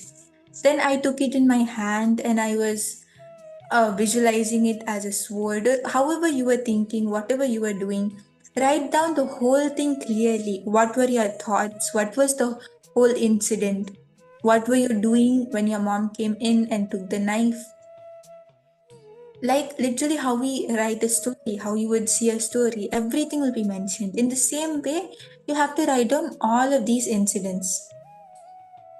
You will see that for each incident, one by one, when you actually write it down, the pain will just melt away. You will not even, by the time you write the 10th incident, you will not be able to relate to the first incident, because when we relive all of the pains which we have, when we actually consciously write them out, when we become aware of them, at that time it doesn't sit as a blind spot inside of us. Means that the when we relive, at that time Swamiji says that whatever has to melt, whatever has to go away, will go away, and whatever learning, if at all something is there, or whatever has to stay, will stay. It will be taken care of. So that is exactly what is going to happen now. So I request all the participants, please do take 5 minutes and write down all your incidents very clearly. And please understand, this is a very powerful exercise, very powerful technique, and we all can do this intensely. Like it is the whole step, all the processes, you can do it separately. Take your time and do completion. You will see a very, very powerful completion happening, and you will see the pain leaving your system. It will be such a powerful space, and you will feel very light after doing this. So it is recommended that you do it, and we do tell in Sangha that we do completion every day, right? So this is a very powerful technique, and we can practice this every day as well.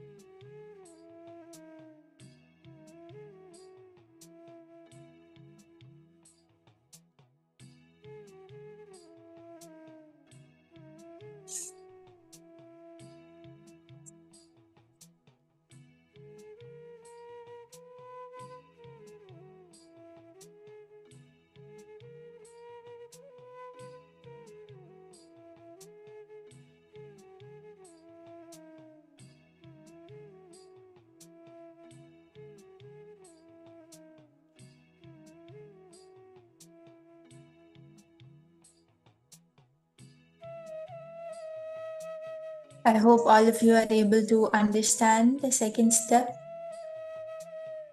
and you're able to do it.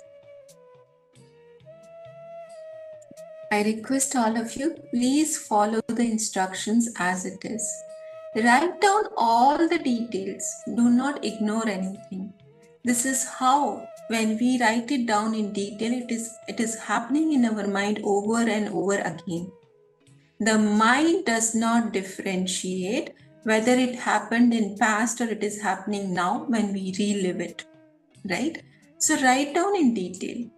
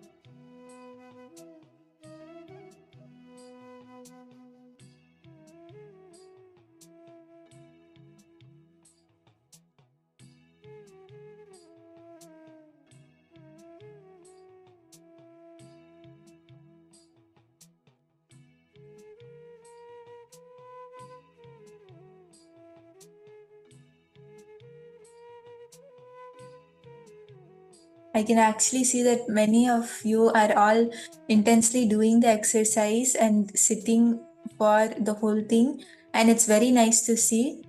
You can even continue the exercise, and you'll see that when you actually do every single incident and finish the whole exercise, it will help you a lot. It will really help you in completing with all the pains which you experience inside you. And now we are going to be moving on to the power manifestation. So if you still haven't finished writing all your incidents or reliving, you can even continue it after this. It will really help you when you finish doing it. And in this round of power manifestation, we are going to be manifesting the power of Kamacharitvam, as all of you had manifested in the last round. And you'll actually see that now that we have actually completed with our pains, it will help you in the power manifestation, because our inner space is always so filled up with incompletion, suffering, pain, patterns, everything, that there is no space for Swamiji to flow through us. But now we are literally cleaning our inner space. We are making it free. We are making it free for Swamiji to come and flow through us. So when you have done this process, it will really help you in manifesting powers.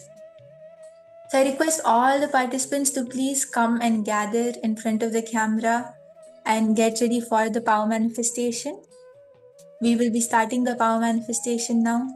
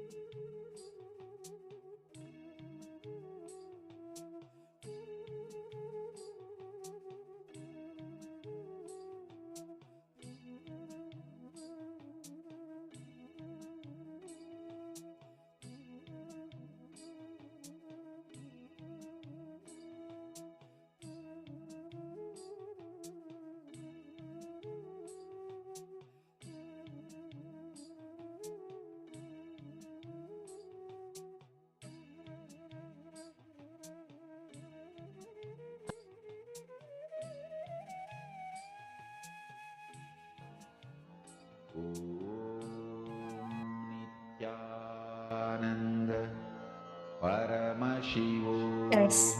Now I request all the participants to get ready for the power manifestation.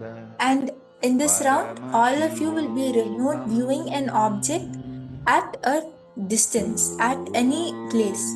And I am going to be holding an object for all of you to scan. You're going to be connecting to Swamiji, and through your third eye, you're going to be looking at what object I am holding.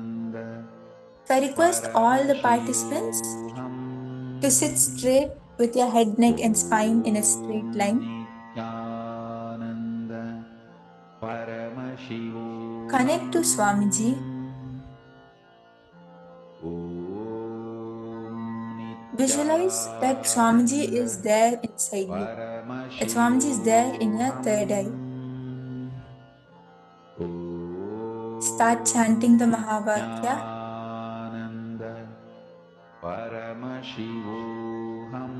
And through your third eye, scan what is the object which I am holding.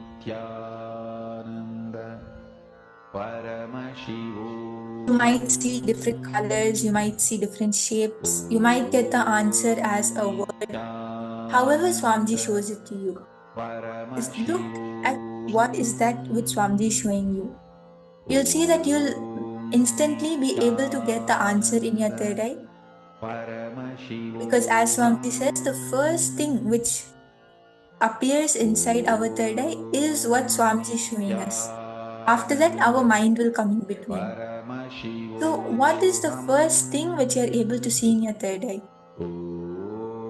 What is it which Swamiji is showing you? Paramashivoham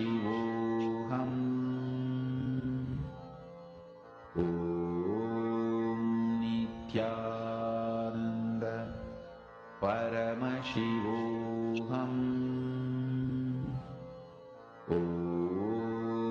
Nityananda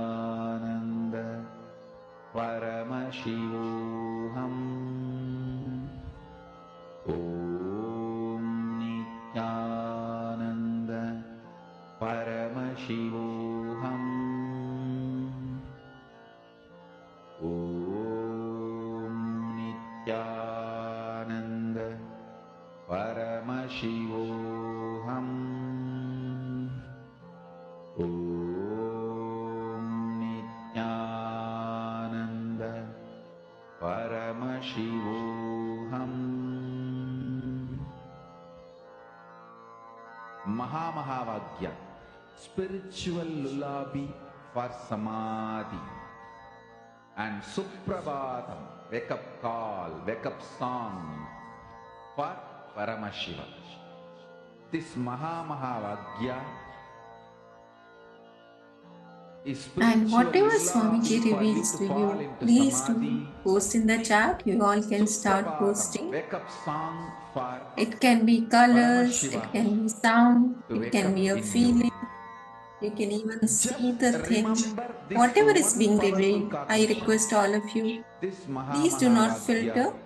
Just pen puts down me everything in and you can post samadhi. in the chat also. This is spiritual lullaby for samadhi and Suprabhatam, wake up song for Paramashiva in me. For Paramashiva to manifest.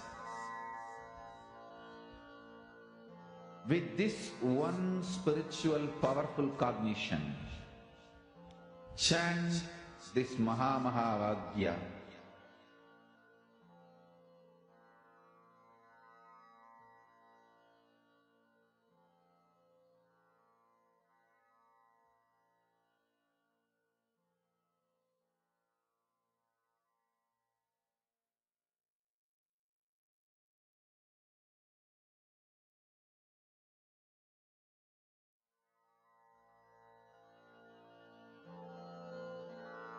Mahamahavagya, spiritual lullaby for Ma samadhi. Heidi, Ma Sophie, Ma And Esther, Suprabhatam, wake up call, Ma wake up song Agama Priya, all of you can Paramashiva. share what is it which For Swamiji Paramashiva showed to you? manifest.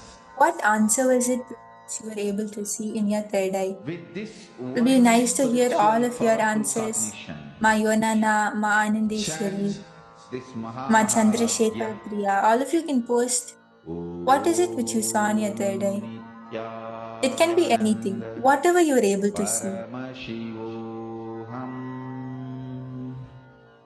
Om Nityananda Ma Lalita, Ma Kaili, Ma Iqbal, Ma Hejendra, Ma Jenny. All of you can post what Swamiji showed you in your third eye.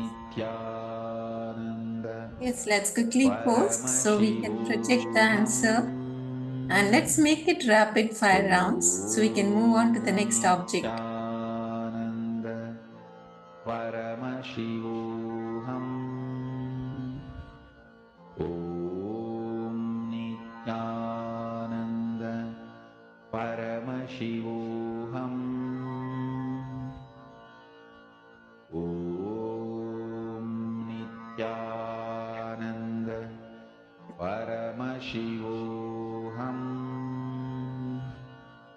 Om Nityananda. It can be anything which you saw in your third eye. You'll see that when you constantly share it, when you type it out in the chat, at that time you will start manifesting more and more. Swamiji will start showing you the exact answers, more details, more precision, everything. You'll start manifesting more intensely. So you can start by posting whatever you are able to see. Om Nityananda Paramashivoham. Om Nityananda Paramashivoham. All of you can actually type down the details if you were able to see some intricate carvings or anything in the object which I'm holding. As I'm holding an object now for all of you to scan, whatever details you were able to see from it, if you saw any colors, or anything special about it, anything related to it. Whatever Swamiji is showing you in your third eye. Nityananda Paramashivoham Om Nityananda Paramashivoham. Okay, Ma Ahajendra, you saw a golden item and a metal type material, okay? And Ma Lalita, you saw a golden item too, okay? Like a Shiva's object, okay? Yes, everyone else can also post. Nityananda Paramashivoham Om Nityananda Paramashivoham. Yes, so now I'm going to be showing the answer. If any of you have to post, please do post. And answer for this round is a Shivalinga. As all of you can see here, a black color Shivalinga.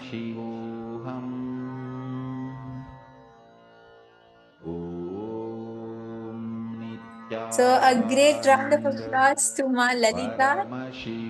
You manifested on spot. You saw it's a Shiva object and it is a Shivalinga. That is 100% manifestation. Great round of applause to you, Ma. That's so nice to see that you're manifesting. Now have the same intensity and just scan what is it with Swamiji showing.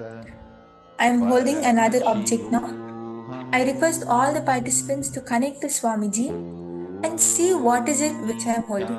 You'll see that you will see many different descriptions and a lot of detail, and you'll be able to see what is the object. So you can see all of those details, type out all of those details. I request everyone to connect to Swamiji and start scanning. What is it which I'm holding? Please do not miss on this power manifestation. Please understand this is all designed for us to receive the initiation by Swamiji. When Swamiji reveals these very powerful truths, after that we internalize them, right? We do the exercise, we internalize. And then this third round is when we manifest those truths as powers. That is when we see that all our patterns and obstacles simply melt down. And we are getting ready for the session for the darshan in evening. I request all the participants, please do not miss on this. Let us all participate. Yes, Ma Lalita, you saw Shiva also. So now in this round, you have to type out everything which you're able to see. Like how you're telling, right? You saw a Shiva object, then you saw Shiva himself. So you have to type that out. Actually, most of us, what we tend to do, we'll not type out everything. We'll not type all the details. But exactly what we miss typing is what the answer would be. So I request all of you to type all the details which you were able to see in your third eye. Let's sit straight. Please chant Mahavakya and see through your third eye. What is Ma Brahma Yoga holding in her hand?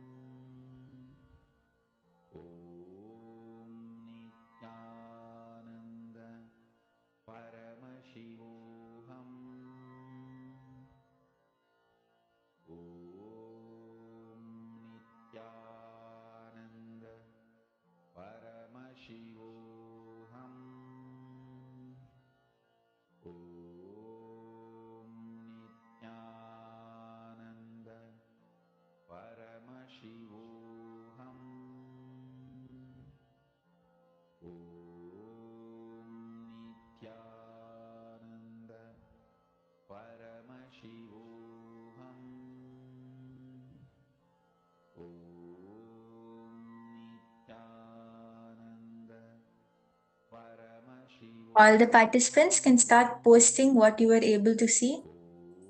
Whatever Swamiji showed you in your third eye, all the details, colors, what is the object.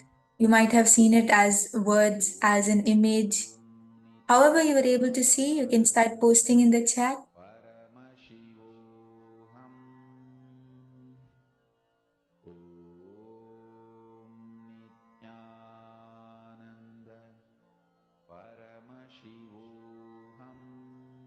Ma Julie, Ma Amrita Vandini, Ma Shanta, Ma Agama Priya. All of you can post what you were able to see. It will be very nice to hear all your answers. Ma Yonana, Ma Sophia, Ma Istik.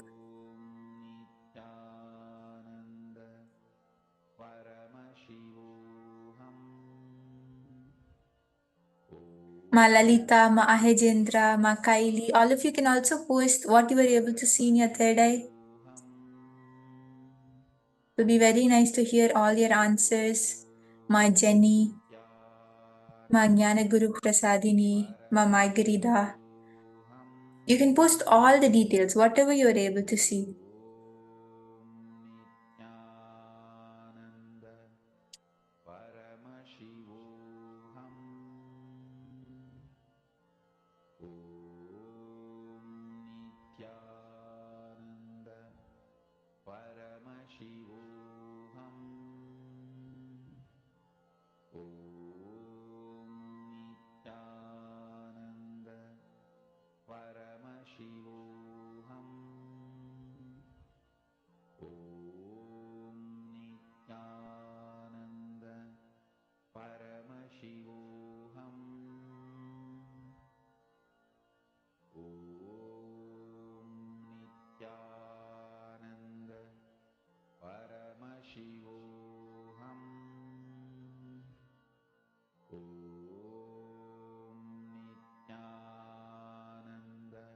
Okay, Ma Lalita has posted. I didn't see the full object, but I saw something round, a detail, like a black, green, and blue color. Okay. Yes, so the answer for this round is actually a brown, it's a brown wooden elephant, as all of you can see. It's made of wood and it's actually a keychain. So, Ma Lalita, you have seen a black object, which is actually similar. Your description is a little similar, and that's very nice because you have done a partial manifestation. And actually, you'll see that when you keep manifesting, the more and more you manifest, you'll start manifesting accurately. You will start getting consistent results. And now we are going to be moving on to the next session, where we will be learning from Swamiji how to liberate yourself from obsessive, compulsive, reactionary patterns. A very powerful revelation on how can we liberate and complete ourselves from these patterns. So please stay tuned for the next session.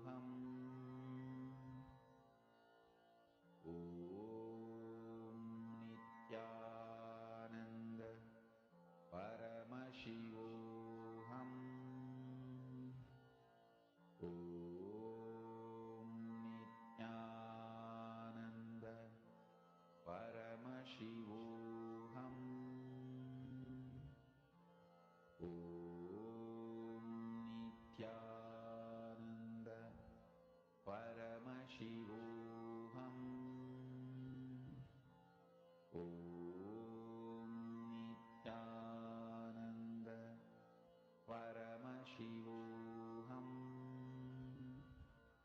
Om Nityananda Paramashivoham. Om Nityananda Paramashivoham. Om Nityananda Paramashivoham. Om Nityananda Paramashivoham. Om Nityananda Paramashivoham. Om Nityananda Paramashivoham. Om Nityananda Paramashivoham. Om Nityananda Paramashivoham.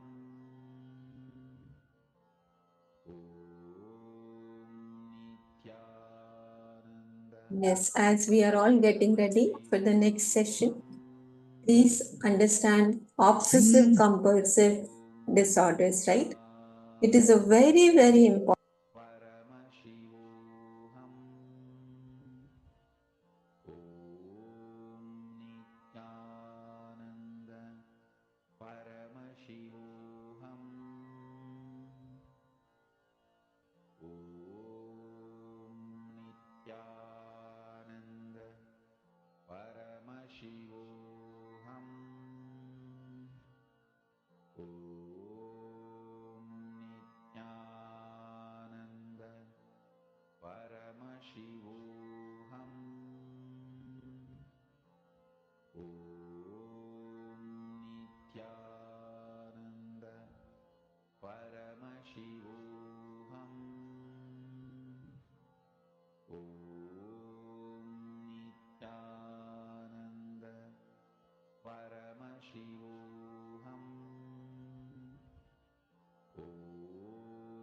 Nityananda Paramashivoham. Om Nityananda Paramashivoham. Om Nityananda Paramashivoham. Om Nityananda Paramashivoham. Om Nityananda Paramashivoham.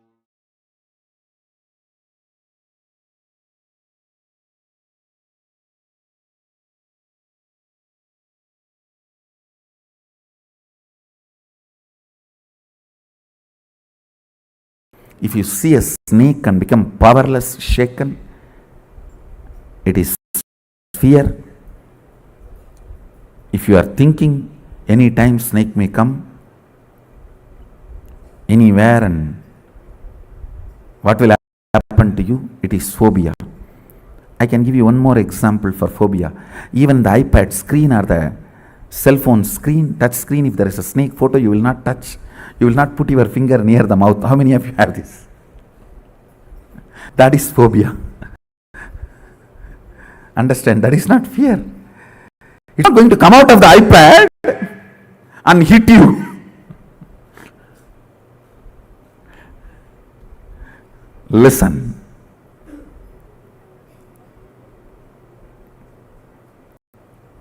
Fear is different, phobia is different. Fear disturbs integrity, but not completion. Completion is disturbed only by phobias. Look in and analyze, you will understand what I am saying. I'll expand on fears more. Listen. For example, fear of death. You always feel, I can handle when it comes. When it comes, you may not be able to handle. That will only disturb your integrity. Means where you respond, where you react. But inner space, you always come to terms with all the possible actual fears. It is law of your inner space. Whatever understanding your inner space has, if you are able to make it, live it in reality, that is called integrity. Listen. In the inner space, you may feel, I know, I can face it when it comes. And when it comes, if you are able to face it, it is integrity. If you have confidence only inside and you are not able to face it, when it actually comes, it is only completion, not integrity. Listen, I am analyzing deeper and deeper and taking you to the deeper and deeper level of completion.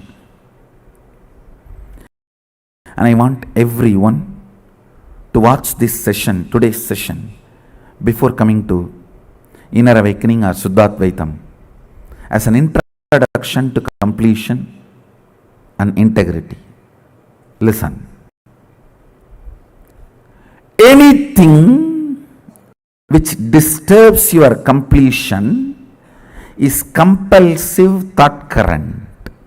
Anything which disturbs your integrity is compulsive behavior pattern. Compulsive thought currents need to be completed first. How to? All of you know. There is a clear completion method, completion technique and technology available. Pick it up and practice. Take this as this week homework. All the compulsive thought currents you have,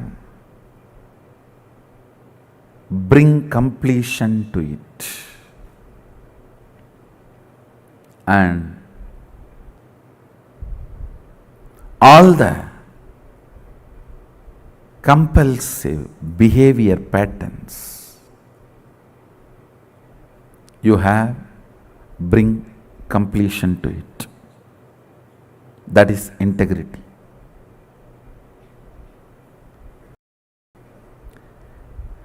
It can be as simple as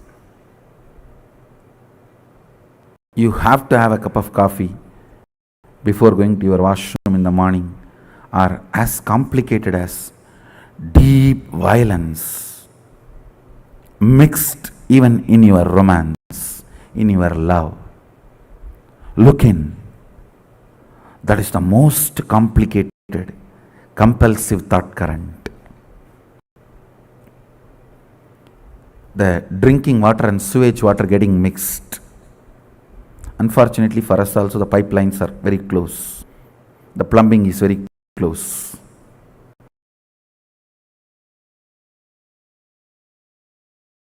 Liberating yourself from obsessive, compulsive reaction pattern, its suffocation is liberating yourself from delusion. Listen.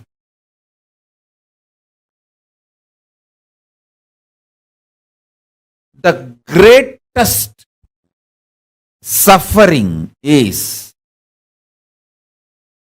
identifying yourself with your obsessive, compulsive reaction and suffocation it brings in your life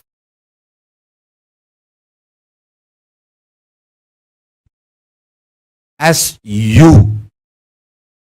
I'll repeat.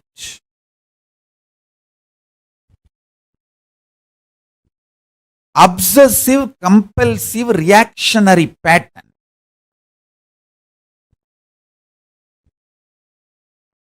You identify yourself with that pattern, and not only you identify yourself with that pattern, all the suffocation that pattern brings,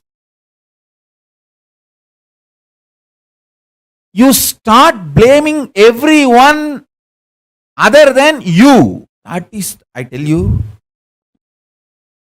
this is the worst delusion in the life. Even if you drink a cup of coffee, because of the obsessive compulsive reactionary pattern, it is drinking poison. Because the coffee is going to strengthen this obsessive compulsory reactionary pattern. Obsessive compulsive reactionary pattern.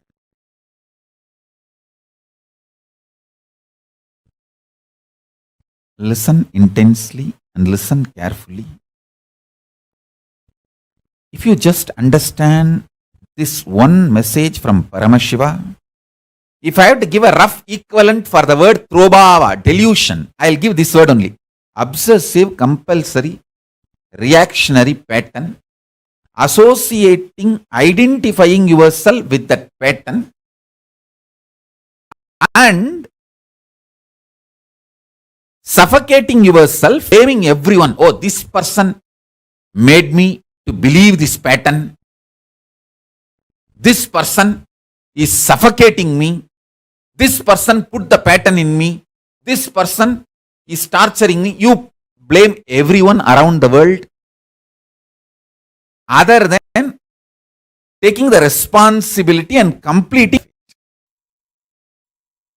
Whole Hinduism is focused on human beings experiencing conscious sovereignty.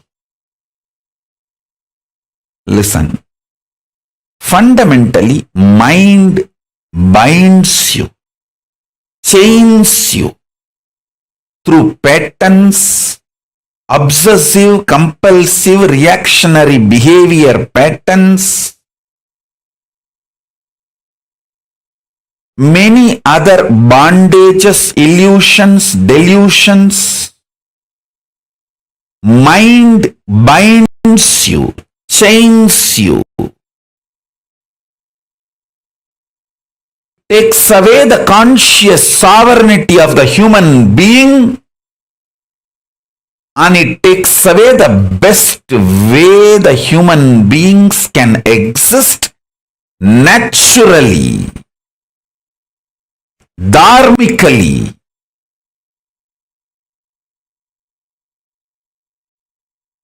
A simple human existence.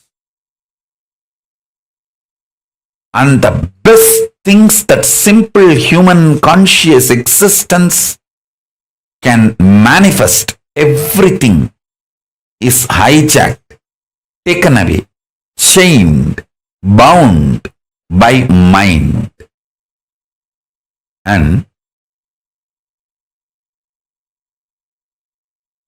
when you start manifesting ferociousness and break the patterns, manifest powers, mind is transformed into supermind.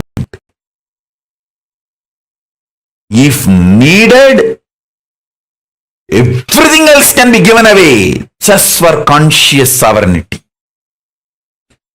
Conscious sovereignty is worthy of everything. Let me explain conscious sovereignty. Conscious sovereignty means I know I am consciousness. I manifested this body. this life, and I am going to be working on exhausting any bondage, chains put on me in the form of obsessive compulsive behavior patterns, reactionary patterns, any other bondage put on me. I will exhaust those karmas and break from those bondages. I will be ferocious and break those patterns and liberate myself, manifest powers, and reclaim my conscious sovereignty. This is my life. How many ever births I take, I know this is my life. Having this clarity, and whether you are facing a headache or headache giver or worst thing you think in your life. For some people, poverty is the worst thing. They're ready to die, but they don't want to live in poverty. For some people, death is the worst thing. They are ready to go through anything, but they don't want death. For some people, loneliness is the worst thing. They are ready to go through anything, but they don't want loneliness. Listen.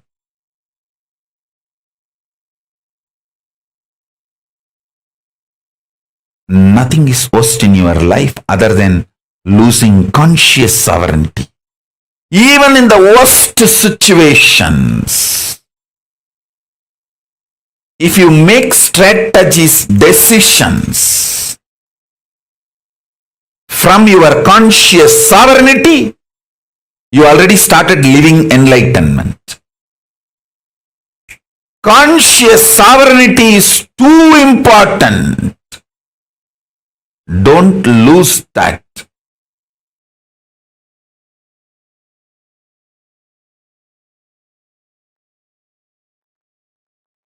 Ganapati is real. He's a living cosmic being.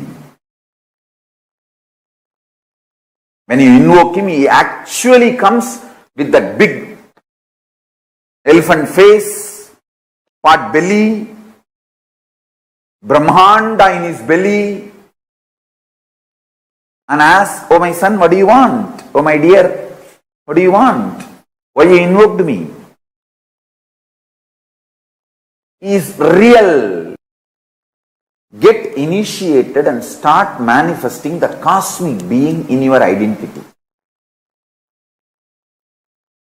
Understand? Paramashiva exists. He is a living being.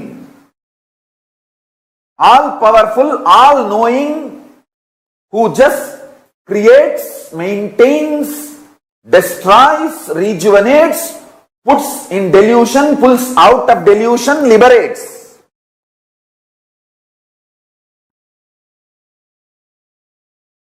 Who plays with these tattvas and principles, is a living being. Alive, who can respond to you now. Invoke him in your identity. What do you feel as you? The core of you.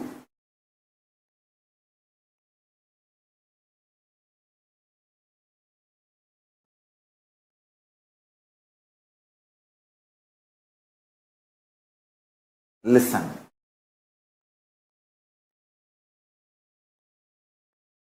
When you invoke him, invoking him in you needs only two things: initiation and your conscious will persistence, requesting him, asking him to manifest in you. Invoke him. See, when you invoke him, the fear-based, obsessive, compulsive disorders become irrelevant.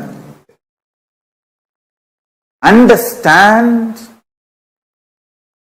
waking up due to OCD, manifests all types of complications and problems. Anyone who can wake up early morning due to IID, Ishta Devata inspired decision, no OCD. IID, Ishta Devata inspired decision. Just 11 days, I guarantee all your blood pressure, diabetes, everything will become normal. There will not be any stress on your system. Understand? Invoke the Ishta Devata in your identity. Morning when you wake up, your waking up should not be obsessive compulsive disorder, OCD, no.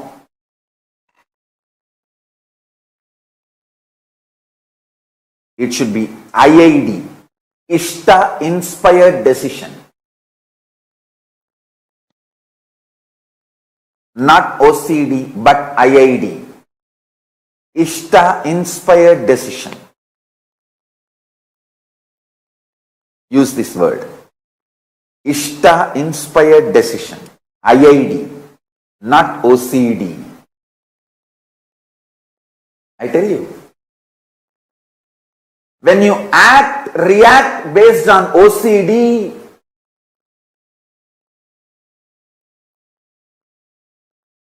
you feel stuck, suffocated. You don't know how to do, what to do, and finally end up in literally depression, frustration, living dead or suicide itself.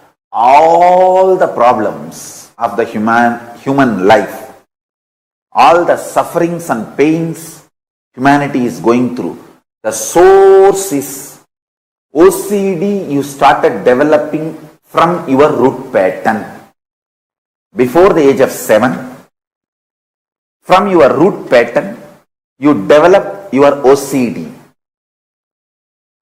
That is why in Hindu tradition, as early as possible, the child should be initiated and it should start manifesting Ishta Devata. Ishta Devata inspired, Ishta Devata mantra, Ishta Devata manifesting in its being. See, for example, morning, the moment I became aware of this world, the first thing is Paramashiva manifesting. There is no OCD for me to jump out of bed. No fear or greed or OCD to jump out of bed. Paramashiva is manifesting. Come on. Now Paramashiva will do his work. What a way to wake up.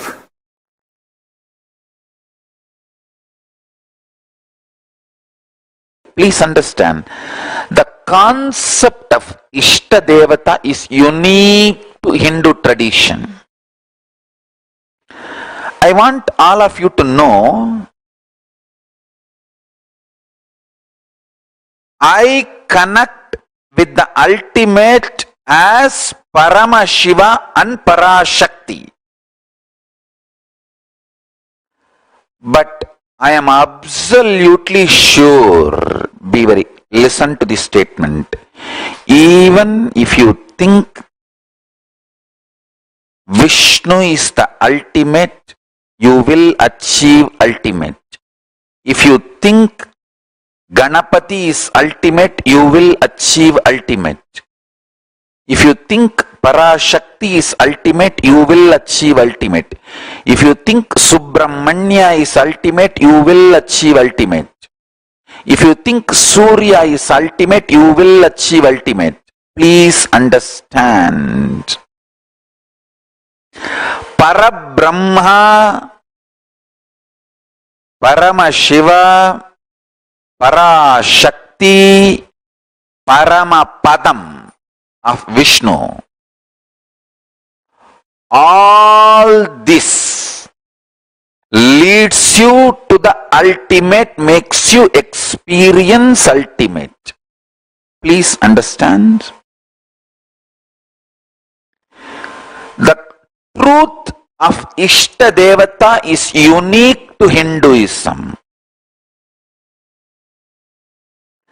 Let me tell you very clearly, I am revealing this truth, the ultimate secret, with the permission of Paramashiva, with the blessings of Kalabhairava. It is the truth as it is. Never ever worry which form of the God you are worshipping or connected.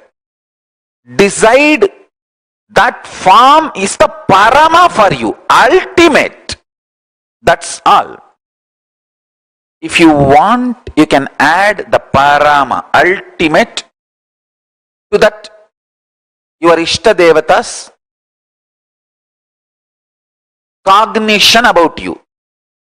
If Ganapati is your Ishta Devata, decide Mahaganapati, Paramaganapati, Paramburule, Paramburule, Mahaganapati, Mahaganapati, Paramburule, or the ultimate reality, O Mahaganapati. That's all. That's all. If you are feeling very deeply connected to Kalabhairava, say Paramburule Mahakalabhairava, Kalabhairava Paramburule, Kalabhairava Paramashivame. That's it. If you are connected to Vishnu, Paramapada Paramburule Mahavishnu, that's it. Understand, this Ishta Devata is the unique truth of Hinduism. I should say the Ishta Devata principle, truth, is the real ultimate grand narrative of Hinduism. Hinduism does not stand on one definition of God. Anybody who puts one definition of God on you is putting Kashta Devata on you. Because man cannot go through just one idea and reach the ultimate. No. Ishta Devata is the only antidote for all Kashta Devata. Listen carefully. The grand narrative of Hinduism is the truth of Ishta Devata, where the ultimate is available to you in the form you love, the form you like, and the form with which you want to relate. There is no small God, big God in Hinduism. If you decide Padanatambadi Karupanna Swami is your Ishta Devata, is the Parabrahma, Paramburul, Paramashiva for you.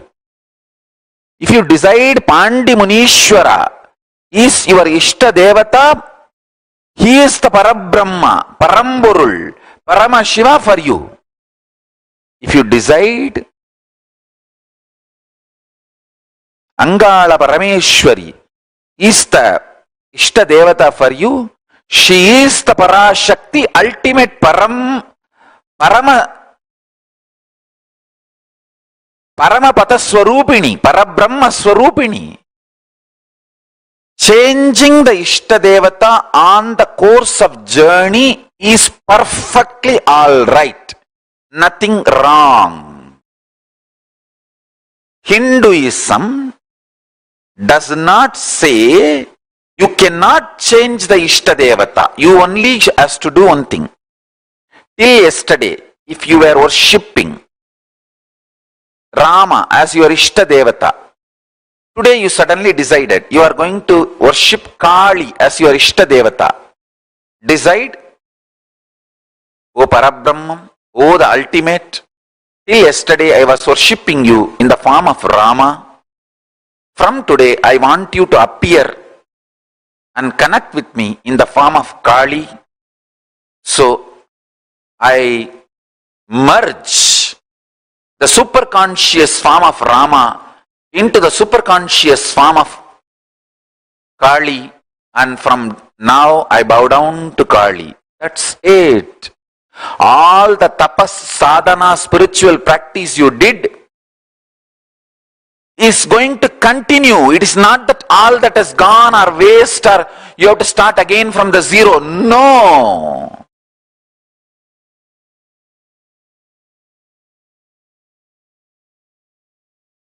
I am telling you from my experience. Just merge immediately the same strength with which you had darshan of Rama in your inner space, you will see Kali appears. The principle of Ishta Devata is one of the ultimate truth revealed in Veda Agamic scriptures. That is the ultimate grand narrative of Hinduism. This will integrate Hindus, and this is going to be the future grand narrative of Hinduism. The principle of Ishta Devata. I should say the truth about Ishta Devata. Ishta Devata Satyam. The Satya and Tattva and Jnana Vijnana about the Ishta Devata will be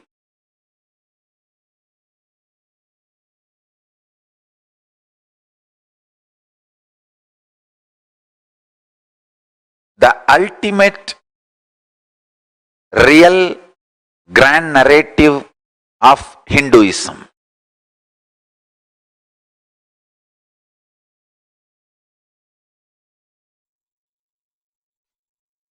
All your patterns, obsessive, compulsive, reactionary patterns, are not worthy. Life, Paramashiva's powers are only worthy to manifest, celebrate, enjoy. Listen carefully.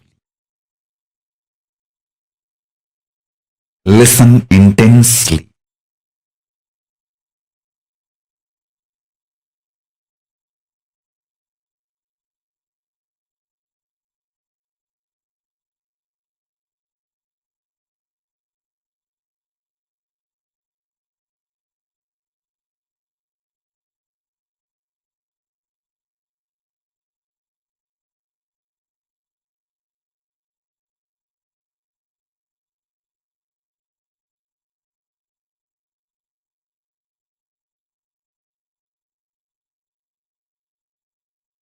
Unable to build collective integrity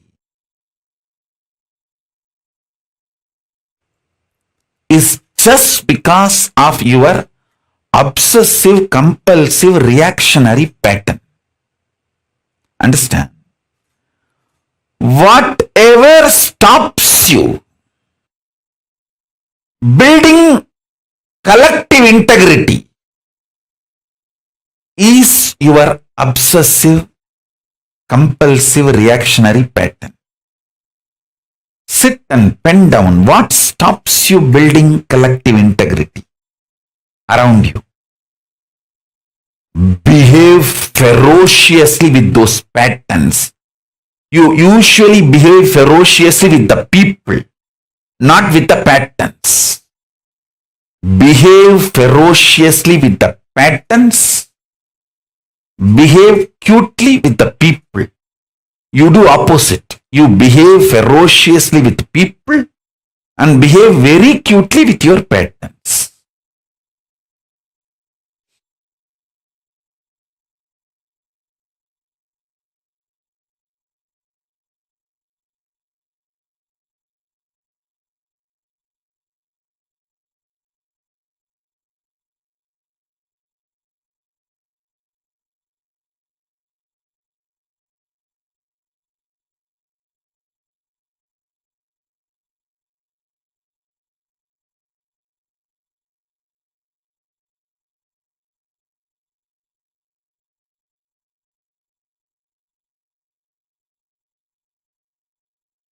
Every time you behave ferociously with your patterns and break, you manifest at least one power of Paramashiva.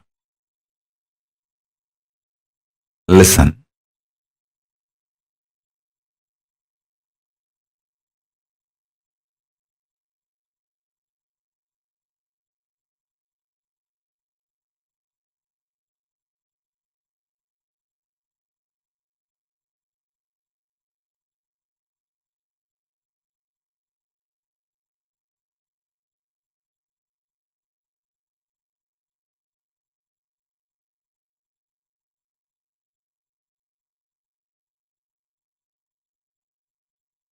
To behave ferociously with your pattern,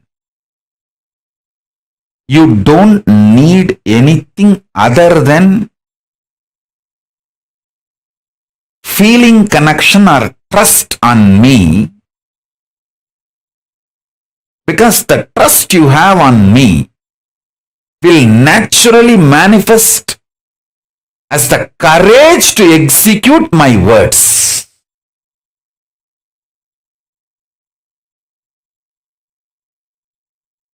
That is the way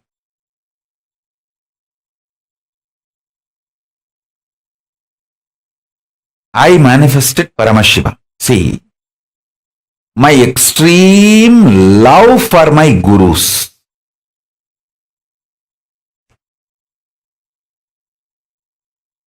my extreme love for my gurus,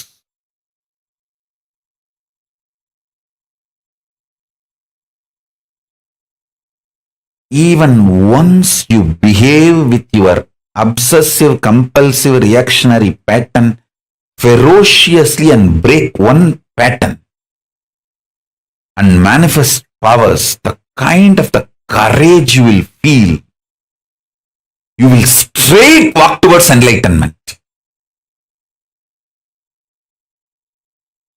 Because after that, every obstruction, every barricade, every stopping will look very funny.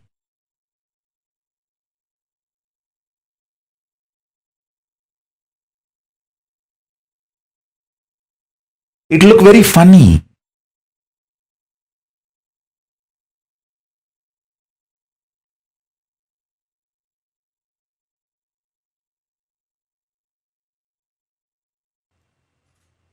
Ferociously, not softly, not politely, not mildly, but ferociously breaking the obsessive, compulsive, reactionary patterns is power manifestation. Paramashiva's powers manifest to beings who powerfully, ferociously break obsessive, compulsive, reactionary patterns. Srishti Sthiti Samhara Tirobhava Anugraha, generation, operation, destruction, delusion, liberation, all are manifested by me. In microscopic level, I am oneness. In macroscopic level, I am infinity. In the microcosmic level, I am oneness. In the macrocosmic level, I am infinity. Infinity and oneness is made up from the same material called me, Paramashiva. The me in this body, the me in your body is one and the same. The me in this body and me in your body, both are deeply in love with each other, intimate with each other, absolutely in oneness. We do not know separation and we have no separation. We are here to celebrate each other's existence. There is nothing in the life which can cause worry, inauspiciousness, fear, violence, feeling violated, anger. Nothing at all. I commit with you the responsibility to break the ice and propose to you.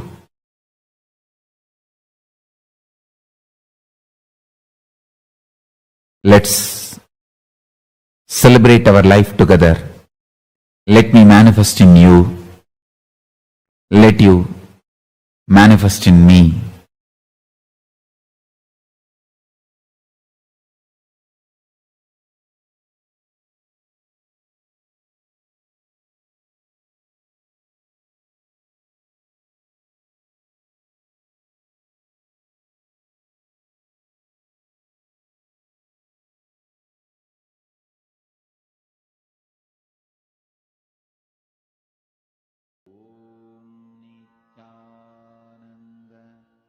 Paramashivoham. Om Nityananda Paramashivoham. Om Nityananda Paramashivoham. Om Nityananda Paramashivoham. Om Nityananda Paramashivoham. Om Nityananda Paramashivoham. Om Nityananda Paramashivoham. Om Nityananda Paramashivoham. Om Nityananda Paramashivoham. Om Nityananda Paramashivoham. Om Nityananda Paramashivoham. Om Nityananda Paramashivoham. Om Nityananda Paramashivoham. Om Nityananda Paramashivoham. Om Nityananda Paramashivoham. Yes. Satyanam, to all the participants who's watching us live right now, that was a beautiful revelation Swamiji gave on the science of completion with your obsessive compulsive disorder patterns. Well, all of us need to understand that this obsessive compulsive reactionary pattern, each and every one of us have. But how do we liberate ourselves from the cycle? How do we get out from it? You need to learn about it. Fundamentally, all of us need to understand that mind binds you, chains you through patterns, the obsessive compulsive reactionary behavior pattern, many other bondages, illusions, delusions. It takes away the conscious sovereignty of the human being. And it takes away the best way the human beings can exist naturally, dharmically. Swamiji is saying very beautifully, when you start manifesting ferociousness and break the patterns, you manifest powers. Your mind is transformed into supermind. All of us need to understand that the conscious sovereignty which each and every one of us are having, which means you are Paramashiva. That is your conscious sovereignty. If you realize this, understand, when you realize your conscious sovereignty which is there in each and every one of us, you start manifesting powers. Your mind will become super mind. Your brain will become super brain. Your body becomes super body. Your body expresses its extraordinary possibilities just through this conscious sovereignty alone. But instead of holding to this conscious sovereignty, what do we do most of the time? We chain ourselves to our patterns which you're having, to our likes, dislikes, everything which you're having. The bondages, the illusions, the delusion, all our incompletions, all our patterns, pains, problems, all these things only we bind ourselves with. Fundamentally, all of us need to understand that we are bounded by mind. You are chained by the mind through patterns, through these reactionary behavior patterns. And because of this, it takes away your conscious sovereignty which you have within yourself.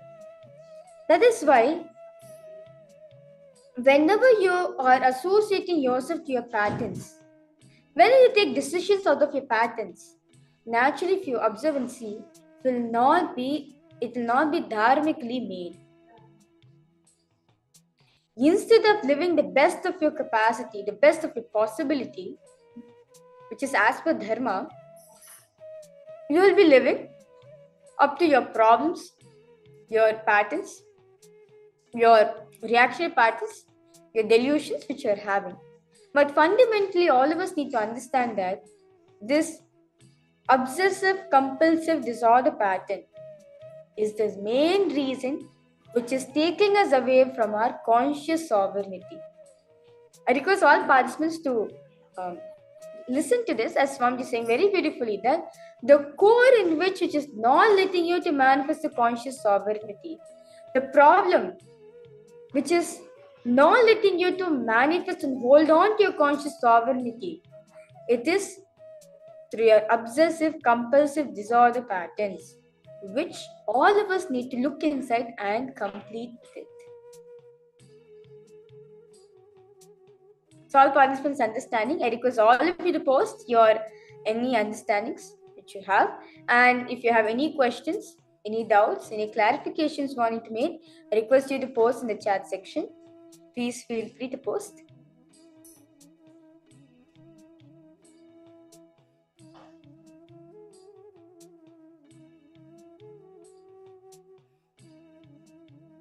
Yes. So now, let us look into our life. Pen down the top 5 obsessive compulsive reactionary patterns which you are having in your life. For example, you have the obsessive compulsive disorder of wanting coffee as soon as you wake up in the morning. If you don't drink coffee in the morning, what happens? All the suffocation that pattern brings to you, you start blaming everyone other than you.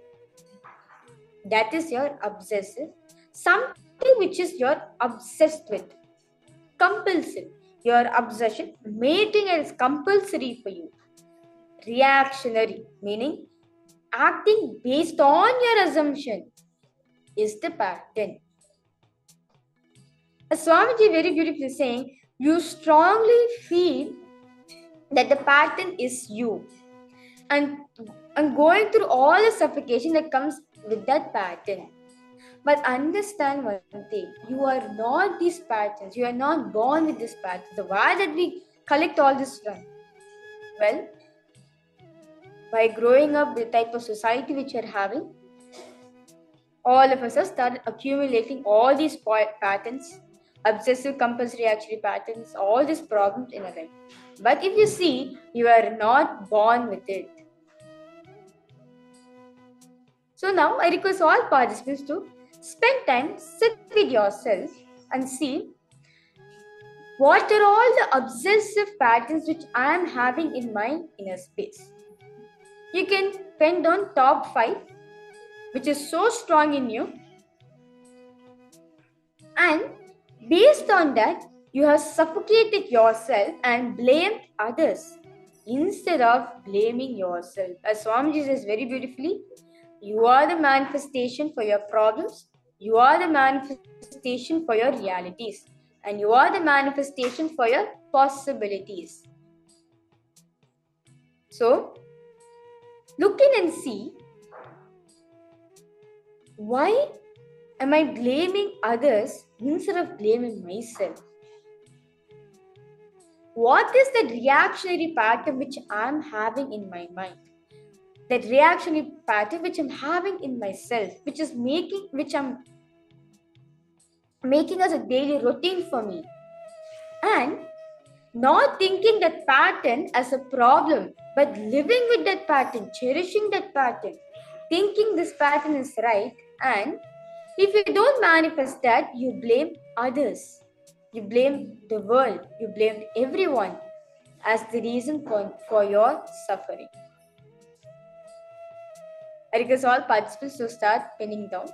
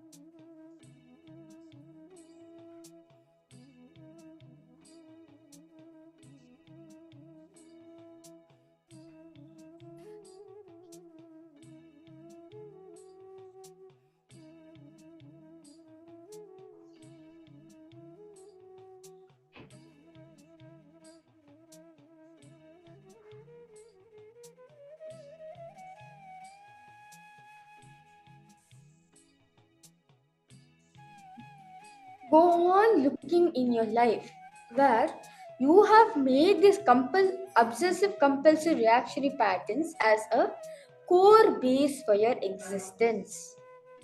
For example, you do not need coffee to wake up early in the morning. It's just a decision, but you have made this as a lifestyle for you. That without coffee, I cannot wake up. And if coffee is not given to me early in the morning, we blame others for not manifesting a reality. Pen down those instances where you have made these patterns, this obsessive pattern as your core, out of which you run your whole life with.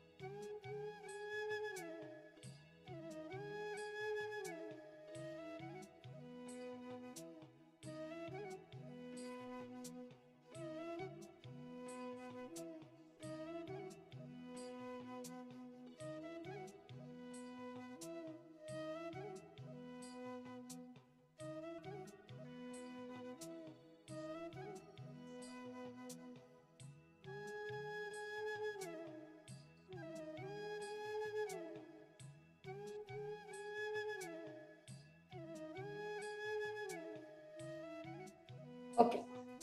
Now, all of you have written down top 5 obsessive compulsive reactionary patterns which you have in your life, where you have made these these patterns as the base for you to run your whole life, as a platform out of which you can make decisions for your life.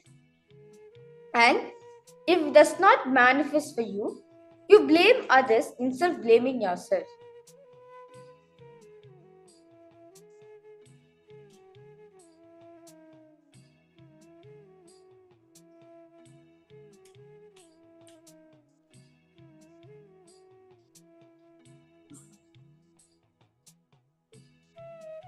So, many times what happens, these obsessive compulsive reaction patterns which we are running in our life, we do not take it as a problem.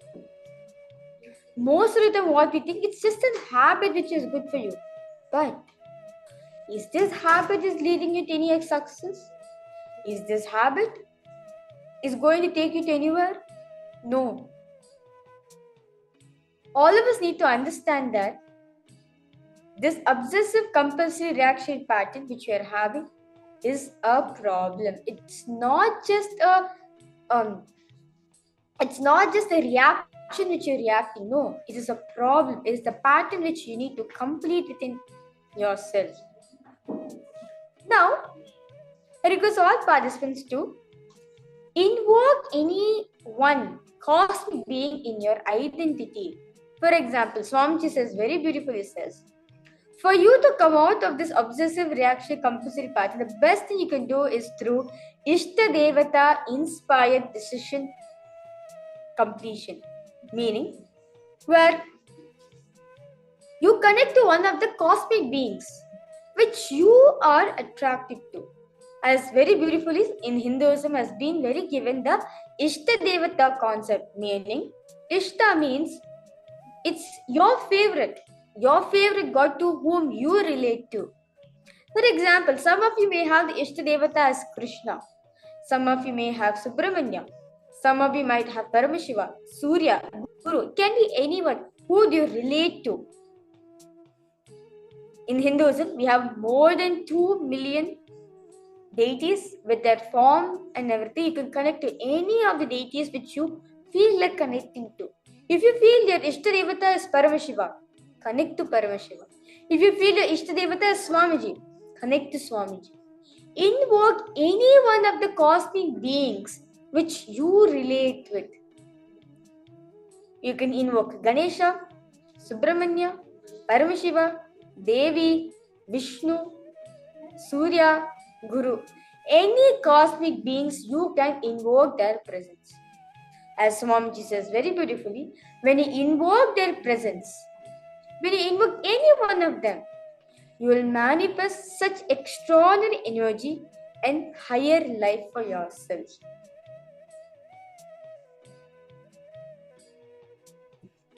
So, now I request all participants to take few minutes. Connect to the Ishta Devata which you are connected to. Invoke that presence. For example, if you are connected to Krishna, invoke his presence. Invoke the presence of Krishna to where you are. If you are connected to Swamiji, invoke Swamiji's presence wherever you are.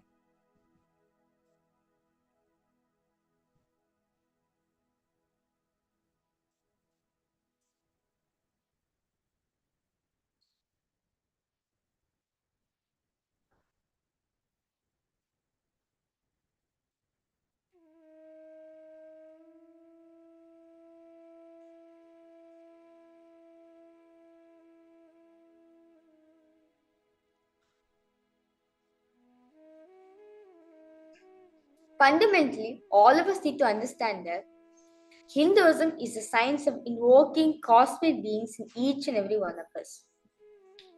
That is why, before even you start developing the primal OCD, before the age of 7, what is called root pattern, being driven by fear and greed. In Hinduism, you start manifesting your Ishta Devata. So, start manifesting Ishta Devata inspired decision. For example, in Swamiji's own life, morning the moment Swamiji wakes up of this world, the first thing is Paramashiva is manifesting. There is no OCD for Swamiji to jump out of the bed, no fear, no greed, or OCD to jump out of the bed. Paramashiva is manifesting right now. Come on, Paramashiva will do his work. What a way to wake up. That is the Ishta Devata inspired day living, where you are centered on the Ishta Devata, not out of your reactionary patterns, not your obsessive compulsive reactionary pattern which you are having, but running your whole life based on the Ishta Devata centric lifestyle. As Swamiji says very beautifully, when you live in the Ishta Devata centric based lifestyle, you will experience tremendous breakthroughs in your life, not just powers alone. In any field you go, you'll be able to master that field. You'll have a breakthrough in that particular field which you want to manifest. That is the power of Ishta Devata inspired decisions. For example, when you wake up in the morning, visualize Paramashiva. Understand that Paramashiva is only manifesting through this body and enjoy life. But instead of keeping this as a priority, instead of waking up with this mindset, we wake up with the mindset saying, oh, I need to wake up. I need to make coffee for myself. Only with coffee only I can start my day. Without it, I can't start my life. This is how all of us are living most of the time. Now, understand one thing. All your decision and its good, bad effects, results, success, failure, everything, finally, it takes it to your Ishta Devata. If you want to express your frustration or fight, express it to your Ishta Devata. You can fight with him, no problem. If you want to express your love, gratitude, express it to your Ishta Devata. In few weeks, you will see your whole life will start moving from obsessive, compulsive, disorder based to Ishta Devata inspired decision based, and then you are liberated. Swamiji says very beautifully, just by living this lifestyle, the Atmalinga centric based lifestyle, he can take you to literally unimaginable possibilities for you. Because the Ishta Devata is nothing but a representation of what we want to manifest. Yes, he is God, he is godly, but you have chosen him because he has manifested your reality. Because he has done some impact on you. That's why you have chosen him. So now, request all participants to connect with any of the Ishta Devatas which you are connected to. Connect to your favorite deity, your favorite God, which you are connected to. And start living your life based on them. Start making decisions based on that space of connecting to your Ishta Devata.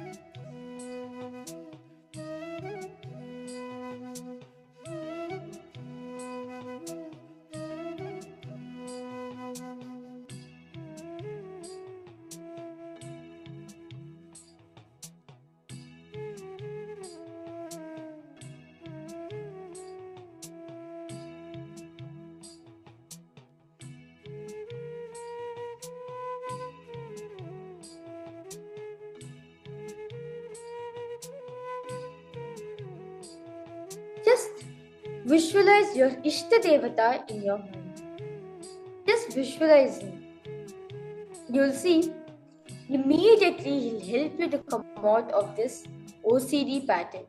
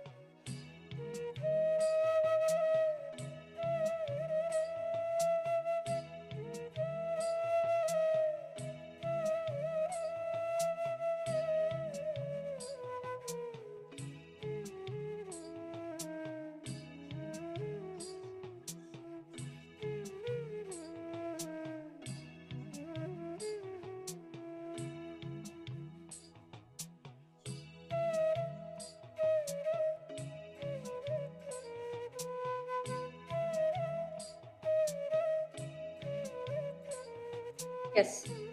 Now, understand one thing. Whenever you feel frustrated or you feel like fighting with someone, express it to your Atmurti or to your Swamiji, to your Ishtadevata which you are happy. Or you want to express your love, gratitude, compassion, you can express it to your Swamiji, to your Ishtadevata. All of us need to understand one thing. Just by living this Ishtadevata based lifestyle, you will not just manifest what you want. At the end of the day, you become that Ishtadevata. For example, if your Ishtadevata is Swamiji, be living with Swamiji 24/7, you'll understand you'll become like Swamiji. You'll have the best strategy as Swamiji. You'll be the best power manifester as Swamiji. In every field, whatever you manifest, you'll radiate that quality of Swamiji.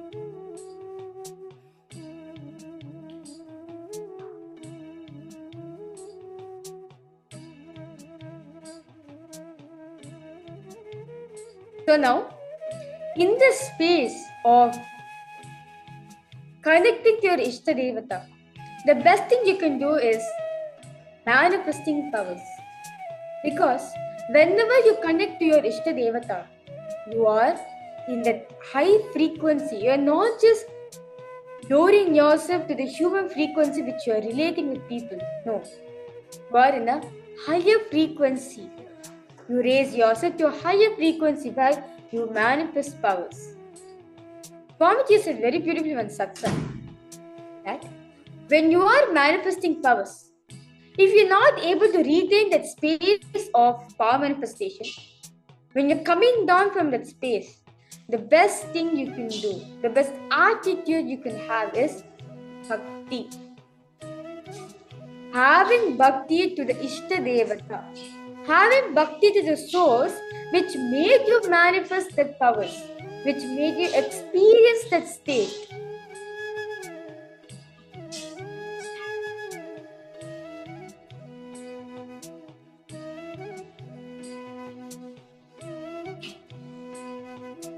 So, the best thing you can do now is power manifestation. In this space,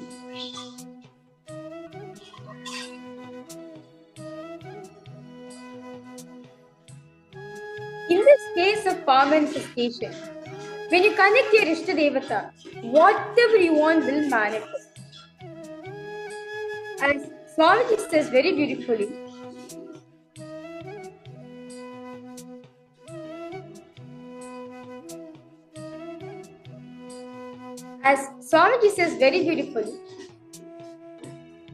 when you connect to your Ishtadevata, you naturally manifest their powers. For example, if you connect to Ganesha, you will see when you connect with him, you'll be able to manifest powers with him. For example, like Krishna, all of us saw in the Vishwarupa Darshan how Krishna expanded himself. Same way, when you're connecting with Krishna, you'll be able to manifest the same power of Mahima, where you'll be able to increase your height to your will. Everyone understanding? So the best thing you can do right now is power manifestation. Now throughout the whole day, all the participants were both beautifully manifesting the power of remote vision. In this round also, we'll be continuing to manifest power of remote vision. I can see many of the participants are excited to manifest this power of remote vision. I can see that Toti is so excited to manifest this power. So let us now manifest this power.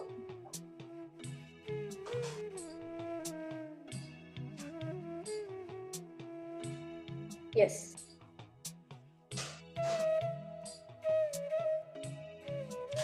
So now, I request all participants to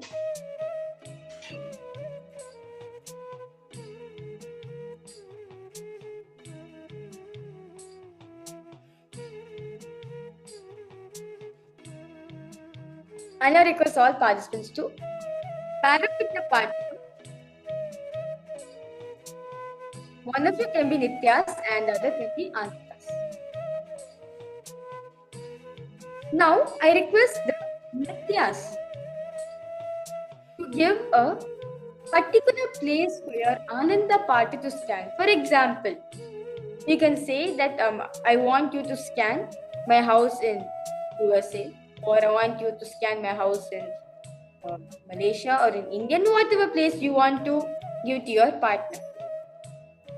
And your Ananda partner, because both Nitya and Ananda to sit with your head, neck and spine in a straight line, remember Swamiji in your third eye. As all of you are connecting yourself to your favorite Ishta Devata, just remember him. If you love Krishna, remember the Krishna Bhava which Swamiji radiated. Or if you connect to Swamiji form of Ganesha, connect to that form. Or if you connect to Swamiji form of Kalabhairava, connect to that form. In whatever Ishta Devata, in whichever Ishta Devata you are connected to, connect to that form.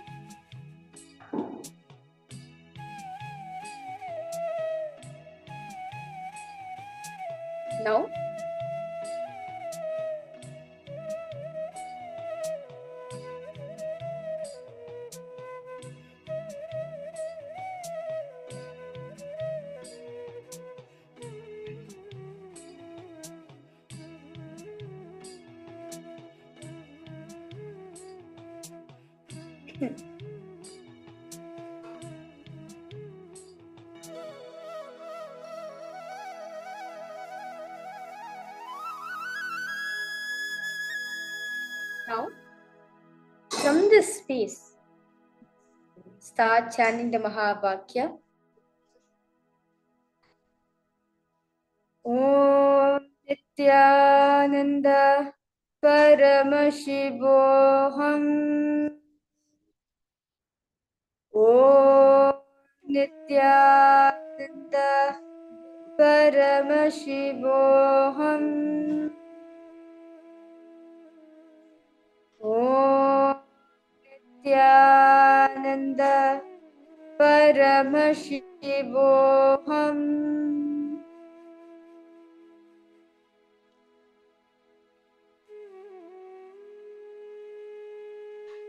Now, in the same space,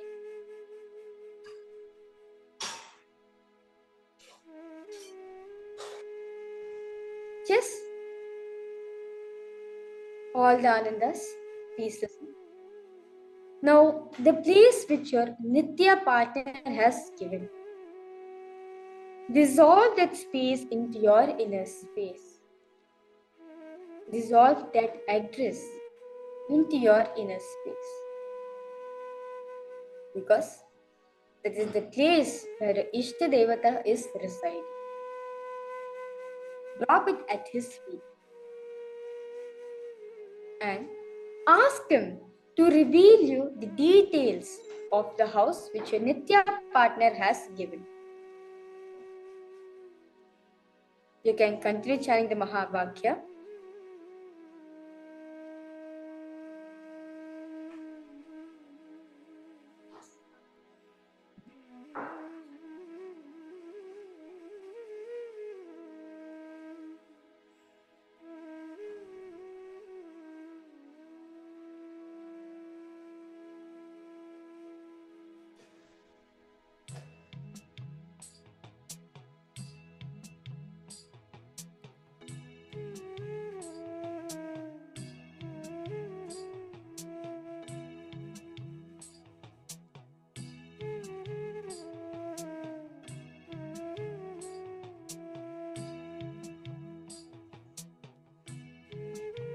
You'll see, Swamiji will show you the details of the house, such as colors, the layout of the house. You'll be able to draw the kitchen structure, the structure of the bedroom, the status of the house, whether it's furnished or partially furnished or not furnished.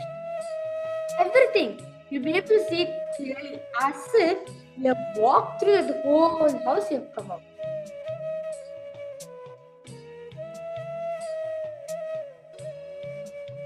You can continue to chant the Mahavakya. And all the Nityas, I request you also to chant the Mahavakya. Hold the space for your Ananda Pata to manifest. Swami is a very beautiful one, Satsang. Collective integrity keeps the ship afloat, meaning when both of you, when all the participants come together, hold space for each other to manifest the power. You will see not just you alone be able to manifest the power, but everyone around you also be able to manifest power. All the participants also be able to experience this power manifestation. So now all the Nitya partners, I request you also to chant the Mahabhakti. You can connect to Swamiji. You can connect to your Ishta Devata, which you have connected yourself to.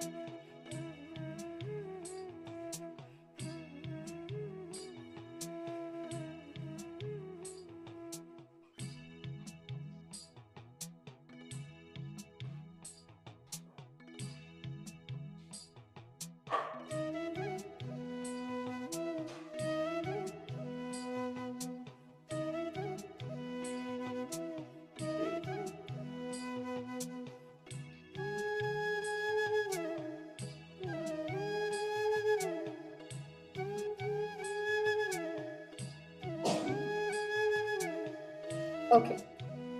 I now request all participants to relax. Slowly open your eyes. Now, because all Anandas to start revealing whatever Swamiji had showed you. For example, Swamiji showed you the status of the house. See what Swamiji showed you. Or Swamiji showed you the layout. You can draw the layout and send the picture to your partner. Or Swamiji showed you the detailed description of the house. You can type it down and send it to your partner. Whatever Swamiji showed you, detailing, type it down to your Nitya partner. And now I request all Nitya partners to verify the answers which your Ananda partner is giving.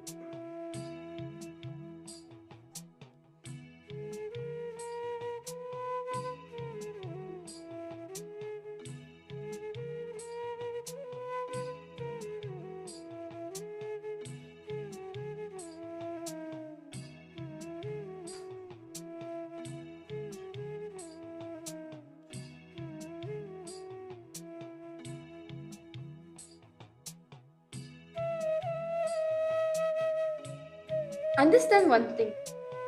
Your obsessive compulsive reactionary pattern is not you. You are not born with it. But instead of instead of seeing it as a problem which you need to look at, which you need to attend yourself to, we think that it is right and we start living with it. As Swamiji says very beautifully, we have been growing up with it without even having the idea that it is a problem. We think it is fine, it is okay, and we're going on living with it. But we need to understand that these reactionary patterns which you're having are not going to lead you to anything. At the end of the day, when you're 50 years old, when you just look into yourself, you will see I've only reacted to most of my time I spent in reacting for my patterns. Most of the time I spent in reacting to whatever people said instead of looking to myself, making myself productive. This is what happens most of the time. If anything is not moving for us, if something is not manifesting for us, we blame the other person as the reason. But you need to understand that you are the manifestation for it. You are the source for it. Even for this reactionary patterns also, you are the source for it. Many times what we do, when problem arises, we react immediately. But is our reaction going to lead us to something extraordinary? No.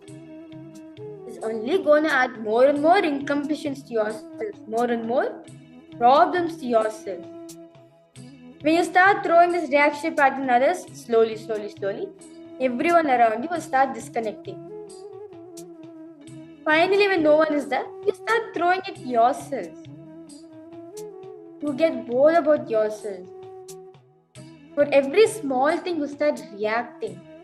But this is not the way how Paramashiva wanted each and every one of us to live. As Paramashiva has created all of us from the context of Ekoham Bahushyamaha, meaning let me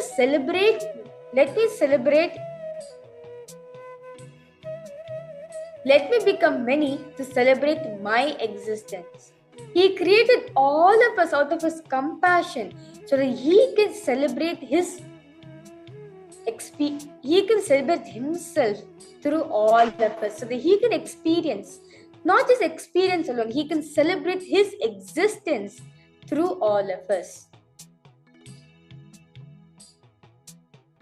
Understand one thing, whenever you're reacting to your patterns, you are replacing your inner space with reactions instead of Swamiji. The inner space which is meant to be the seat for Swamiji, you're just replacing the seat for your reactionary patterns. So, whenever you're reacting to situations, just remind yourself, I'm putting my reactions in my inner space. My reactions are not me. My reactions are not going to lead me to anything in my life. Only Swamiji is going to lead me to experience my highest possibility. Immediately switch your inner space to holding Swamiji. That's it. By living the Ishta Devata Atma Murti centric based lifestyle or Atmalinga. If you have an Atmalinga, start living with your Atmalinga. If you're having an Atmurti Swamiji, start living with him. For example, when you're going for shower, give few drops. Put few drops on Swamiji's head. Put few drops on your Atmalinga. Then continue your shower. If you're eating food, offer some naivedyam to your deity and then you offer. And then you eat. If you're going to sleep, you put him first to sleep, then you sleep. Or if you're going to office, carry him with you to the office and make sure he also sees what you're doing. That is the beautiful Atmalinga-centric based lifestyle which Swamiji is reviving for all of us to experience. Now, I request all participants to head to Facebook and share your powerful cognitions, your understandings, your experience you get from this completion process of obsessive compulsive reactionary pattern. You can post your power manifestation experiences. I'm 100% so sure that all the participants would have enjoyed it because all of you were connecting to your Ishtadevata. From that space you manifest this power. The best thing you can do is just continue to be in that space. As Swamiji says very beautifully, Kailasa's lifestyle is the temple-centric based lifestyle. When you relate yourself to an Ishtadevata, when you relate yourself to your Ishtadevata, you are not just experiencing your possibilities alone, but the peak, the best of your possibilities which you can manifest for yourself, which Paramashiva has ordained for you.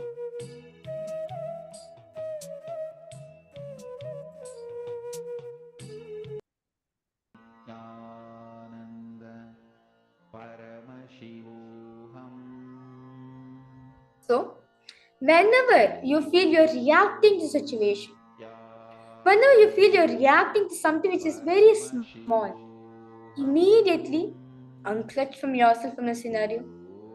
If that scene is triggering you, if just by being the scenario, if this triggering a lot, unclutch yourself from the scenario, unclutch yourself from the person. Then spend time with yourself, dig out what exactly is the reaction which you're having. Find out the root of it.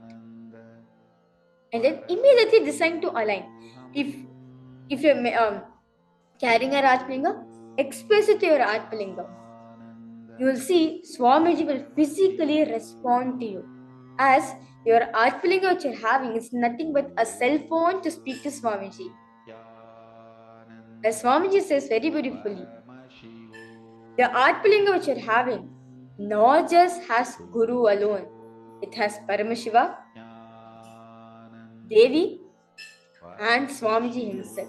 So when you speak to your Atmalinga, you are speaking directly to Swamiji. When you express yourself to him, he is going to give you the best solution for you to come out from it. So with this, we'll be moving ahead to one of the most important sessions which all of us need to listen to.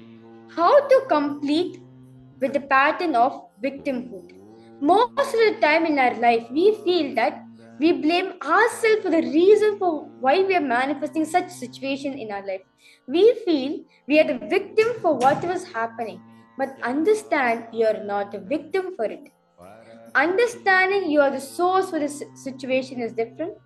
Understanding you are responsible for the situation is different, rather than blaming yourself for the cause of the situation.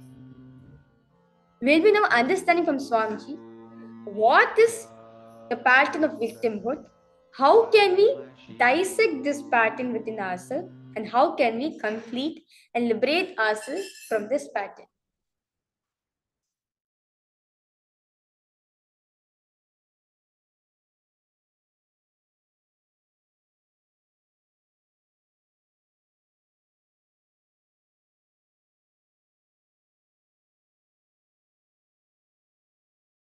Do not make your impossibilities sacred by justifying them to yourself and others.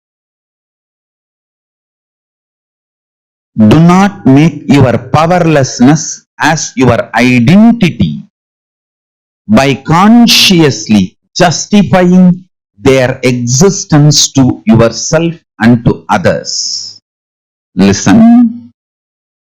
All your powerlessness, your problems, your impossibilities get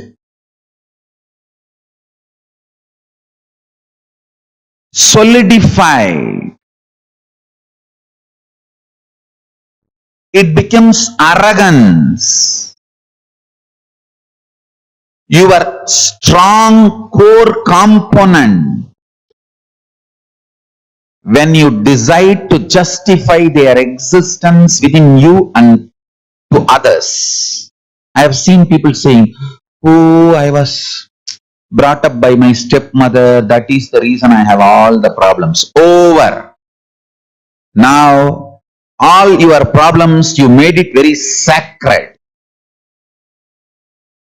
You have given them the right to exist in you, in others. Understand? When you say, oh, my root pattern is the root cause of all these impossibilities I have. Morning, why did you not create coffee properly? That is the question husband asked. And you start, oh, my root pattern is the problem.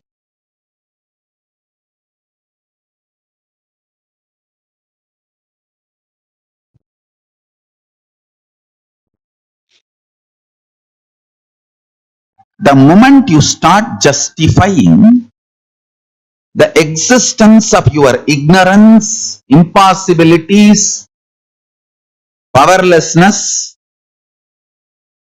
the mess up you do because of non-involvement, your own tamas, the moment you justify them to yourself with some reason, and the moment you justify them with some reason to others, you made them as arrogant, strong inside you.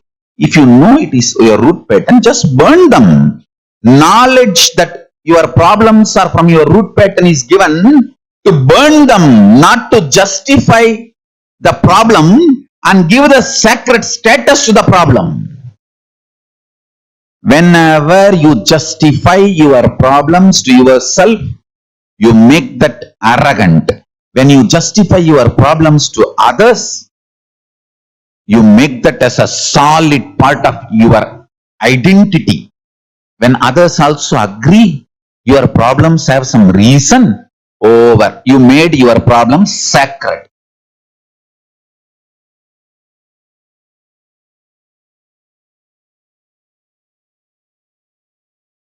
Now you will start worshipping your powerlessness. Listen to this truth again. Sadashiva made all of us in his own sea. S-E-E. I don't want to conclude it as seeing or seeing. See. Because one more understanding I want to share with you.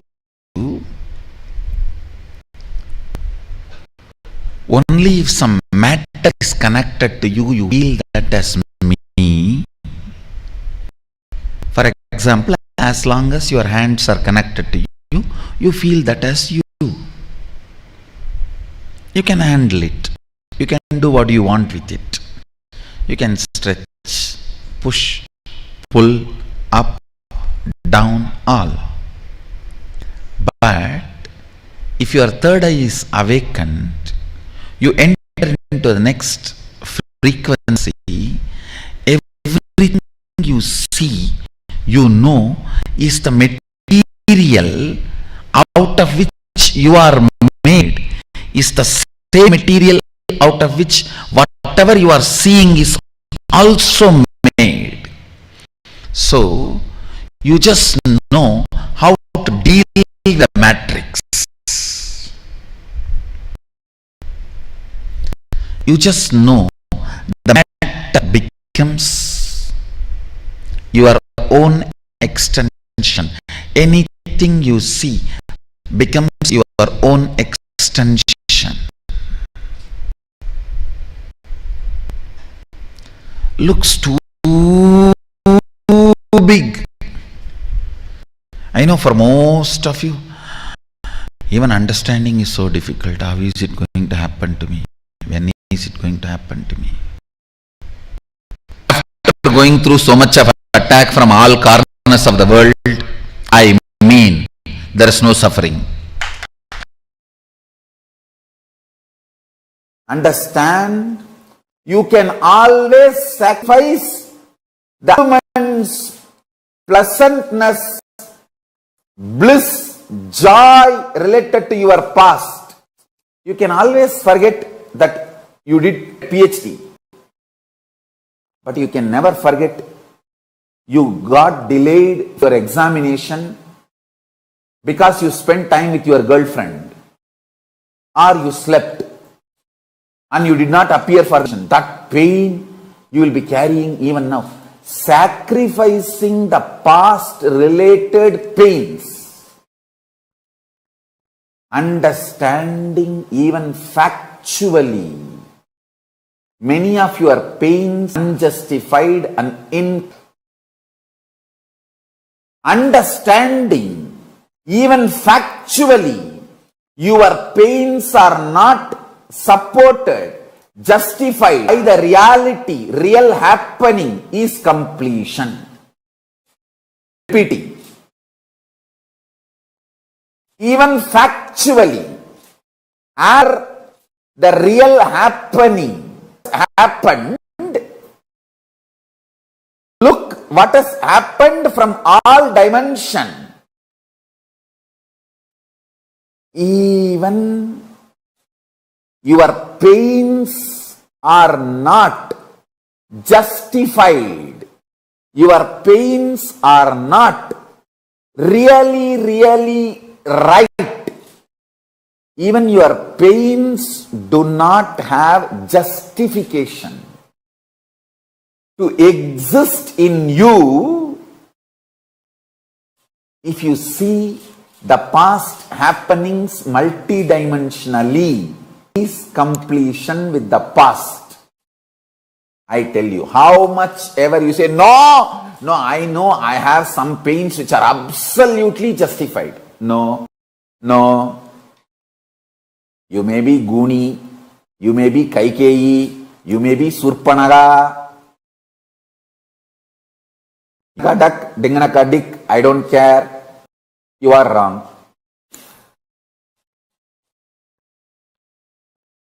Listen carefully.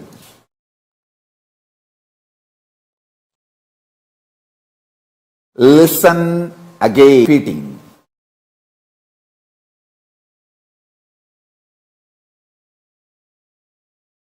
Looking at your past with the three-dimensional logic and understanding,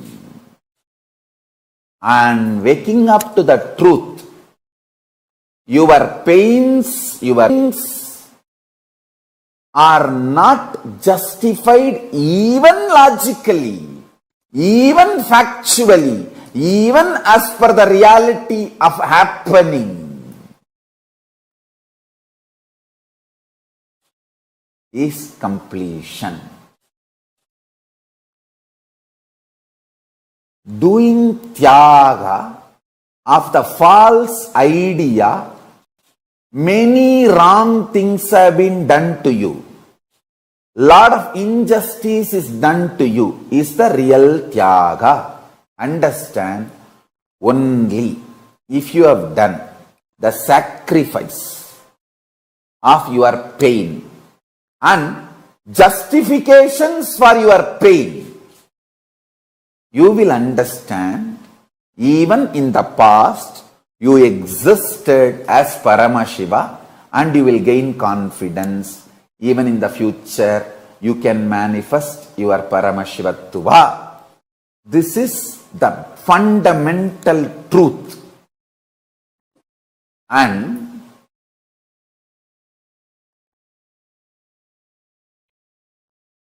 there will be gap between what I am saying, what you think as your reality. I know there will be few people saying, no, Swamiji, you don't know my life, Swamiji. You don't know my life.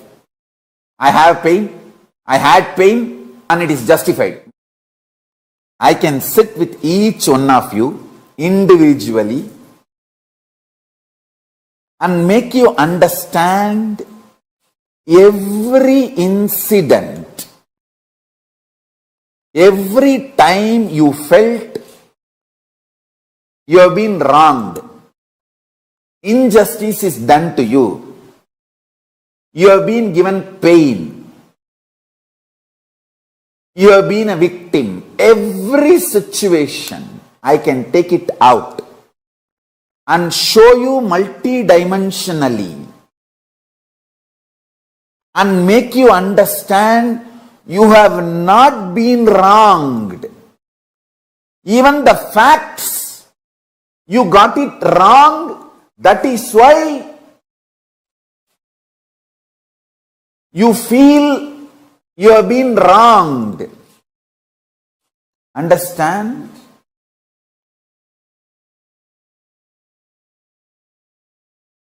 End of the day, whether you believe or not, I am Paramashiva. From that space, I am talking to you. And I am here to expose your false identity to you and make you real Paramashiva. Understand? When I claim I am Paramashiva, I am not claiming exclusivity. I am claiming my reality and your possibility. I am not claiming anything exclusive. I am claiming my reality and your possibility. That is why I am saying, I have changed the word. I am also Paramashiva. I am not going to claim anymore, I am Paramashiva. I am going to claim only, I am also Paramashiva. Understand? If I am successful in making you sacrifice the one pattern, you have been wronged. There was many injustice done to you. You have been victim. You have been cheated. Life has tortured you. Life could have been little more better. Life could have been more sympathetic. Paramashiva could have been more compassionate to you. All these patterns, if I make you sacrifice, if I make you do tyaga of all these patterns, my job is done. My job is done. You will start manifesting, Swamiji, I am Paramashiva, Swamiji. You are right, Swamiji. I should not have tortured you so much to make you go through so much to make me understand this simple, straightforward fact. I should have got it the day one you told me. Understand, it is simple, straight reality. Only the conscious, ferocious decision can make you powerless, can make you get out of powerlessness. Can make you free from powerlessness. Understand? I tell you. I'll tell you what is tyaga. It's like you got into an accident, you crashed, you have almost gone other than one single breath to somehow push your body out and get out of the vehicle. That moment how you will push yourself and get out of the vehicle, that is what is declaration of tyaga. Collecting your whole energy and pushing you, come on. I am declaring tyaga of this old mind and identity. The whole thing.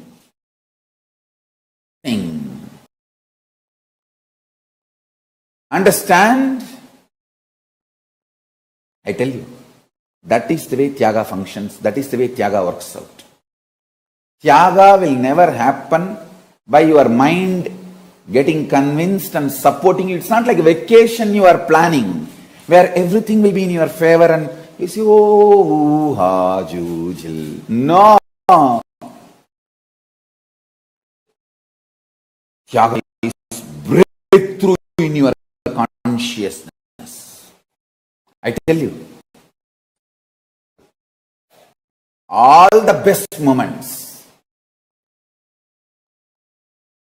in my life was decisions made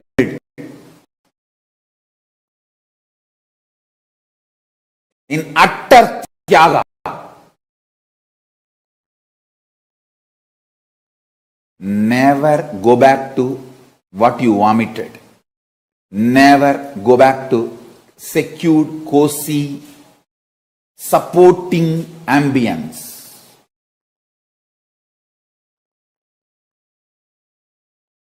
Renounce higher and higher. The moment you go higher, renounce that also. When you go next level, renounce that also, but never come down.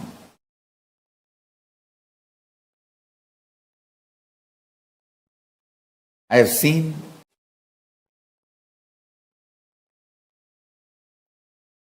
how the Tyaga works.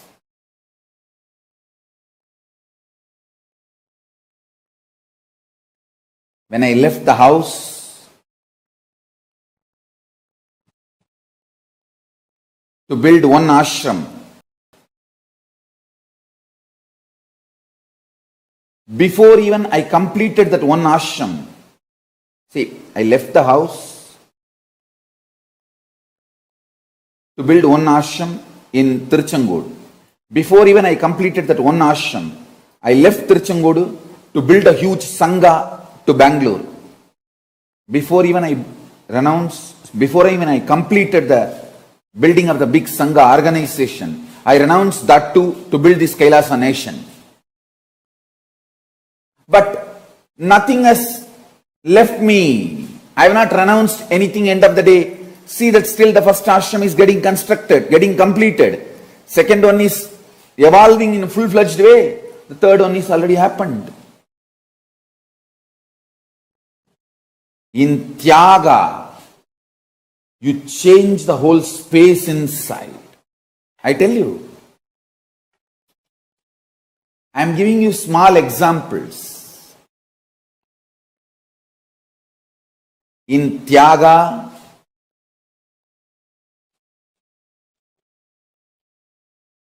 you don't lose anything. You only lose one thing, the powerless mental setup. The powerless mental setup you carry, you lose that. You break that. Do not expect your mind to get convinced about Tyaga and you doing Tyaga. No. If your mind is convinced, then it is a cunningness. It's a trap. You just decide, hey, I heard about Paramashiva. I don't have a complete route to become Paramashiva, but I am deciding. Whatever with little known, I am going to fly towards Paramashiva.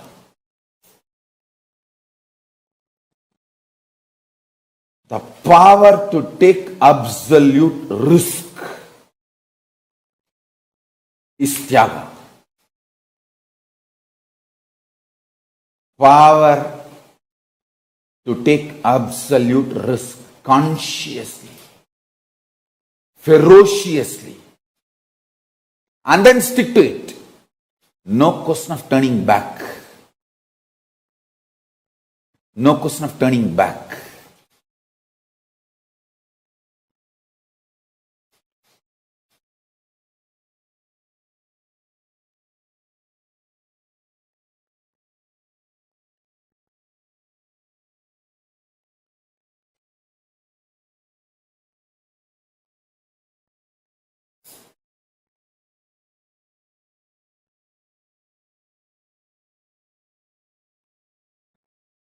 Every time when people are deluded, the only question they raise, Swamiji, somehow I am not having that confidence, decision, I should do Tyaga. Only then you should do Tyaga. You are now sick, deluded.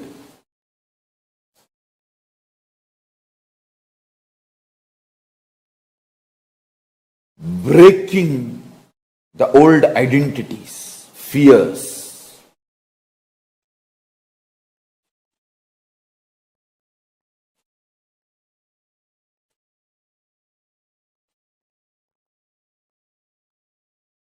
Throwing away all the so-called securities, plan Bs, backups.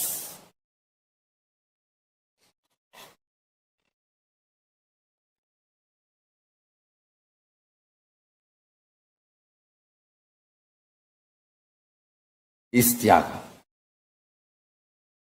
That is Tyaga. Tyaga gives absolute fresh life. It breathes fresh life into you.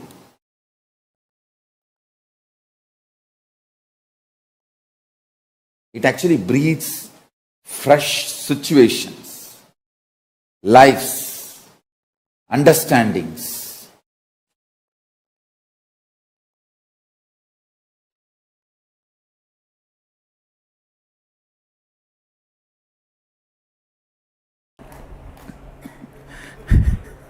You are real son of the cosmos.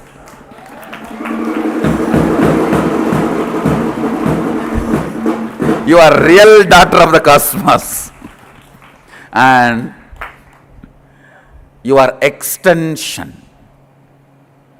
When your son or daughter wants to fulfill their reality, manifest their reality, you celebrate.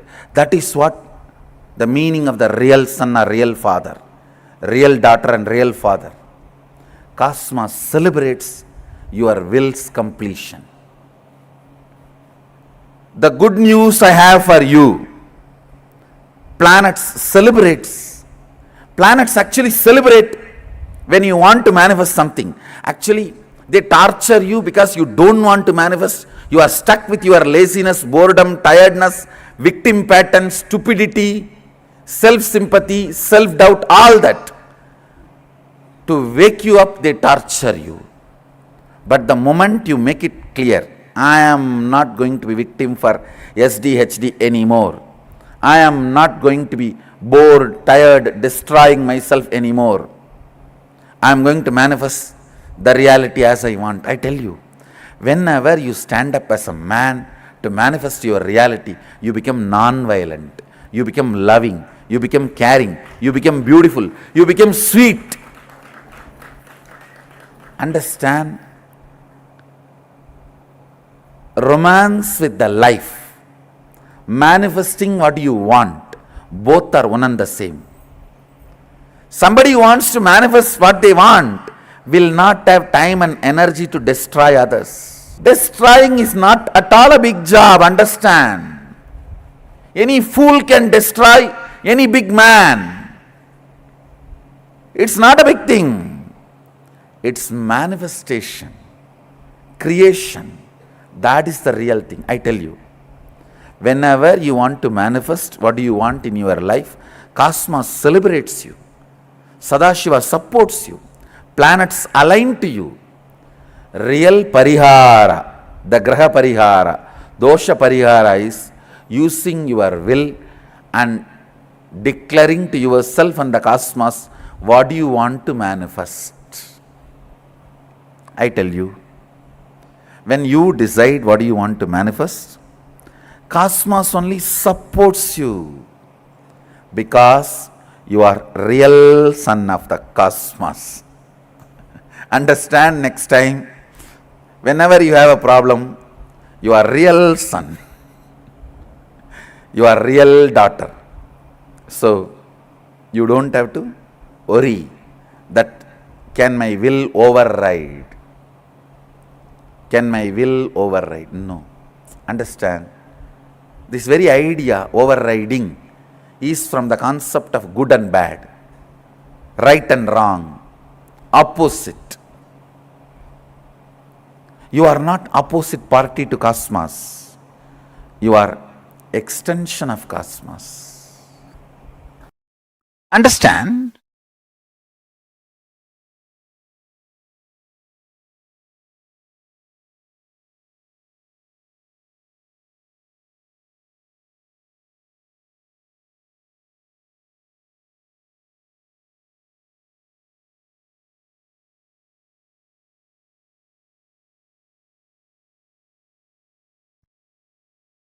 The most powerful sacred truths, when it is lived, it explodes as intense love. Love for people. love for yourself, love for others. Understand?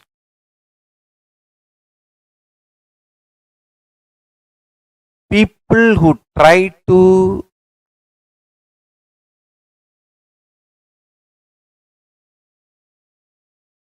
infuse poison, violence, vengeance, anger, frustration, feeling exploited, victim mood, all that in you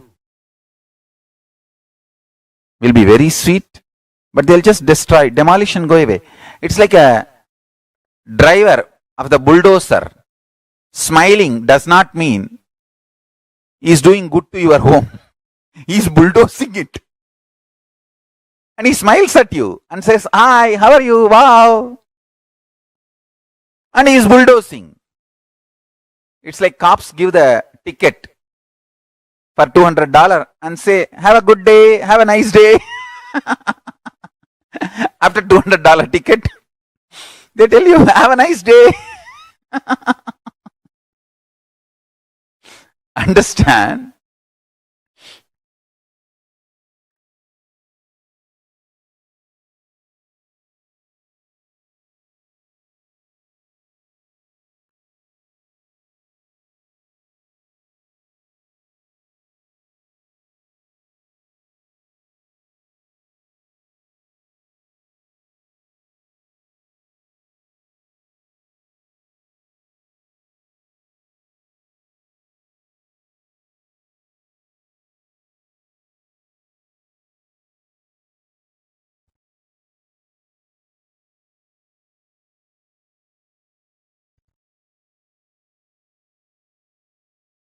Anyone wants to achieve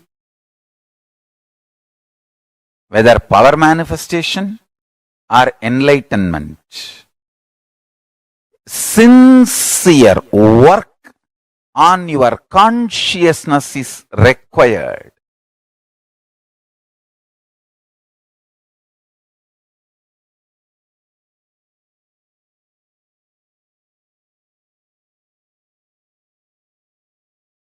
Consistent, persistent.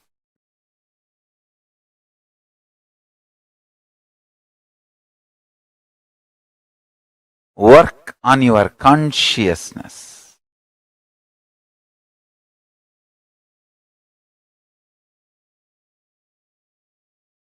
I strongly recommend all of you every day try to read the Bhagavad Gita commentary I wrote.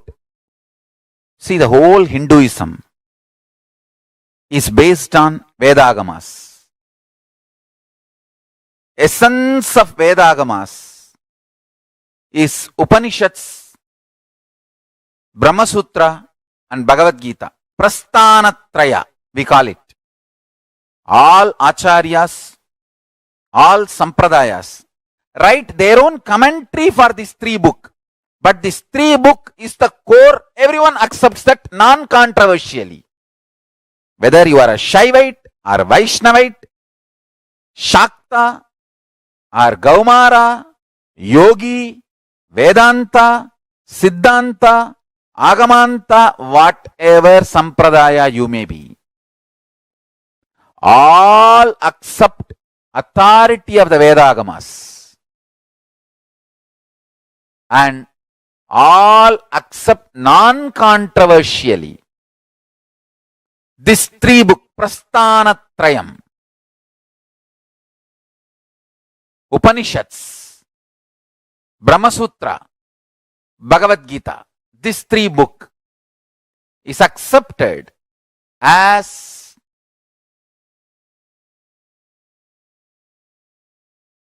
the core book, or I should say the core principle of Hinduism.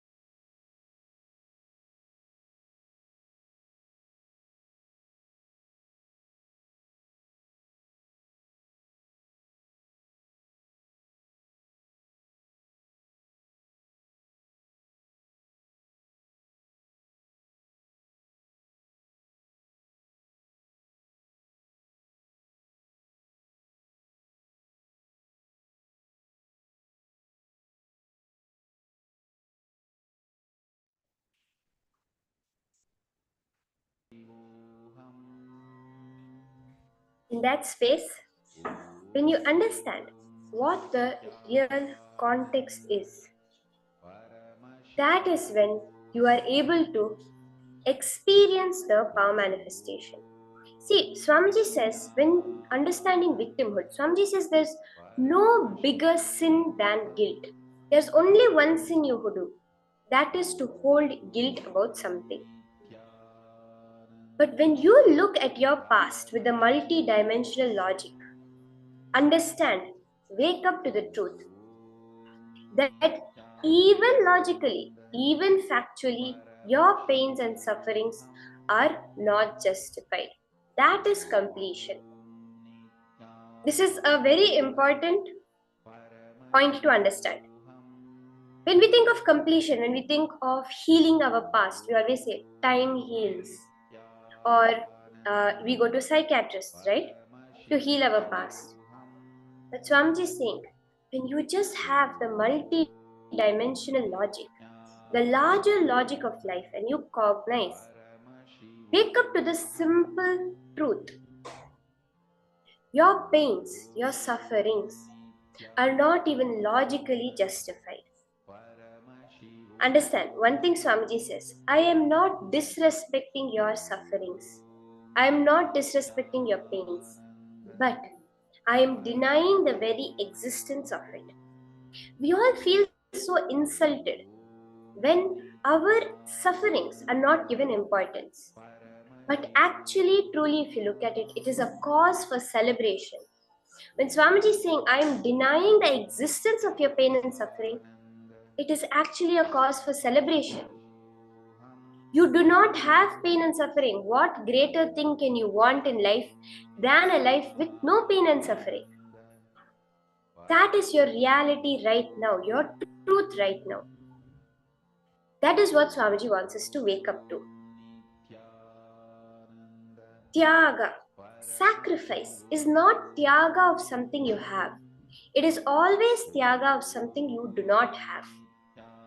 The false ideas, many wrong things have been done to you. The false idea that you have, the feeling, I have been wronged, your victimhood, that is what is tyaga, giving that up.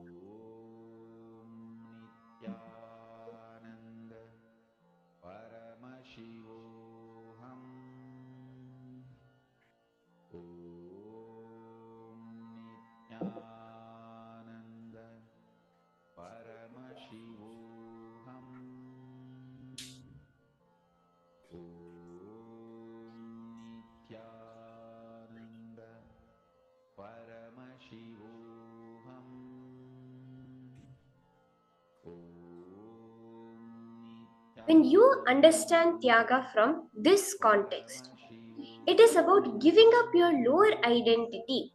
That's all is tyaga. When you understand that what all you're holding on to as your past, as your suppositions that this is what is wrong happened to me, I have been victimized like this. When you give up all of those, that is real tyaga. How many of you are understanding this powerful cognition that Swamiji is giving actually? Any feelings are coming up, any things you are holding about this cognition? If you have any doubts, any questions, you can post it in the chat. In this session, Swamiji is really giving us a breakthrough. He's telling us how to be free from our victimhood consciousness. See, the feeling that you have that I have been done so much injustice to, so many wrong things have happened to me. Doing tyaga of that feeling is real tyaga.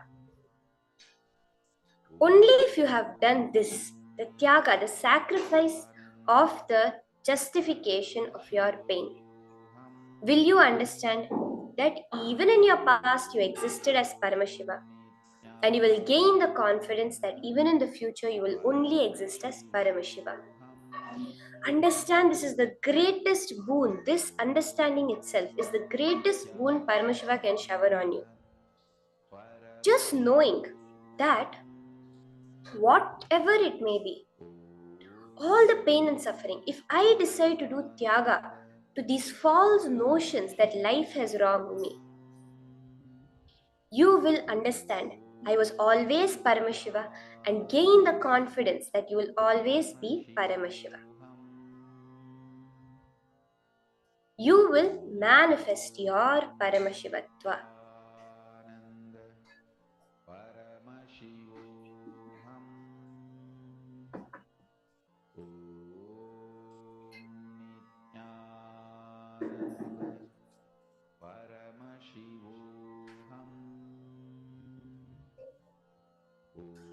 Actually, Hinduism very beautifully reveals, as I was revealing, the only sin we do is feeling guilty, because in Hinduism, very beautifully it reveals, Shrinvantu Vishve Amritasya Putraha.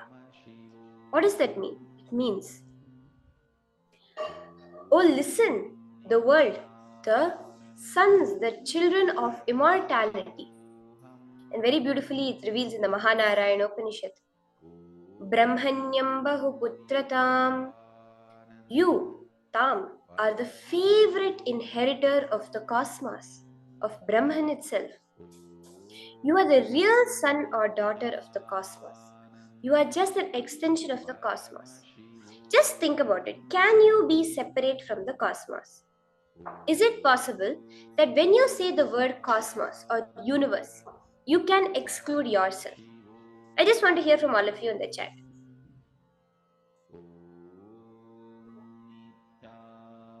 When you say the word cosmos, universe, world, existence, can you exclude yourself from it? I request all of you to post in the chat what you think. Ma Jnana Guru Prasadini, Ma Mahabhairavanyana Swarupini, Ma Lalita, Ma Maria Kalinina, Ma Anupama Menon, all of you can post. When you say the word cosmos, can you exclude yourself from it?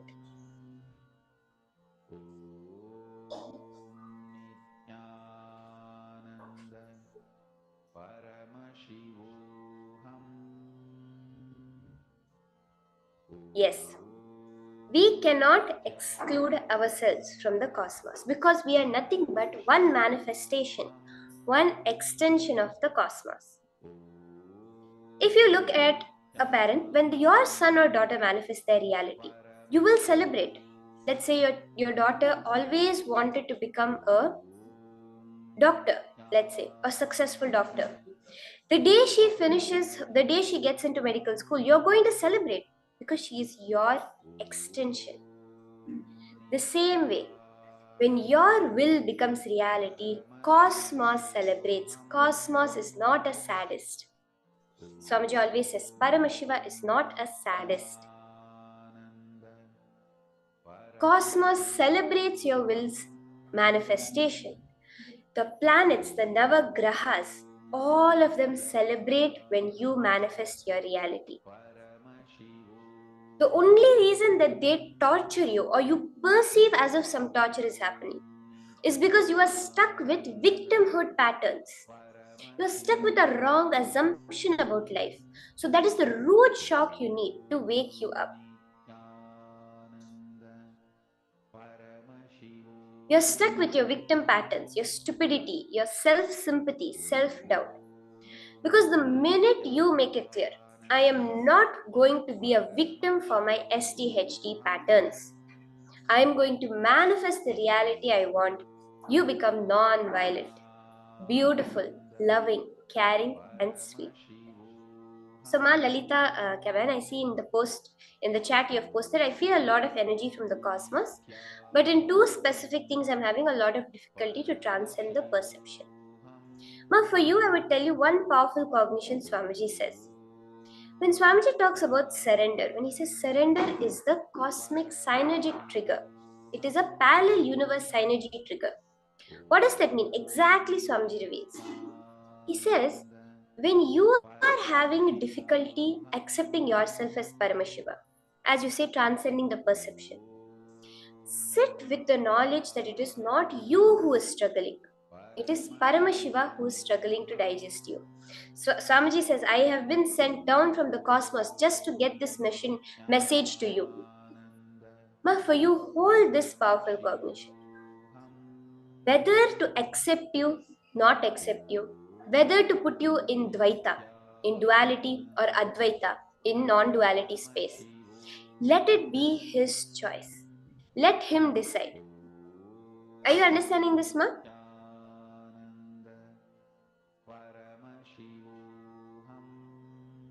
Actually, Swamiji says in the satsang, he says, STHD, do not use your will. When you bring self-victim patterns, you are using your will as a toilet broomstick.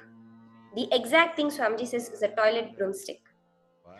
Use your will as a rolling staff to rule your reality. That is what your will is for. Ma Lalita, it's just sitting with this space, understanding that Paramashiva will decide what needs to happen for me. See, ma, wherever you are feeling that I'm finding it difficult to go beyond my perception still feels more real. Wherever that feeling is coming up, ma, just sit, understand the powerful cognition. Whether I should be in the space of ultimate oneness, whether I should be beyond this Maya matrix, this perception, or whether I should remain in it for now, Paramashiva will decide that. I will say, Paramashiva, you take care. Swamiji, you decide where I should be, what space I should be in. And that is how you will manifest your reality. There's a very, very beautiful incident in the life of Bhagavan Ramakrishna. So, Ramakrishna Paramahamsa, he had so much, he's a very ancient, he's a very great master of Hinduism. Actually, Swamiji says, one of his first feeling connection was with Ramakrishna Paramahamsa. So Ramakrishna Paramahamsa, before his enlightenment, he was actually an ardent devotee of Devi Kali. He was a very, very intense devotee of Devi Kali. And for him, his life was Kali. Everything was Mata Kali. So just with that intensity, he was able to burn out everything, every karma, every thought, every pattern, and reach the space which is called as Savikalpa Samadhi. The Samadhi in which form of the deity still exists. But that one idea, that one form of Devi Kali which he had clutched onto, he was unable to let go of that. So a guru enters into his life, that is Totapuri. He is known as Totapuri. And he is the guru that enters into Ramakrishna Paramahamsa's life. And when he enters into Ramakrishna Paramahamsa's life, he says, I've come here to teach you how to go beyond the form from Savikalpa Samadhi into Nirvikalpa Samadhi. That time Ramakrishna Paramahamsa says, is it so? Okay, let me ask my mother and come back. And he runs into the temple. Totapuri is little confused. Whatever Leela that he's playing, he's like, he said he's asking his mother, is his mother staying inside the temple or something? And then he comes back and says, yes, my mother said I can learn from you. She only sent you to teach me. I will learn from you. So Totapuri teaches him and he says, use your mind as a sword to cut the form of Kali. But then Ramakrishna Paramahamsa, before this, when he tells this, that time Ramakrishna Paramahamsa says, you're telling me to cut mother's form. Is it so? I will ask permission from Kali, from my mother. And he goes to the temple and comes back saying, oh, mother told me I can cut her form. That became such a strength for him. Are you understanding this story, ma? The same way, whenever Swamiji is telling you, go beyond the perception, again go back, drop it at Swamiji's feet. When Totapuri came and told him, go beyond Kali's form, he went and asked Kali, can I go beyond your form? Because that was the space of feeling connection which ultimately led him to experiencing the ultimate space of Nirvikalpa Samadhi. Are you understanding this, ma? Is it clicking with you?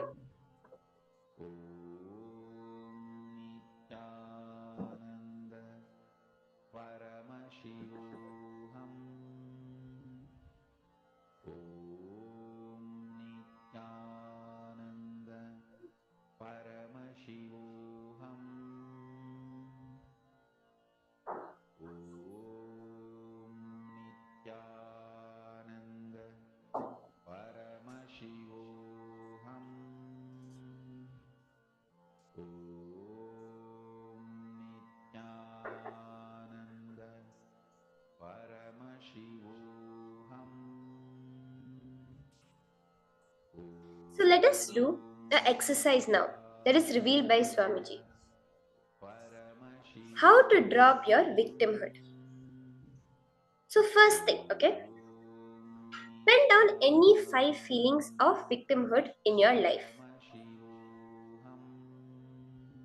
Any 5 places where you really feel victimized. You feel that injustice is being done to you.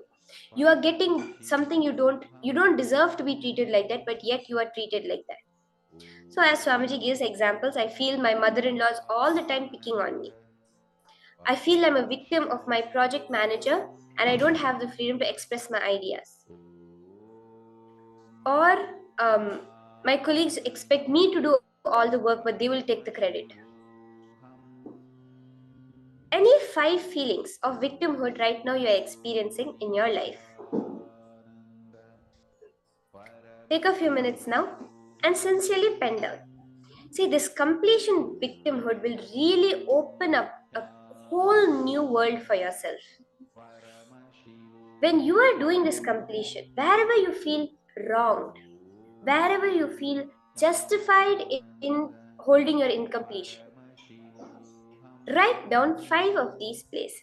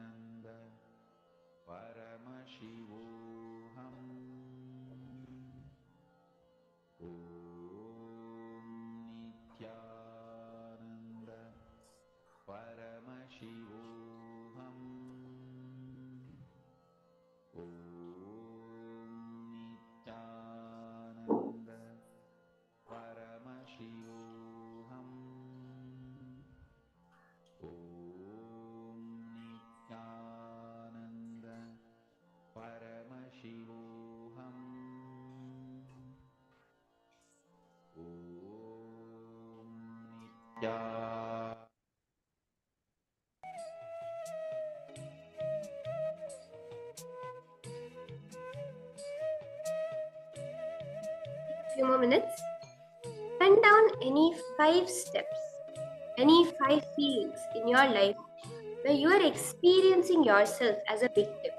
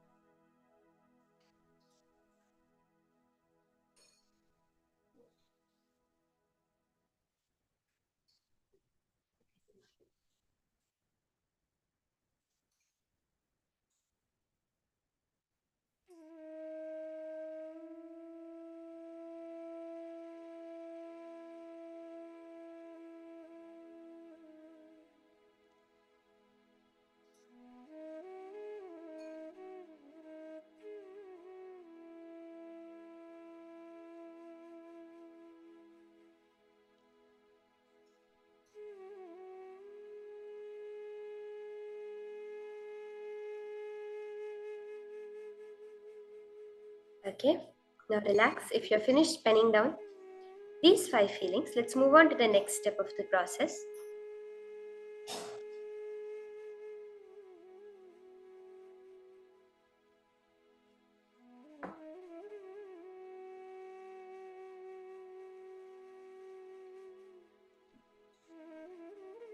In the next step now, write down powerful cognitions to drop the victimhood in each case.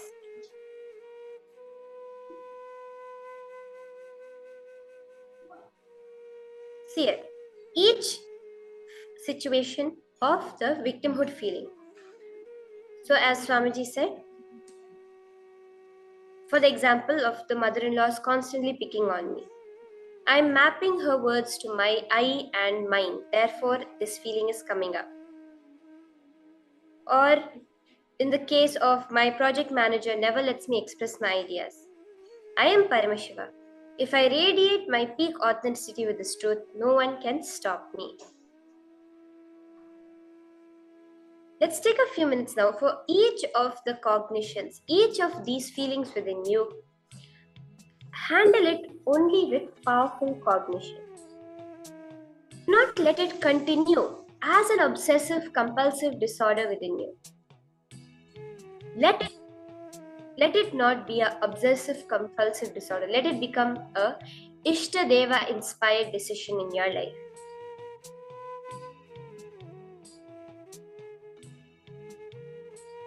Just handle each of these feelings of victimhood with a strong, powerful cognition which clicks with you. Let's take a few minutes for this now.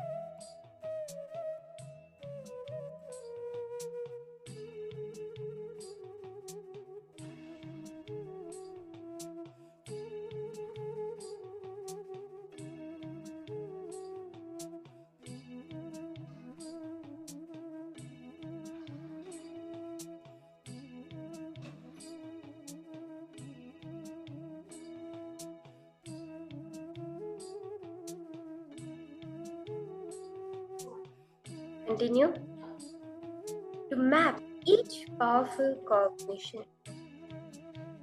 Handle each of these victimhood feelings within you. Match one powerful cognition that will complete that for you.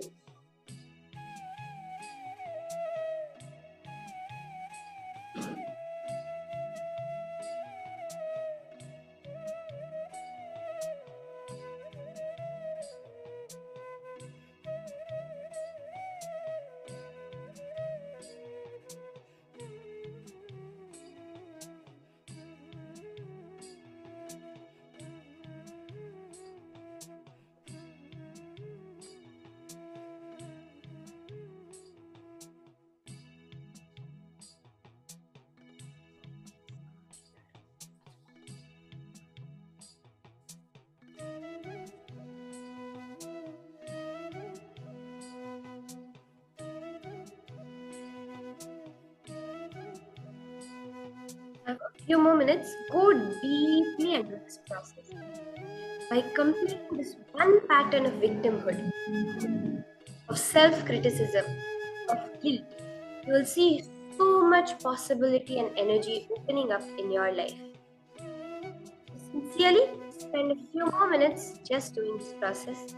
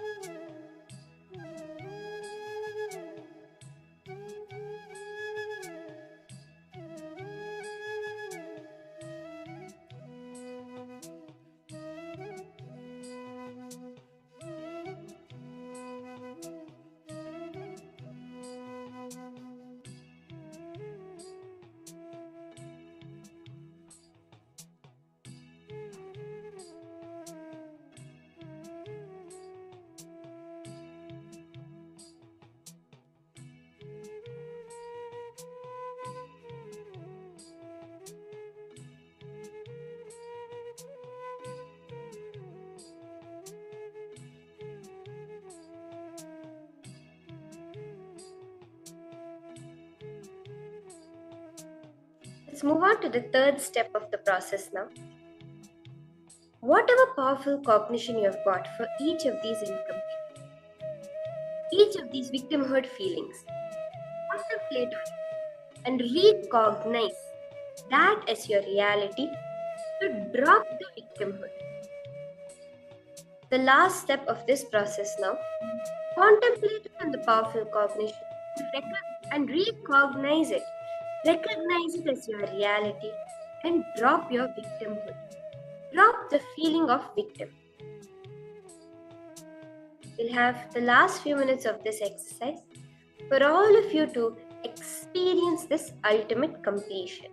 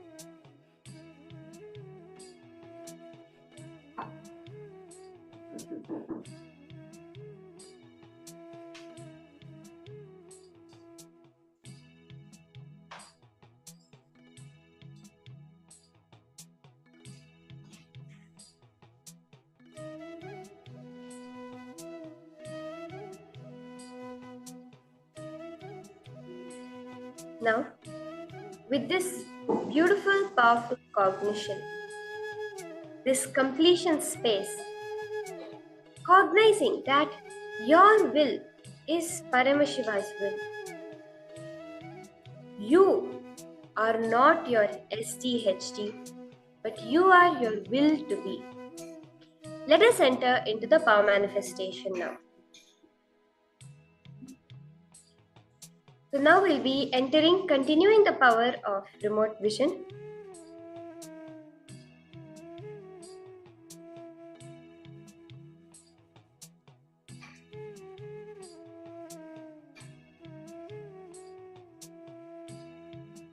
The Shastra Pramana for this power is from the Vijnana Bhairava Tantra, Sutra 92, Dharana 69.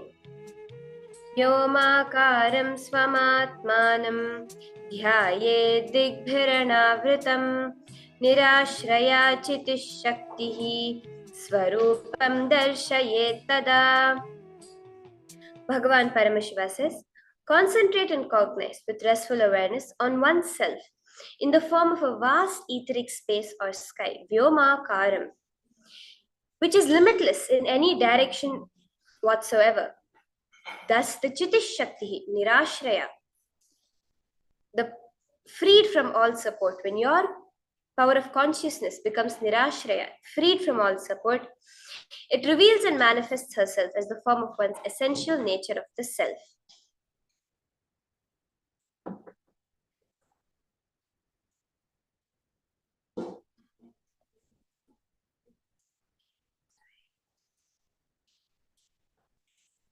So now let us enter into the power of remote vision. In this round of power manifestation, you will be connecting to a partner and you can scan an object that they are holding. So as in the morning you did with the various acharyas, scanning the different objects the acharya was keeping with them. In this round, you can scan an object that your partner is keeping with them. So you can connect on Zoom to anyone or to your friends, family, anyone you know, and you'll be scanning the details of an object that they are holding.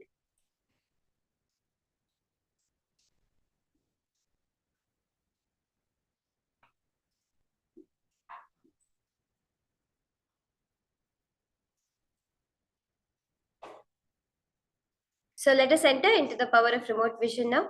I request all the participants to connect to a partner.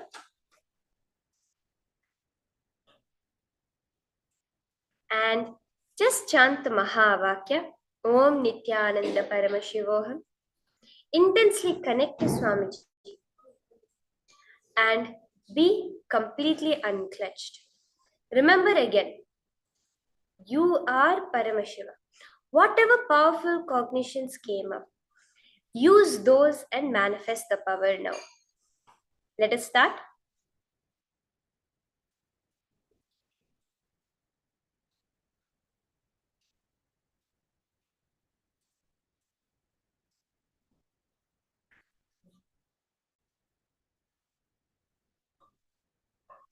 Chant the Mahavakya, Om Nithyananda Paramashivoham, and enter into the power manifestation process.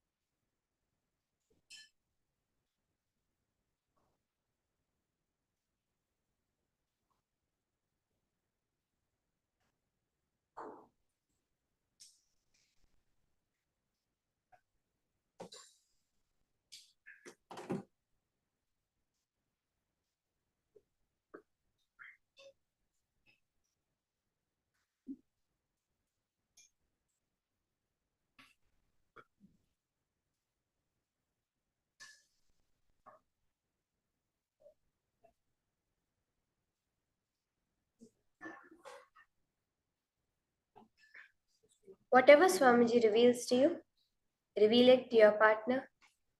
The details of the colors, numbers, shapes, anything, as you are seeing it, tell it to your partner.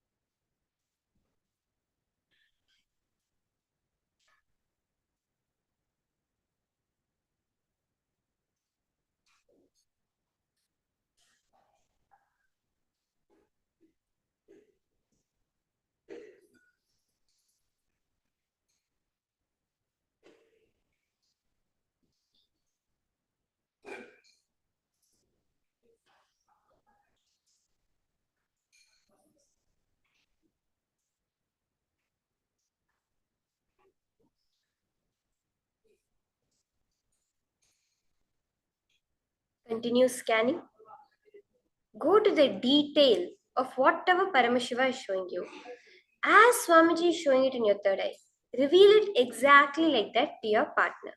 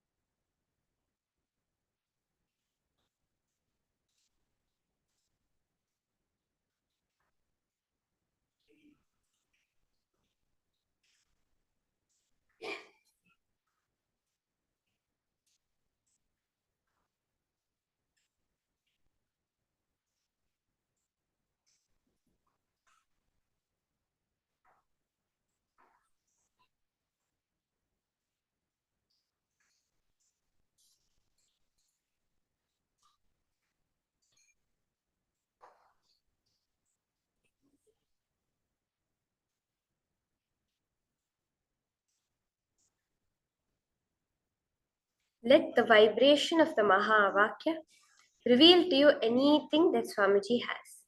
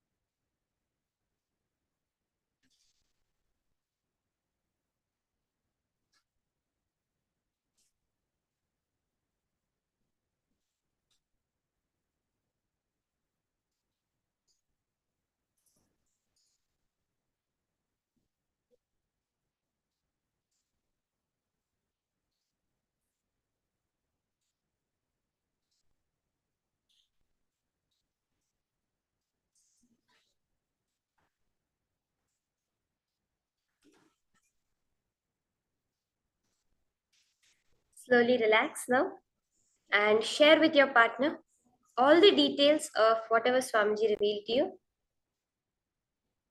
You can share it with your partner and post in the chat, post on Facebook. Exactly how did the manifestation happen for you? And most importantly, what was the breakthrough, the click you had from this powerful session from Swamiji? Do post it on Facebook and in the Zoom chat to share your experience with everyone. Let's take a few minutes and do this, please.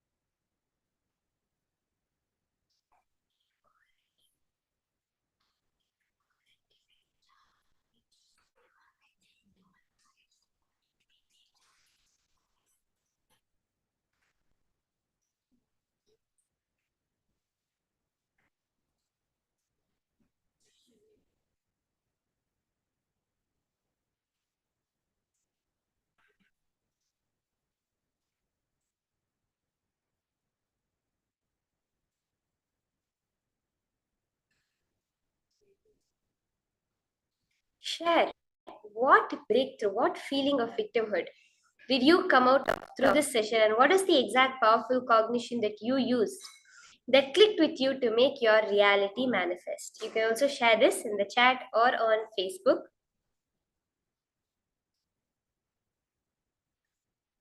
Take a few minutes to do this.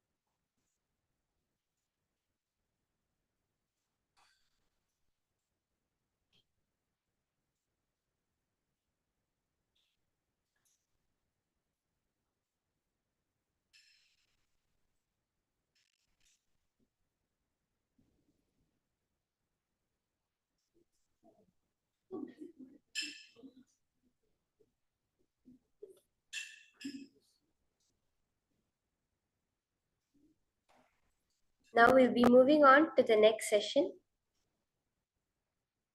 As we move on to the next session, go ahead and share all the powerful cognitions you have got throughout the day and enrich as many people to join. Share with them. Let them also have the same transformation that you just went through.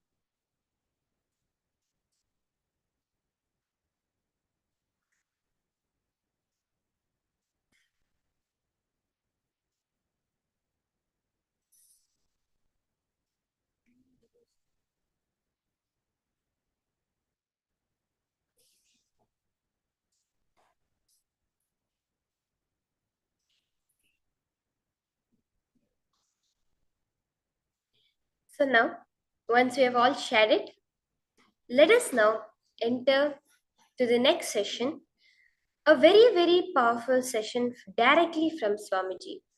As I was sharing earlier, Swamiji says, deny the existence of pain and suffering. In this session now, we are going to be understanding of how to go beyond the fundamental delusion of pain and suffering. So let us now listen to the higher powerful cognitions from Swamiji on denying.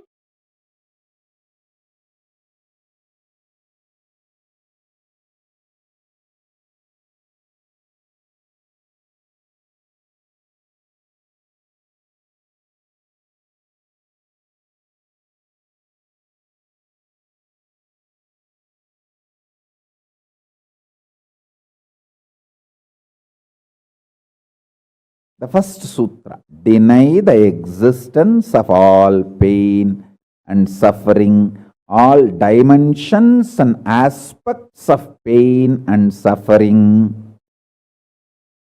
Even if you are getting drowned in the ocean, just tell yourself, Swamiji said there is no pain or suffering. Come what may, let's see. But there is no pain or suffering. Be very clear. You won't have death. Death is not end.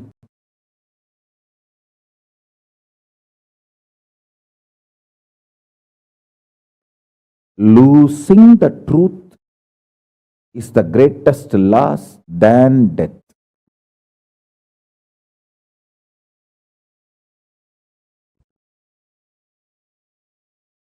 Society has brainwashed you too much. Society has brainwashed you too much by giving the multiple layered lies. Listen. This multiple layered lies catch your attention.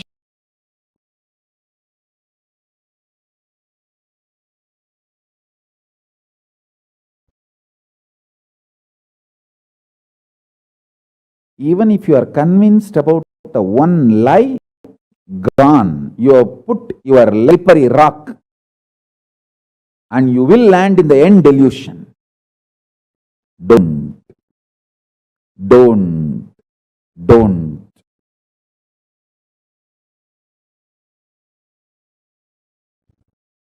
Deny the fundamental, foundational brainwashing technique used by society, deluded society on you about the existence of pain and suffering.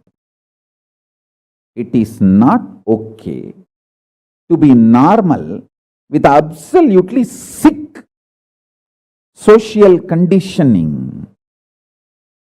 Don't try to be normal with the shit, sick social conditioning.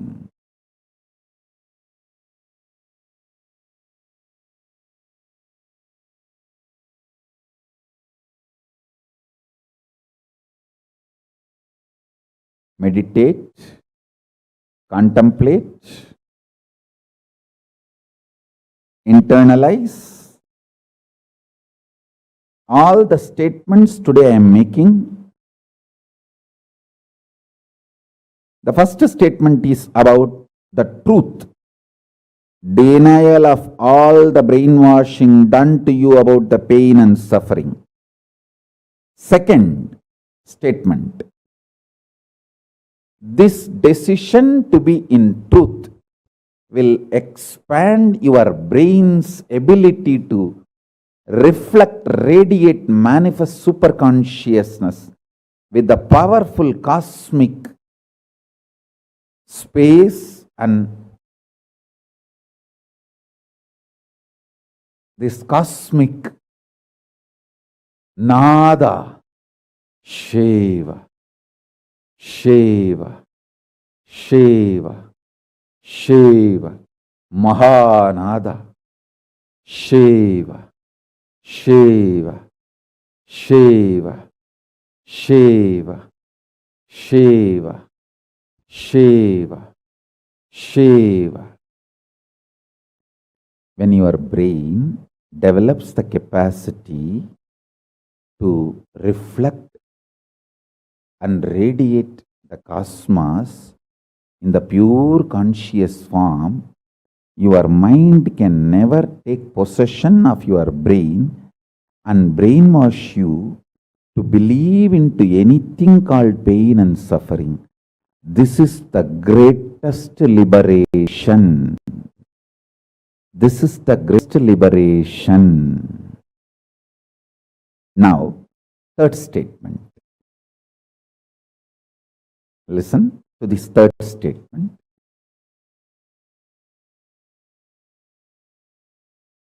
I am having 25 heads, one consciousness.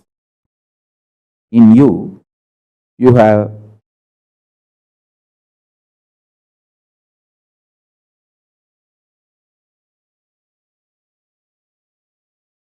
broken yourself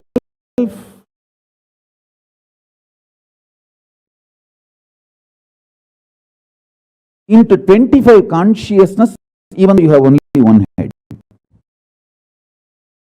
One head, but working in 25 different, getting pulled and pushed in 25 directions. In my I have 25 head, but all integrated to one consciousness. That's why I can think 25 various things and manifest all the 25 various things at a time in a cool, stress-free way. Your decision to deny the existence of any form of differing delusion, its aspects, dimensions, etc., mentioned and above, not mentioned. Mentioned above and not mentioned. Your decision to deny it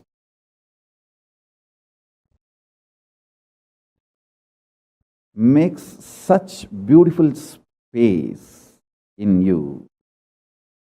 Simply start manifesting powers and play with the powers. That will give you tremendous confidence to strengthen powers and powerfulness and deny the existence of pain and suffering and the lower way of existing. Sit like Mahabhairava, Mahakala-bhairava.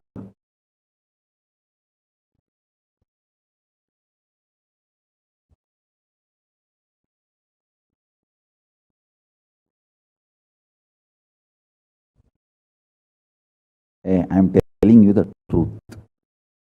You are Mahakala-bhairava. I am not brainwashing you. Actually, if I should tell you you are lower than God. You are pushing you into some lower identity so that I can continue to exploit. But I am not interested in exploiting you. I am interested in expressing through you. You are my soulmate. You are my conscious life partner. I celebrate when you are liberated. Anyone who is now catching what I am saying and saying, yes, Swamiji told, I have no suffering, no pain forever. And I am deciding, I have no suffering, no pain. You are my beloved now. I just want to hug you. You are my own.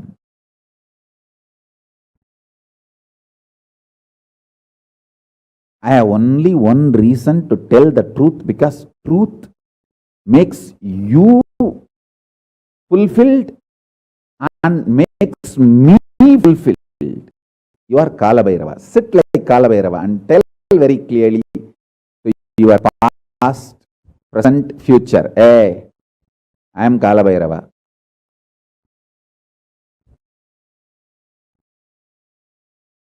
Anyone tries to do good to me, they will be given good. Anyone do bad, they will be given bad. I am not initiator of any karma. I am the neutral sacred space Nirvikalpa Samadhi.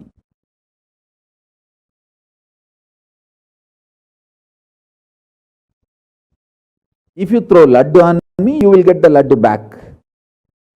If you throw stone on me, you will get that stone back. If you throw the shit on me, you will get that shit back. But nothing will touch me, and I will not be working, operating in any of the cognition level where this society operates. There is no concept of pseudo dignity, and the reason to operate far from pseudo dignity. With this clarity, Nirvikalpa Samadhi, I tell you that quality which oozes out from your consciousness into your body, it will actually literally bring that sweetness in your tongue. That is what is actually Amrita. Amrita means the principles of immortality digested, cognized by your mind and gets sunk, drilled, driven into your brain, and that brain's opening up, flowering, that Sahasrara Chakra flowering, and that honey pours inside the system, literally brings sweetness inside your throat. Amrita.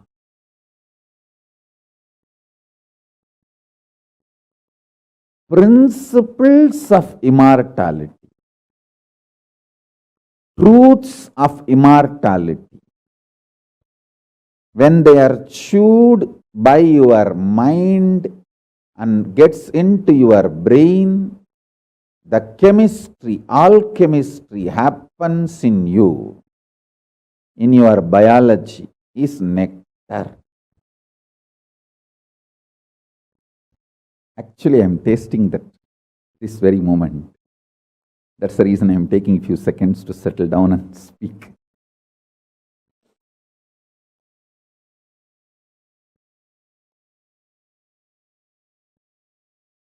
Now the fifth statement. Listen to this fifth statement.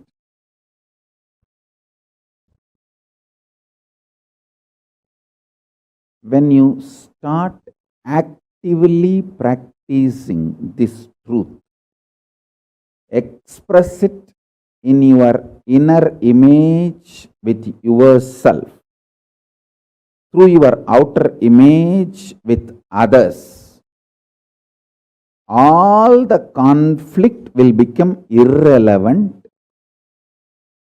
Be powerful, bold, to stand any stress created externally or internally. When you manifest this truth and demonstrate your vairagya and will persistence uncompromisingly, vairam vainda vairagyam, vairagya like a diamond, vajra, vajra vairagya. That's all. That's all.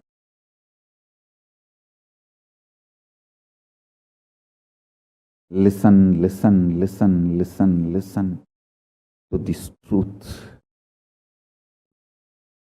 and internalize, manifest.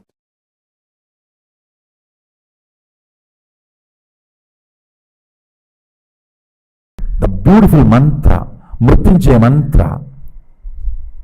Trayambakam yajamahe sugandhim pushti vardhanam Urvarugamiva bandhanan mrityormukshiyamamritat. See the word pushtivardhanam. When I it relaxes. If you are ripe from all the needs of the world, your demand from the world, if you feel you have sucked the world enough, you have taken all the possible juice and you are matured, you have nothing more to demand from the world. Pushtivardhanam. Pushtivardhanam. Then you decide to operate on gratitude. Understand? Till you decide to operate on gratitude, you have not yet completed your commitment, means immature relationship with the world. Till you are in the mood of sucking, till you are in the mood of demanding. I tell you, as long as you are in the mood of demanding, sucking, you are a child, minor. You are not adult. You are not matured. You might have been grown, but not matured. When the gratitude becomes your fundamental cognition to operate with you, with the life, with the humanity, and with the universe, I tell you, no suffering can touch you. Always you will be powerful. Everything you do will become historic. Because matured things are cognized by matured people. Fundamental quality of maturity is your cognition for operating will be gratitude. Gratitude will be your cognition of operation. I tell you, my masters invoked that in me.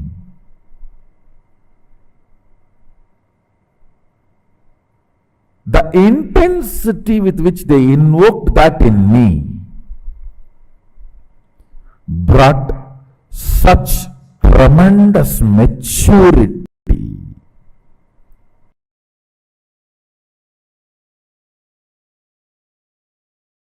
Listen, matter, the external matter, because it is already dead, it functions only based on certain law of life. It does not have flow of life. Listen. It has a dharma, it does not have yama. Listen. Yama means flow of life. Dharma means law of life. The objects which has only law but no flow are called dead matter. Objects which has law and flow are called the conscious matter combination. Chit, Jada, Grandhi, human beings. We have the possibility of flow and certain law. For example, if you poison, your body will be dead, is a law. That is dharma. Yama, flow of life. If you want, any time you can excite yourself, enthuse yourself, make yourself happy, is the flow of life. Understand? Flow of life is free, joyful, exciting, enthusiastic expression of you. Yama. Flow of life is your freedom. Yama. Law of life is simple, straightforward rules. Dharma. If something functions only based on law of life, it is dead matter. If something can play between both law of life and flow of life, functions as straight dead matter. Flow of life as a possibility of excitement, enthusiasm, non-materialistic, expansive cognitions. Listen. Non-materialistic, expansive cognitions are possible with flow of life. Yama. Yama, dharma. Please understand this word. The flow of life belongs to consciousness. Law of life belongs to matter. Human being is a possibility. He functions with flow of life and law of life both. But unfortunately, he overlaps the law of life and forgets, misses the flow of life. All your pain, all your suffering,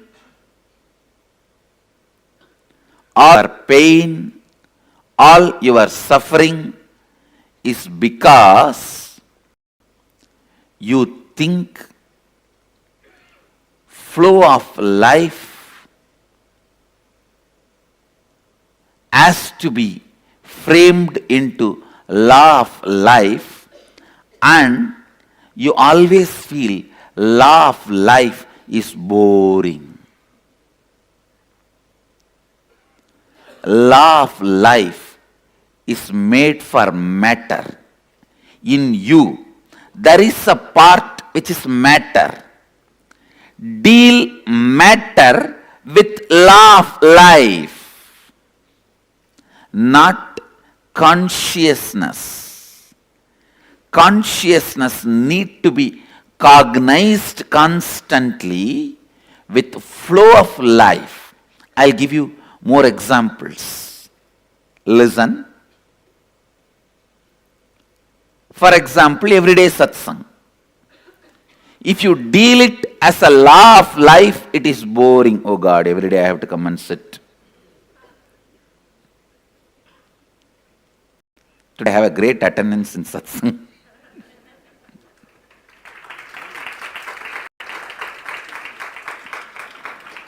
But instead, if you look, no, every day, the new cognition, inspiration, understanding is happening in me, then the same satsang becomes flow of life, not law of life.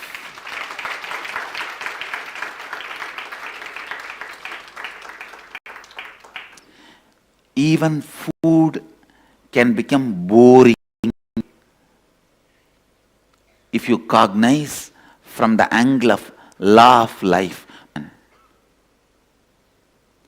So many youth who are born with silver spoon are committing suicide by middle age because they feel everything is boring. They've seen enough of food. Just for food, they fly hours together from country to country.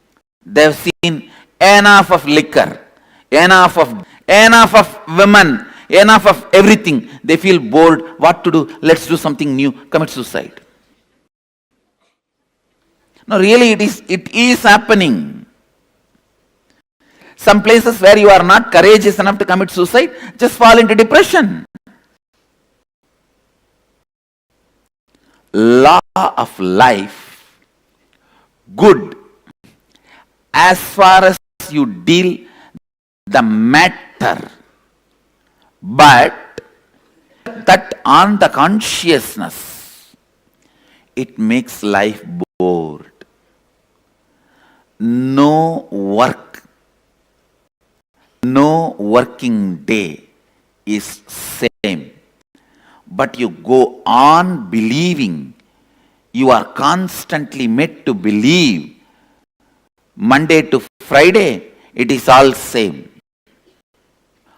All the systems which you a number, listen, all the system which makes you a number tries to put you just into the law of life, dharma.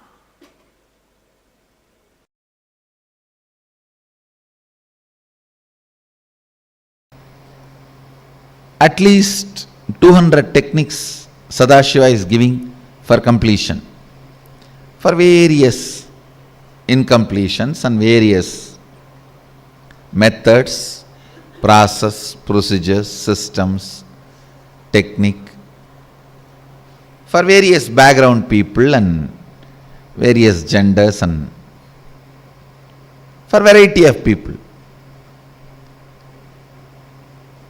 But let me put it on record. The most powerful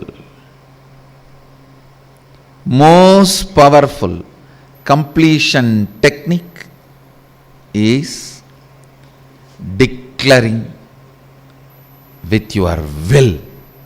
I tell you, if you learn that through your willful declaration, bringing completion, you have mastered the science of completion, and no suffering can come to you anymore in the life. You have reached a space where all sufferings are redundant and irrelevant to your life. And it is not difficult. That's the good news I have for you guys. It's not difficult. It is like you always think, oh, I can't even lift 5 kg and work out. How can I lift 100 kg and work out? Only if I lift 100 kg and work out, the model's photos I see, my body can become like that. Fool, don't you understand? First lift 2 kg, the strength which your system generates, with that you will be able to lift 5 kg. The strength which your system generates, with that you can go to 10. It is not supposed to be compared with where you are now and where you are supposed to be. No. That is the bad way of thinking. Toxic thinking, toxic thought current. No. Declare now with all your will. One victory will add more willpower in you, strength in you. Then that will take you to the next level of willful declaration, powerful declaration. That will lead you to the next level. I have always seen people taking a very convenient but cunning route. Oh, we can never reach where you are. Where is you? Where am I? This is the most cunning pattern you can develop. And never allow me to influence your life. I have seen people do that. How can we compare ourselves with you? Listen. Listen. The other day, somebody was asking me a question about this will. One of my team members asked, how can I get out of some patterns when I know it as a pattern. Understand.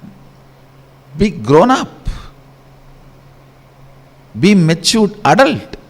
When you know it as a pattern, just break it. Decide to drop it. I tell you,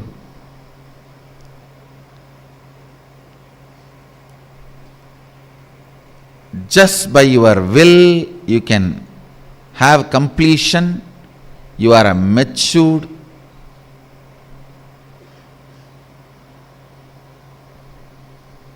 grown up adult. Just by your will, if you can put your love or withdraw your love from some time, space, action, person, that is the ultimate maturity of emotion. By your will, able to complete some hatred, by your will, able to manifest love, by your will, able to withdraw yourself, by your will, able to throw yourself completely into it. Listen, all techniques are nothing but trying to make your will catch this truth. Trying to make your will catch this truth. Your will. Your will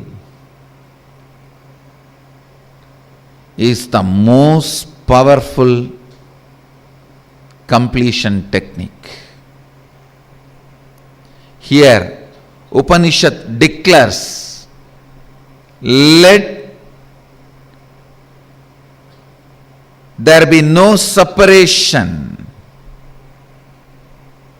Let me have completion with Brahman, the consciousness, and let Brahman be complete with me. So be it. Anirakaranamastu nirakaranam me astu. Anirakaranamastu nirakaranam me astu. It is just declaration.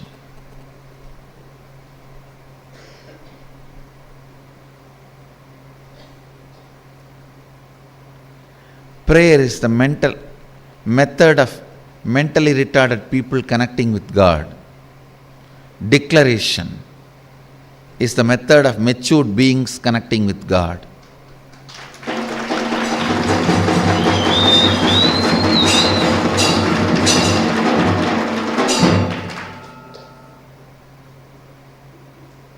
Even to connect with God, don't be mentally retarded. Declaration. Declaration is the matured way of connecting with God.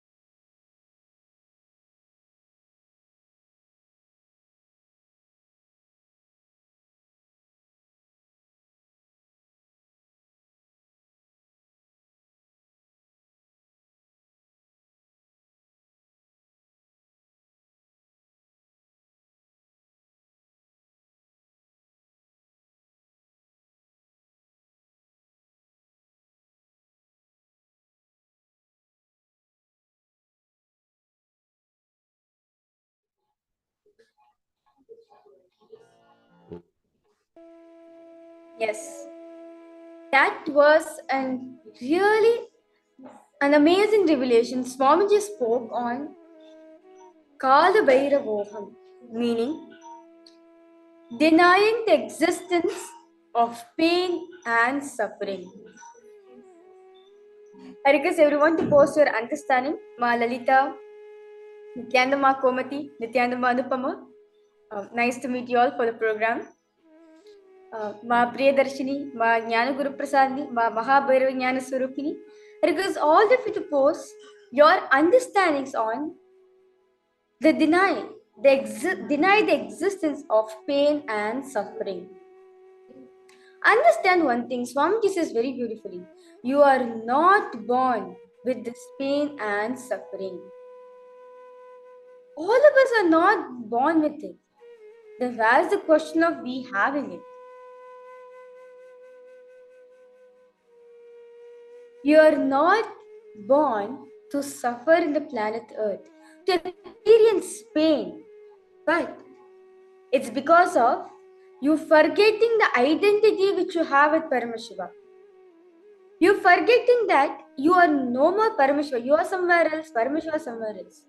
We started treating Paramashiva as a separate entity from all of us.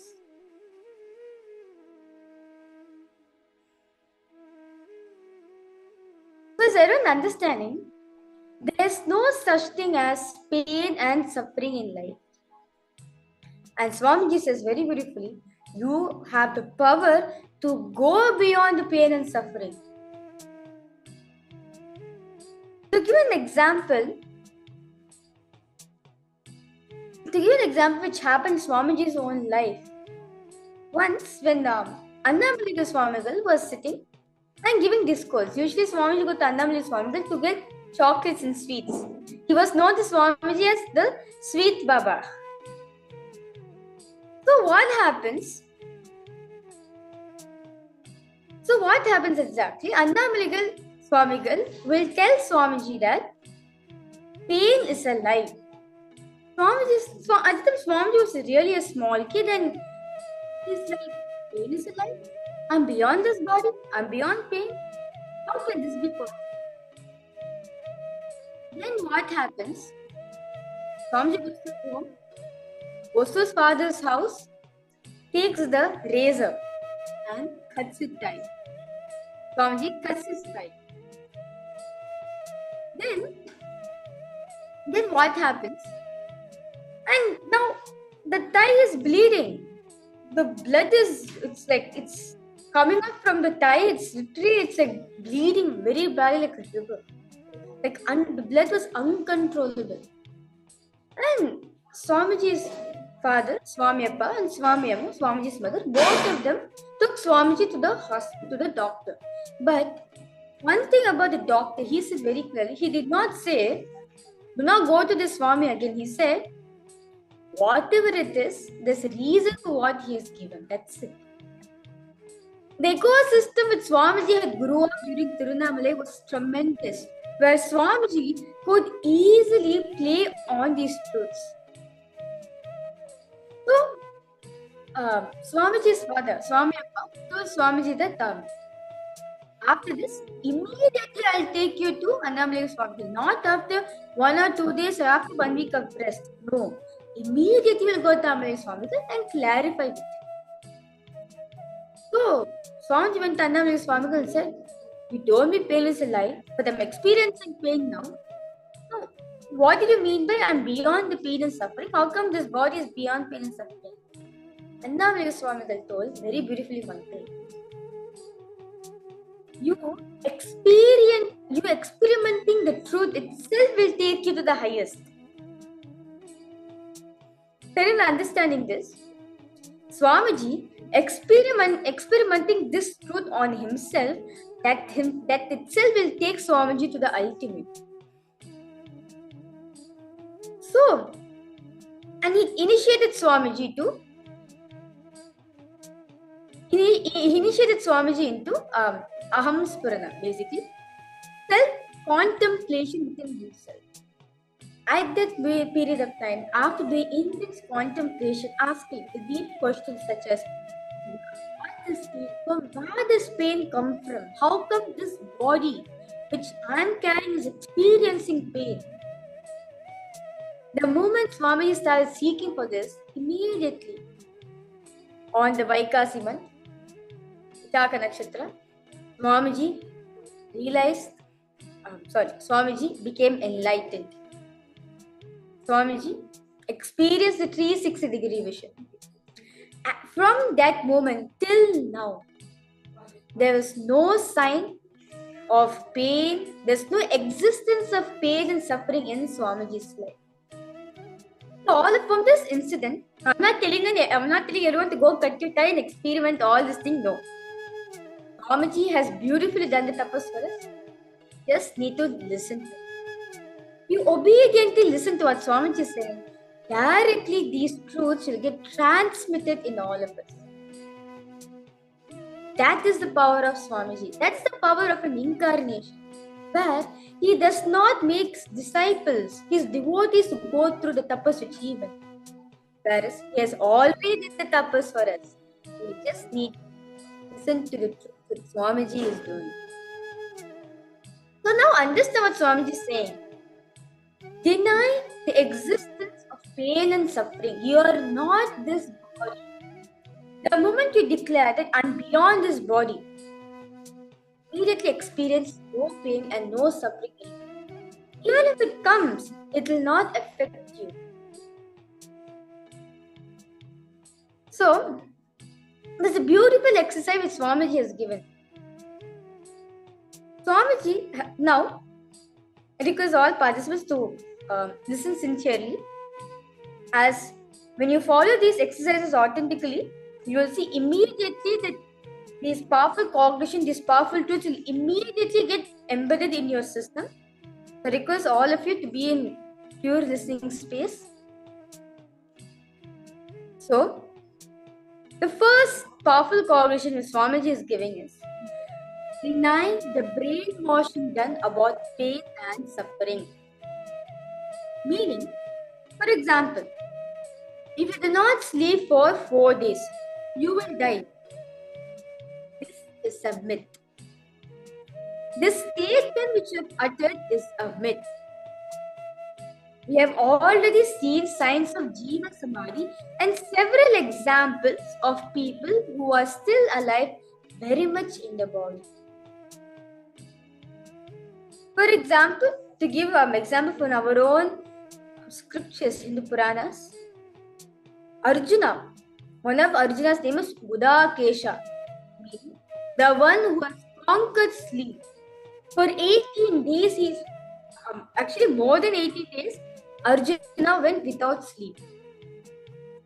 And even to go one more experience, one more example, Lakshmana, who is the younger brother of Sri Rama, Bhagavan Sri Rama, the son of Dasharatha, he did not sleep for 14 years. He was completely away because he knows it's my responsibility to protect my Prabhu, Sri Rama, and Devi Sita. From this context, out of his bhakti, he manifests the power of going beyond sleep. So understand, the brainwashing done about pain and suffering is a lie. It is a myth. And deny this perception.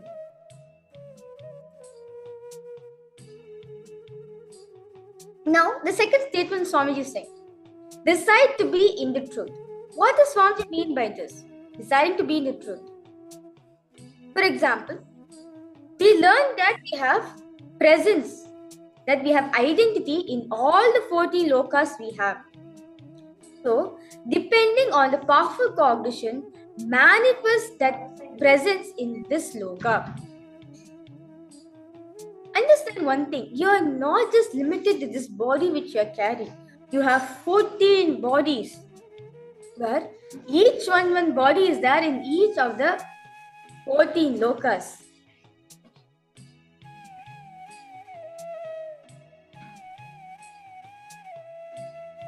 Is everyone understanding this? Ma Komati, Ma Margarita, Ma Jnanaguru Prasadini, Ma Anupama Menon. I request all of you to post your, if you have any questions, any doubts, any clarification you want to ask, please feel free to post in the chat section and immediately I will answer to you. I'll clarify your doubts.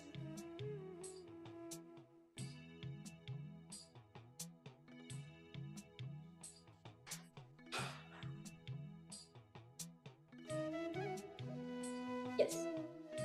So now, the third powerful cognition which Swamiji is beautifully revealing is that I am having 25 heads and one consciousness.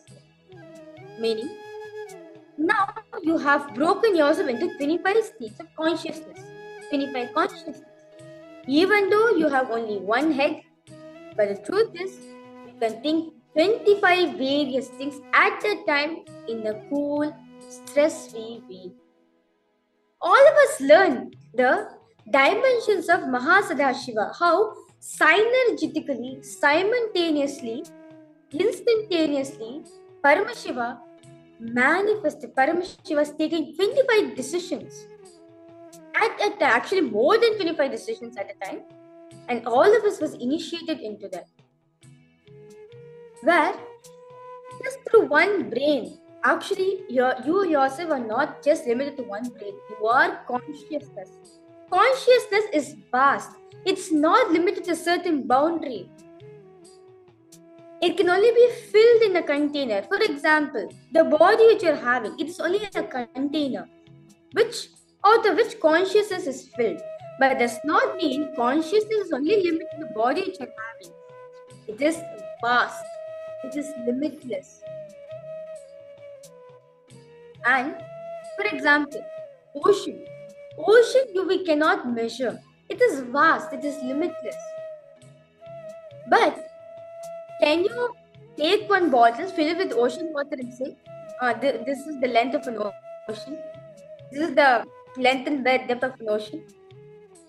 No, because we know that the ocean, which is just a part of the ocean, that's it.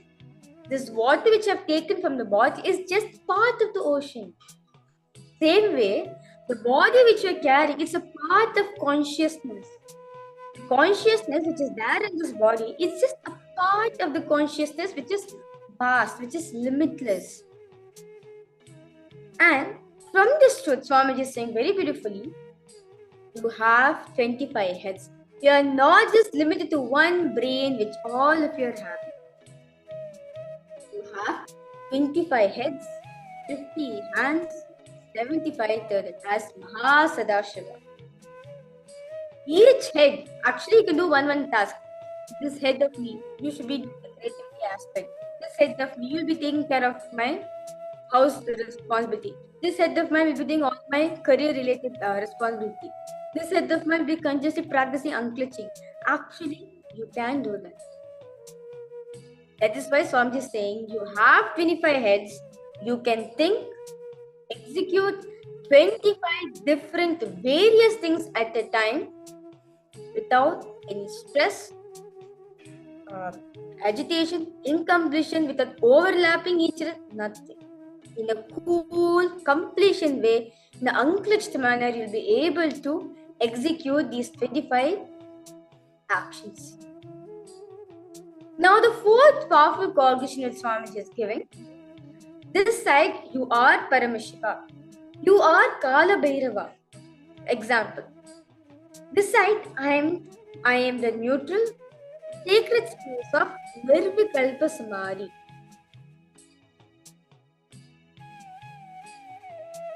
Is everyone understanding? I request all participants to post any questions you have or even any understandings you want to share. I'll be happy to read out for all of you. It'll be nice to just listen from you too. Ma Komati, Ma Anupama Menon, Ma Margarita, Ma Lalita, Ma Mahabhairava Jnana Swarupini. It'd be nice to hear from all of you. Because all of you the post in the chat section whatever understanding. If you want to share your understanding, you can share. Or if you have any doubts, any questions you have, please feel free to post in the chat section.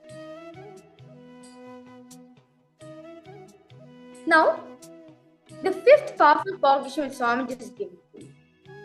Be powerful. Bold to stand any stress created externally or internally. Understand one thing. Very beautifully, Swamiji has given one powerful cognition where Swamiji says, be liberal in your actions and be conservative in your reactions. Meaning, be workaholic, but in your inner space, be unclutched. There should be no sign, no hindrance of incompletion, problem. There should be no stress created in your inner space and outside of you. Everything, no matter what is happening in your life, you should respond to life from the space of unclutching. You should respond to life from the space of completion. There should be no sign of stress at all in your life.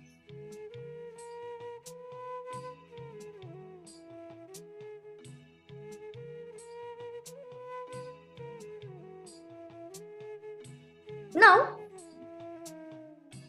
Swamiji is saying very beautifully, when you start actively participating this truth, expressing it in your inner image with yourself, through your outer image with others, all the conflict you have will become irrelevant. This is a secret key which Swamiji is given for all of us to experience completion, to go beyond any stress in our career field. In any field actually, in the field of health, wealth, relationship, career, in any field, you can go beyond the stress. You can make the conflict become irrelevant in your life. How? Understand one thing. You are beyond this body. You are not just limited to this body which you are having. You have 14 identities totally, but one identity is there in each of your loka. Swamiji says very beautifully in this vertical times on satsang. Swamiji says, just by practicing certain powerful cognition in Bhuloka, you are accessing the identity which is there in your Maharaloka. For example, the last moment in your time, the crisis moment of time, where you're only like the last moment of time where nothing else is there until this big thing happening in you. The last time in your life, that moment of time, you're accessing the Tapoloka identity which you're having. Whenever you're surrendering, the space of surrender, it activates your identity in Satyaloka. So Lalita is asking, we do this even when we see something we don't like in our bodies? Yes, but it's very true. Most of the time what happens, we start hating ourselves. We don't appreciate the body which you have been created. But understand one thing, every human body, everything which is around you, every single person is uniquely designed, made by Paramashiva. He knows the best of you. Even the human body which you're carrying now, He has personally designed for you. That's why you're carrying this human body which you're having. Same way, in anything which you don't like, the main reason is we do not appreciate it. That's why, because we're not appreciating, we create intense problem, intense pain you bring from that area.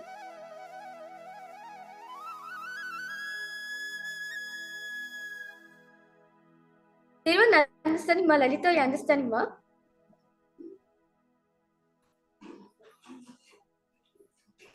It's because we are not appreciating the body which are given. We create pain and suffering for ourselves. But instead of correcting inside us, instead of, yes, I'm repeating myself again. Yes. So, when you don't appreciate your existence, when you don't appreciate the body which you're carrying, that's the exact moment where you start creating pain and suffering for yourself. If you boil down this reason, it is because of self-hatred pattern which you're having. Where you don't appreciate the body which you're carrying. That's why you look externally for things to be changed. But if you change outside, but does it mean it's going to change inside of you? No. But instead of changing inside and start appreciating the body, we go out, as in like we go for plastic surgery, and the whole thing happens. We put lots of chemicals in our body, we spoil our whole body with toxins and chemicals. This is the whole cycle. But if you see the root pattern which is affecting, it is nothing but the pattern of self-hatred. Swamiji is saying very clearly, don't complete, just deny the existence of pain and suffering. If self-hatred pattern is creating a suffering in you, deny that self-hatred pattern. Declare ferociously, declare powerfully that I am not going to entertain such thought currents in me, because I am Paramashiva and I have designed the body which I wanted. Yes, ma, that's very true. If you complete inside, you naturally it will shift outside, ma, because you are the one who's manifesting all the situations just happening around you. Instead of realizing this, we going on blaming others for our pain and suffering. But all of us need to understand, others are not the reason for our pain and suffering. It is we who is creating the pain and suffering for ourselves. Unconsciously, unknowingly, you are only manifesting pain and suffering for yourself. If you shift inside, naturally outside will shift. For example, I start my day with completion. Naturally, whoever comes or whoever approaches me during the day will be complete, because I am carrying the space of completion inside me. Same way, if I start my day with incompletion, fighting early in the morning, throughout the whole day, people will be shouting at me, people will be screaming at me. This is how the whole cycle is. And most of the time, we are not even aware of this. We only ask, why are you shouting at me? I am not the reason people. You need to go shout at someone else. This is what the type of conversation which you are having with others. But you need to understand, you are the source reason for it. That's why Swamiji is saying very clearly, you need not need to complete. You need to go beyond it. When you go beyond it, you're already cutting off the self-denial, self-hatred root in you. That is nothing but direct completion happening. So, if you complete with the space inside yourself, naturally it will change outside. That is only the power of body sculpting, where you have the ability to change your own body as per your will, but from the space of completion and oneness, where you are so complete with your body that the body listens to whatever commands and instructions you give.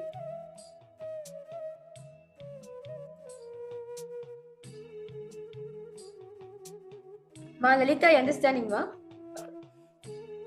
If I don't find the root yet, I unclutch? Yes, ma. Actually, unclutching itself will take you to the root.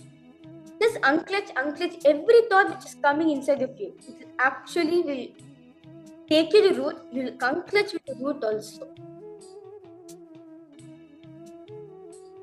In today's initiation, all of us are going to experience how to go beyond pain and suffering. How to deny pain and suffering in our life. I can see the man Anita is um, actively participate in the program. That's wonderful, huh? I request other participants also to participate. It would be nice to hear from all of you too. Ma Anupama, Ma Margarita, Ma Maria, Ma Priyadarshini. Be nice to hear from all of you too. Yes, if you have any doubts, any questions you have, please feel free to post in the chat section.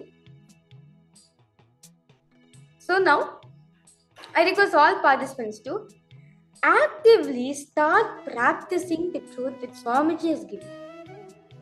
Actively cognize, meaning, if Swamiji is saying go beyond pain, do on the powerful cognition that I am beyond pain. You can have a discussion with yourself saying, Swamiji is saying, I can go beyond pain and suffering. How is it I can go beyond pain and suffering? Talk to yourself. You will see that seeking of the truth itself will make you experience of the truth. That is the power of seeking. Seek the truth, you experience the truth.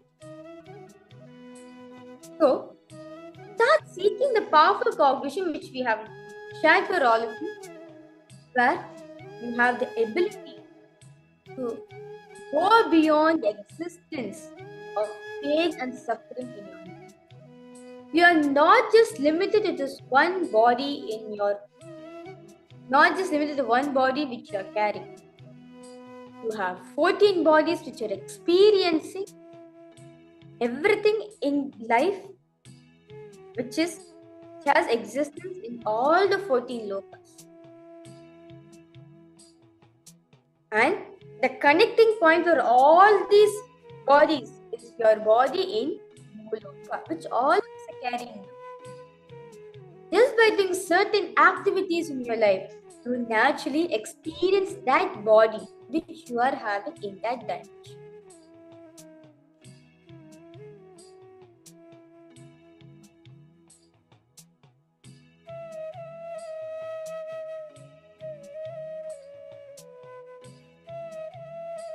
So, now I request all participants to start practicing the powerful cognition which you got from this.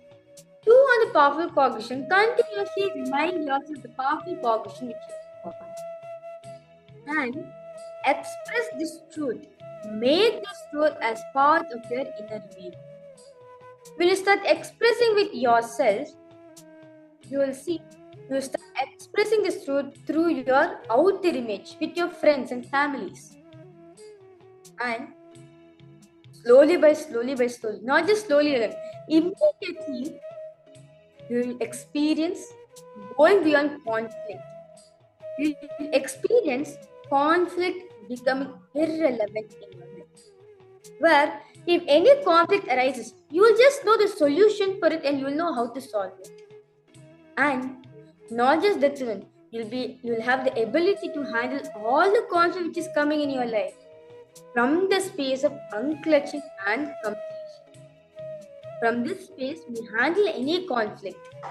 We will manifest the best solutions, the best, quickest solutions for you to make this conflict irrelevant to you. So now I request all participants to chew on this powerful cognition for a few more minutes.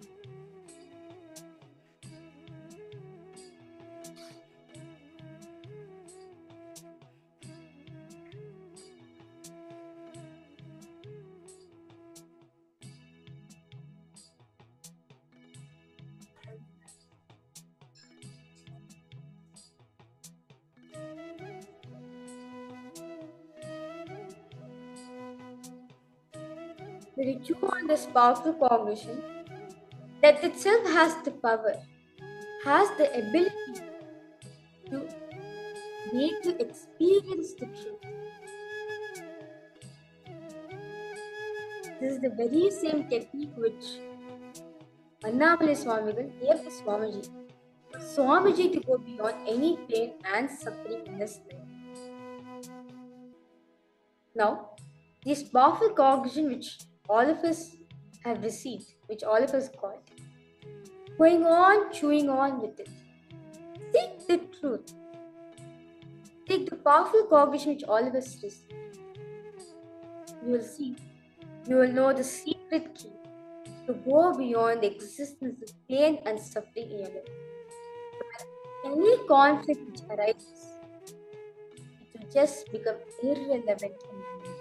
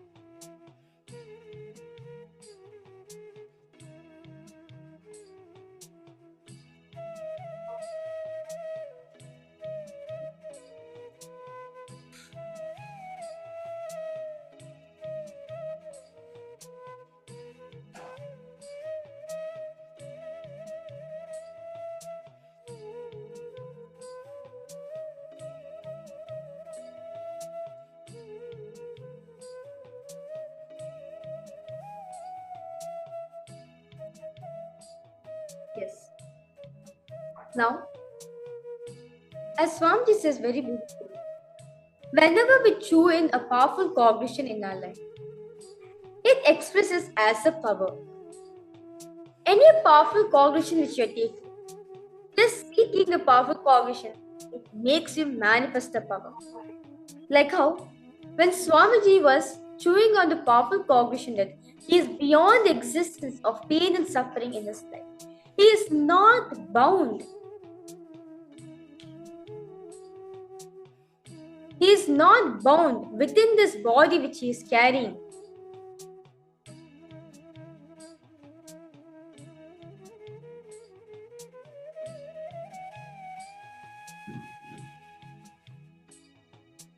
He is not bound within with the body which he is carrying.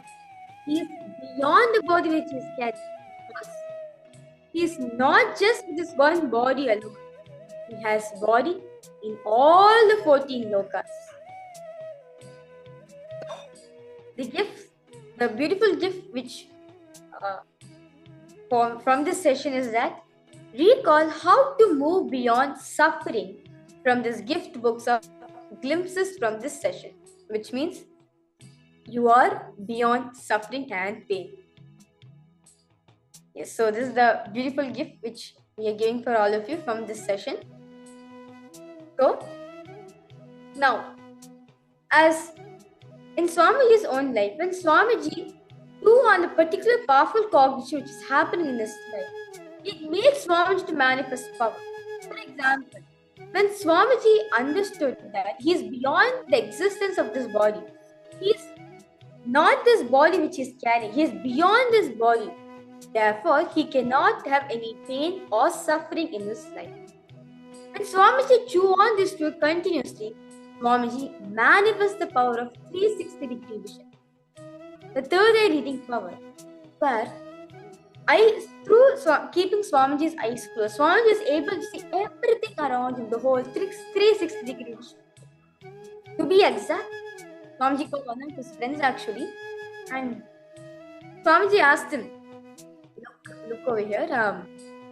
I got this vision where I was able to see everything around me. If you want, I'll close my eyes. You go stand behind me and you verify what's happening behind me. That friend also is like, okay, there's something very different which is happening. And Swamiji is well known in Tiruvannamalai for making powers. So that friend is like, okay, fine, I'll listen. So Swamiji will say, look, now you go behind me in one tree, there's an ant climbing. And that friend actually sees that. He'll see the ant climbing on a tree and he's so shocked. Like Swamiji will start describing everything. And Swamiji will start describing everything around him. And then the friend, and then the friend also, he gets so shocked, he shivers actually, he gets scared, he's like, what is this? Swamiji, like our friend, like Swamiji is like a friend for all of them. Like, how come Swamiji can experience all these things? Swamiji is very rare. Literally, he thinks Swamiji is possessed by ghosts, he runs away. He'll say to Swamiji that I want to go to use the restroom, and he goes up, he never comes back because he gets so scared. And then after that, Swamiji goes into Mataji Vibhanandapuri and asks Swamiji that this whole incident happened. What is it exactly? Am I possessed by ghosts? What is it exactly? Mataji Vibhanandapuri will check Swamiji's energy and say, you are not possessed by you're not possessed by ghosts, you are possessed by God. Meaning, you are Paramashivam. That's in today's darshan, all of you will be receiving the same experience as an initiation for all of you, where you will have the ability to go beyond the pain and suffering. Swamiji will be initiating all of us into this beautiful, powerful cognition, and we'll be experiencing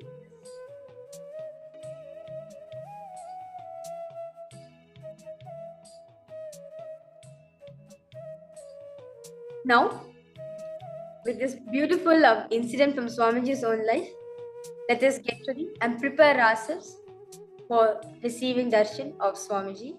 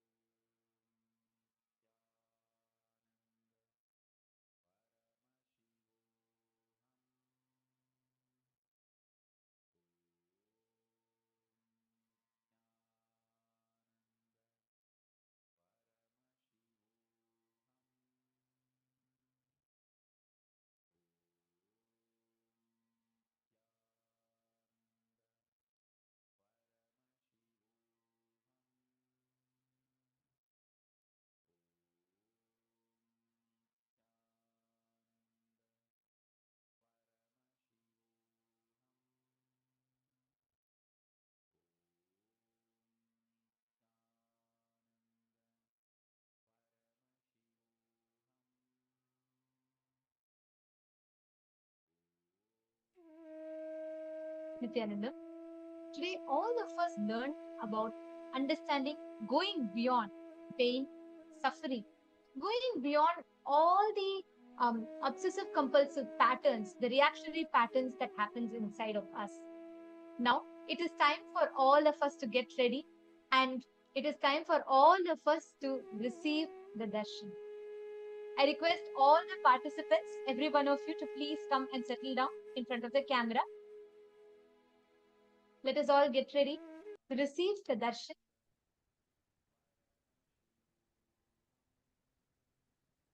Today, on the 21st day, on the last day of the program, Swamiji is going to be initiating all of us into the ultimate sweet and one of the most best experiences to have. The antidote for all pain and suffering, which is deep Guru Bhakti and deep oneness with Swamiji. Today, on the last day of this program, we all learned through the last 21 days, we have had so many different initiations and so many different experiences, powerful cognitions, which we all learned. Whether it is understanding how to deny the existence of pain and suffering, or whether it is understanding how to go beyond all the obstacles in life, whether it is understanding how to manifest whatever we want as reality. Beyond all of this, ultimately, Swamiji initiated us into Paramadvaita, how to experience that space of oneness with him. And today, now through this initiation, Swamiji will be blessing, showering all of us to make all the pain and suffering redundant in our life, where you will not need to go through any kind of a pain, suffering, any obstacles in life. That is what all of us are going to be receiving as initiation. Can I request all the participants to please come and be seated in front of the camera? The live darshan will be starting very, very soon, where we're all going to be receiving the initiation into Paramadvaita, the antidote for all the pain and suffering in life. And today we all learned about the 5 types of pain that all of us struggle with. What are these 5 types of pain? In the Paramashivoham Level 3 program, all of us learned about these 5 types of pain. And we also did the workshop to be able to come out of these 5 types of pains that we struggle with. Today, during this very powerful initiation, all of us are going to be receiving the direct initiation to be liberated. Swamiji himself is going to be liberating all of us from these 5 types of pains that we suffer with. So today, any of your friends, still if you want to invite anyone who is going through a very tough phase in their life, they might be struggling with any kind of a physical pain or a mental pain, emotional pain. They have recently had some very heavy loss. They're struggling because of that inside. Either it is a physical loss of someone or an accident, some physical issues that they're having, or they're going through some kind of a tough situation, a crisis in their life. Whatever might be the situation, take a few minutes to invite them, because in today's darshan, Swamiji is going to be liberating all of us from any kind of pain or the suffering, the struggles that we are suffering with. And actually, today's deities, right? Whether it is Chandesha Anugraha Murti, Pashupata Anugraha Murti, or Kiratha Murti, Chakradana Swarupa Murti, all these forms of Paramashiva that we're having darshans of today, in each of these forms that we're all going to be blessed with, we're all going to be showered with, we will see how we receive that ultimate in each of these manifestations. Paramashiva comes as an antidote for their suffering. In each of these leelas, how Paramashiva manifests, whether it is when Arjuna wants the Pashupata Astra and when he is really like looking for it and he just prays, Paramashiva appears and blesses him with that. Each of these manifestations of Paramashiva are the forms in which Paramashiva showers, attends to all the boons, prayers, all the blessings, because whatever people ask, literally he rushes to fulfill, he rushes to shower them with those blessings and boons.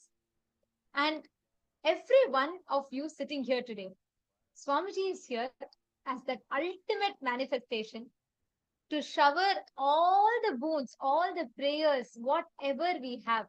He is going to be here to alleviate all the pains and suffering. So today, no matter whatever places that your family members, your near and dear ones, your loved ones, who you do not want to see them suffer, you really want to see them happy in their life, bring them today. Even catching a glimpse of this form of Paramashiva, all these various manifestations that Swamiji will be manifesting today, even to catch a glimpse of these forms means to simply alleviate all the pain and suffering. All the deities that we are going to be having the darshan of today, whether Chandisha Anugraha Murti, Pashupata Anugraha Murti, and Chandrasekhara Murti. Chandrasekhara Murti is a form in which when Chandra is cursed, literally he loses his very existence, his identity. His whole existence is lost. Paramashiva, in his supreme compassion, takes and keeps Chandra on his own head and liberating Chandra from the curse. And whether it is Apatuttarana Murti, Gajantika Murti, Kirata Murti, Chakradana Swarupa Murti, each of these manifestations, the Leela so beautifully unfold. How Paramashiva attends literally like a cosmic 911, any suffering to all these different situations. He will himself rush. To this day, how Swamiji, Paramashiva to this day is continuing to do the same. Like how Swamiji, any one of us have any kind of, whether it's the simplest of things. So many of you here will have shared these experiences multiple times in the class, right? I remember one of the participants had posted how when she was having an interview and she tried and she failed all the interviews and she was literally, it was like a crisis for her. And when she actually just connected to Swamiji and said, Swamiji, this interview, you should come and take it and you should come and answer all the questions. She said literally when she was talking, all the answers got downloaded into her and somehow she answered and she got her dream job. For us, whether it's the smallest of things or it's a big life crisis, in all of these circumstances, Swamiji will literally, like the cosmic 911, he will himself rush, manifest, appear to grant whatever our needs are, to attend to it, and whatever prayer we ask, cover us with the wounds. Now, let us all chant the Dhyana Shloka. These are the descriptions of the very forms of Paramashiva whose darshan we are going to be having now. Please sit at the head, neck and spine in a straight line as we chant the Dhyana Shloka of the various forms of Paramashiva whose darshan we are going to be graced. The first is Chandesha Anugraha Murti. Chandesham Pitavarna Karasahitam Kshahaste Chatankam Vame Krishnam Dadhanam Varasahitam Parvati Vamabhagam Chandeshasyotamange Pratinihitakaram Daksha Bhage Trinetram Sarvalankara Yuktam Shashidhara Kaladam Gangaya Yuktamide.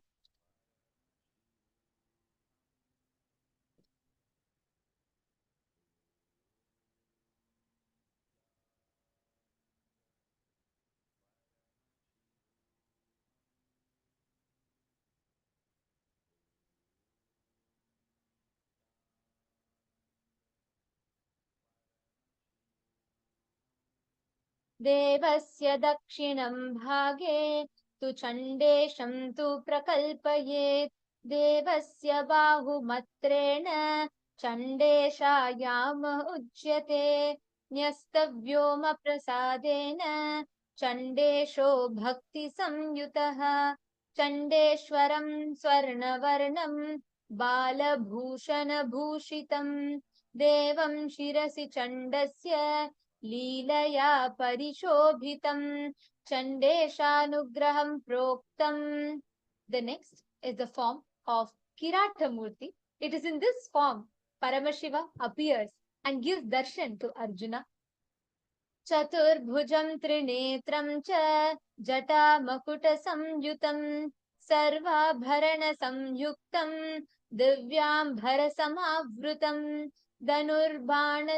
Danurbanayutam Raktam Krishna Parashu Samyutam Upavitam Samayuktam Samabhagam Tanum Kuru Vame Gauri Samayuktam Dakshine Tvarjuna Sthitaha Arjuna Swarupam Ekavaktram Dvinayanam Jata Makuta Samyutam Sarvabharana Samyuktam कृताञ्जलिपुटं स्थितम् एवं कैराथमख्यातम्. The next is Chakradana Swarupa Murti. It is in this form as Chakradana Swarupa Murti that Paramashiva blesses Bhagavan Mahavishnu Parandama back with the Sudarshana Chakra. विष्णुस्त्वीशपुरस्थितो अजलीकरो देवस्य पादाब्जयोः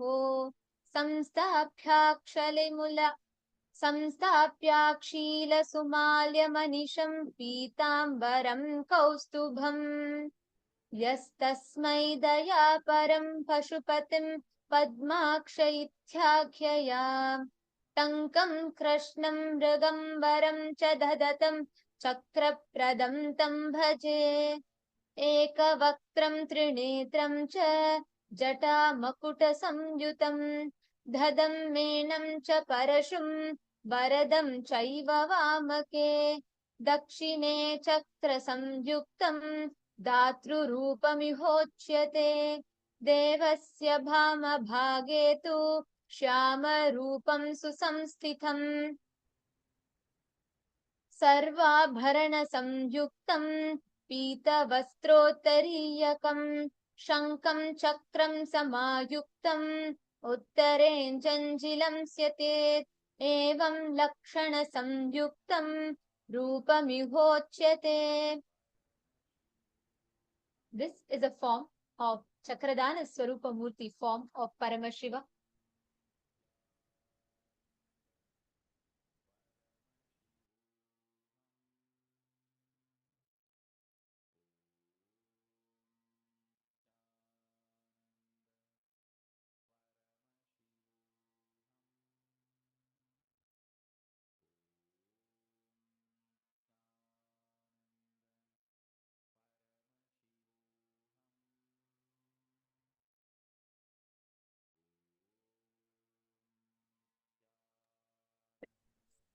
This form of Paramashiva, all these manifestations of Paramashiva that we are having the darshan of today, in each of these forms, Swamiji will be gracing us, showering us, alleviating us from any type of pain or suffering that we might be stuck in.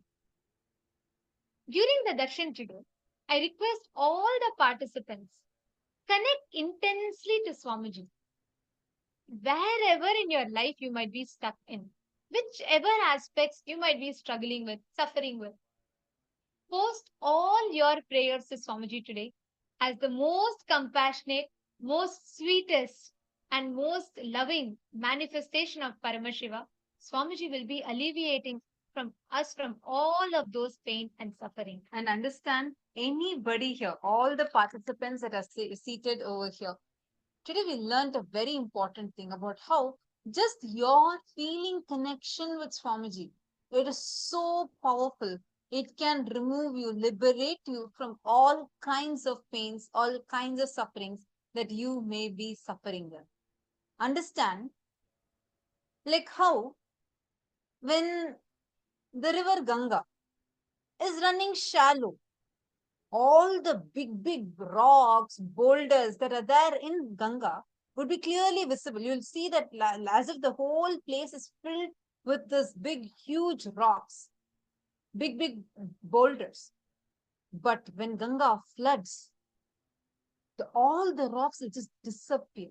Same way, when you're being floods with your devotion, your feeling connection, first thing, the problems will disappear. They'll just disappear from your life.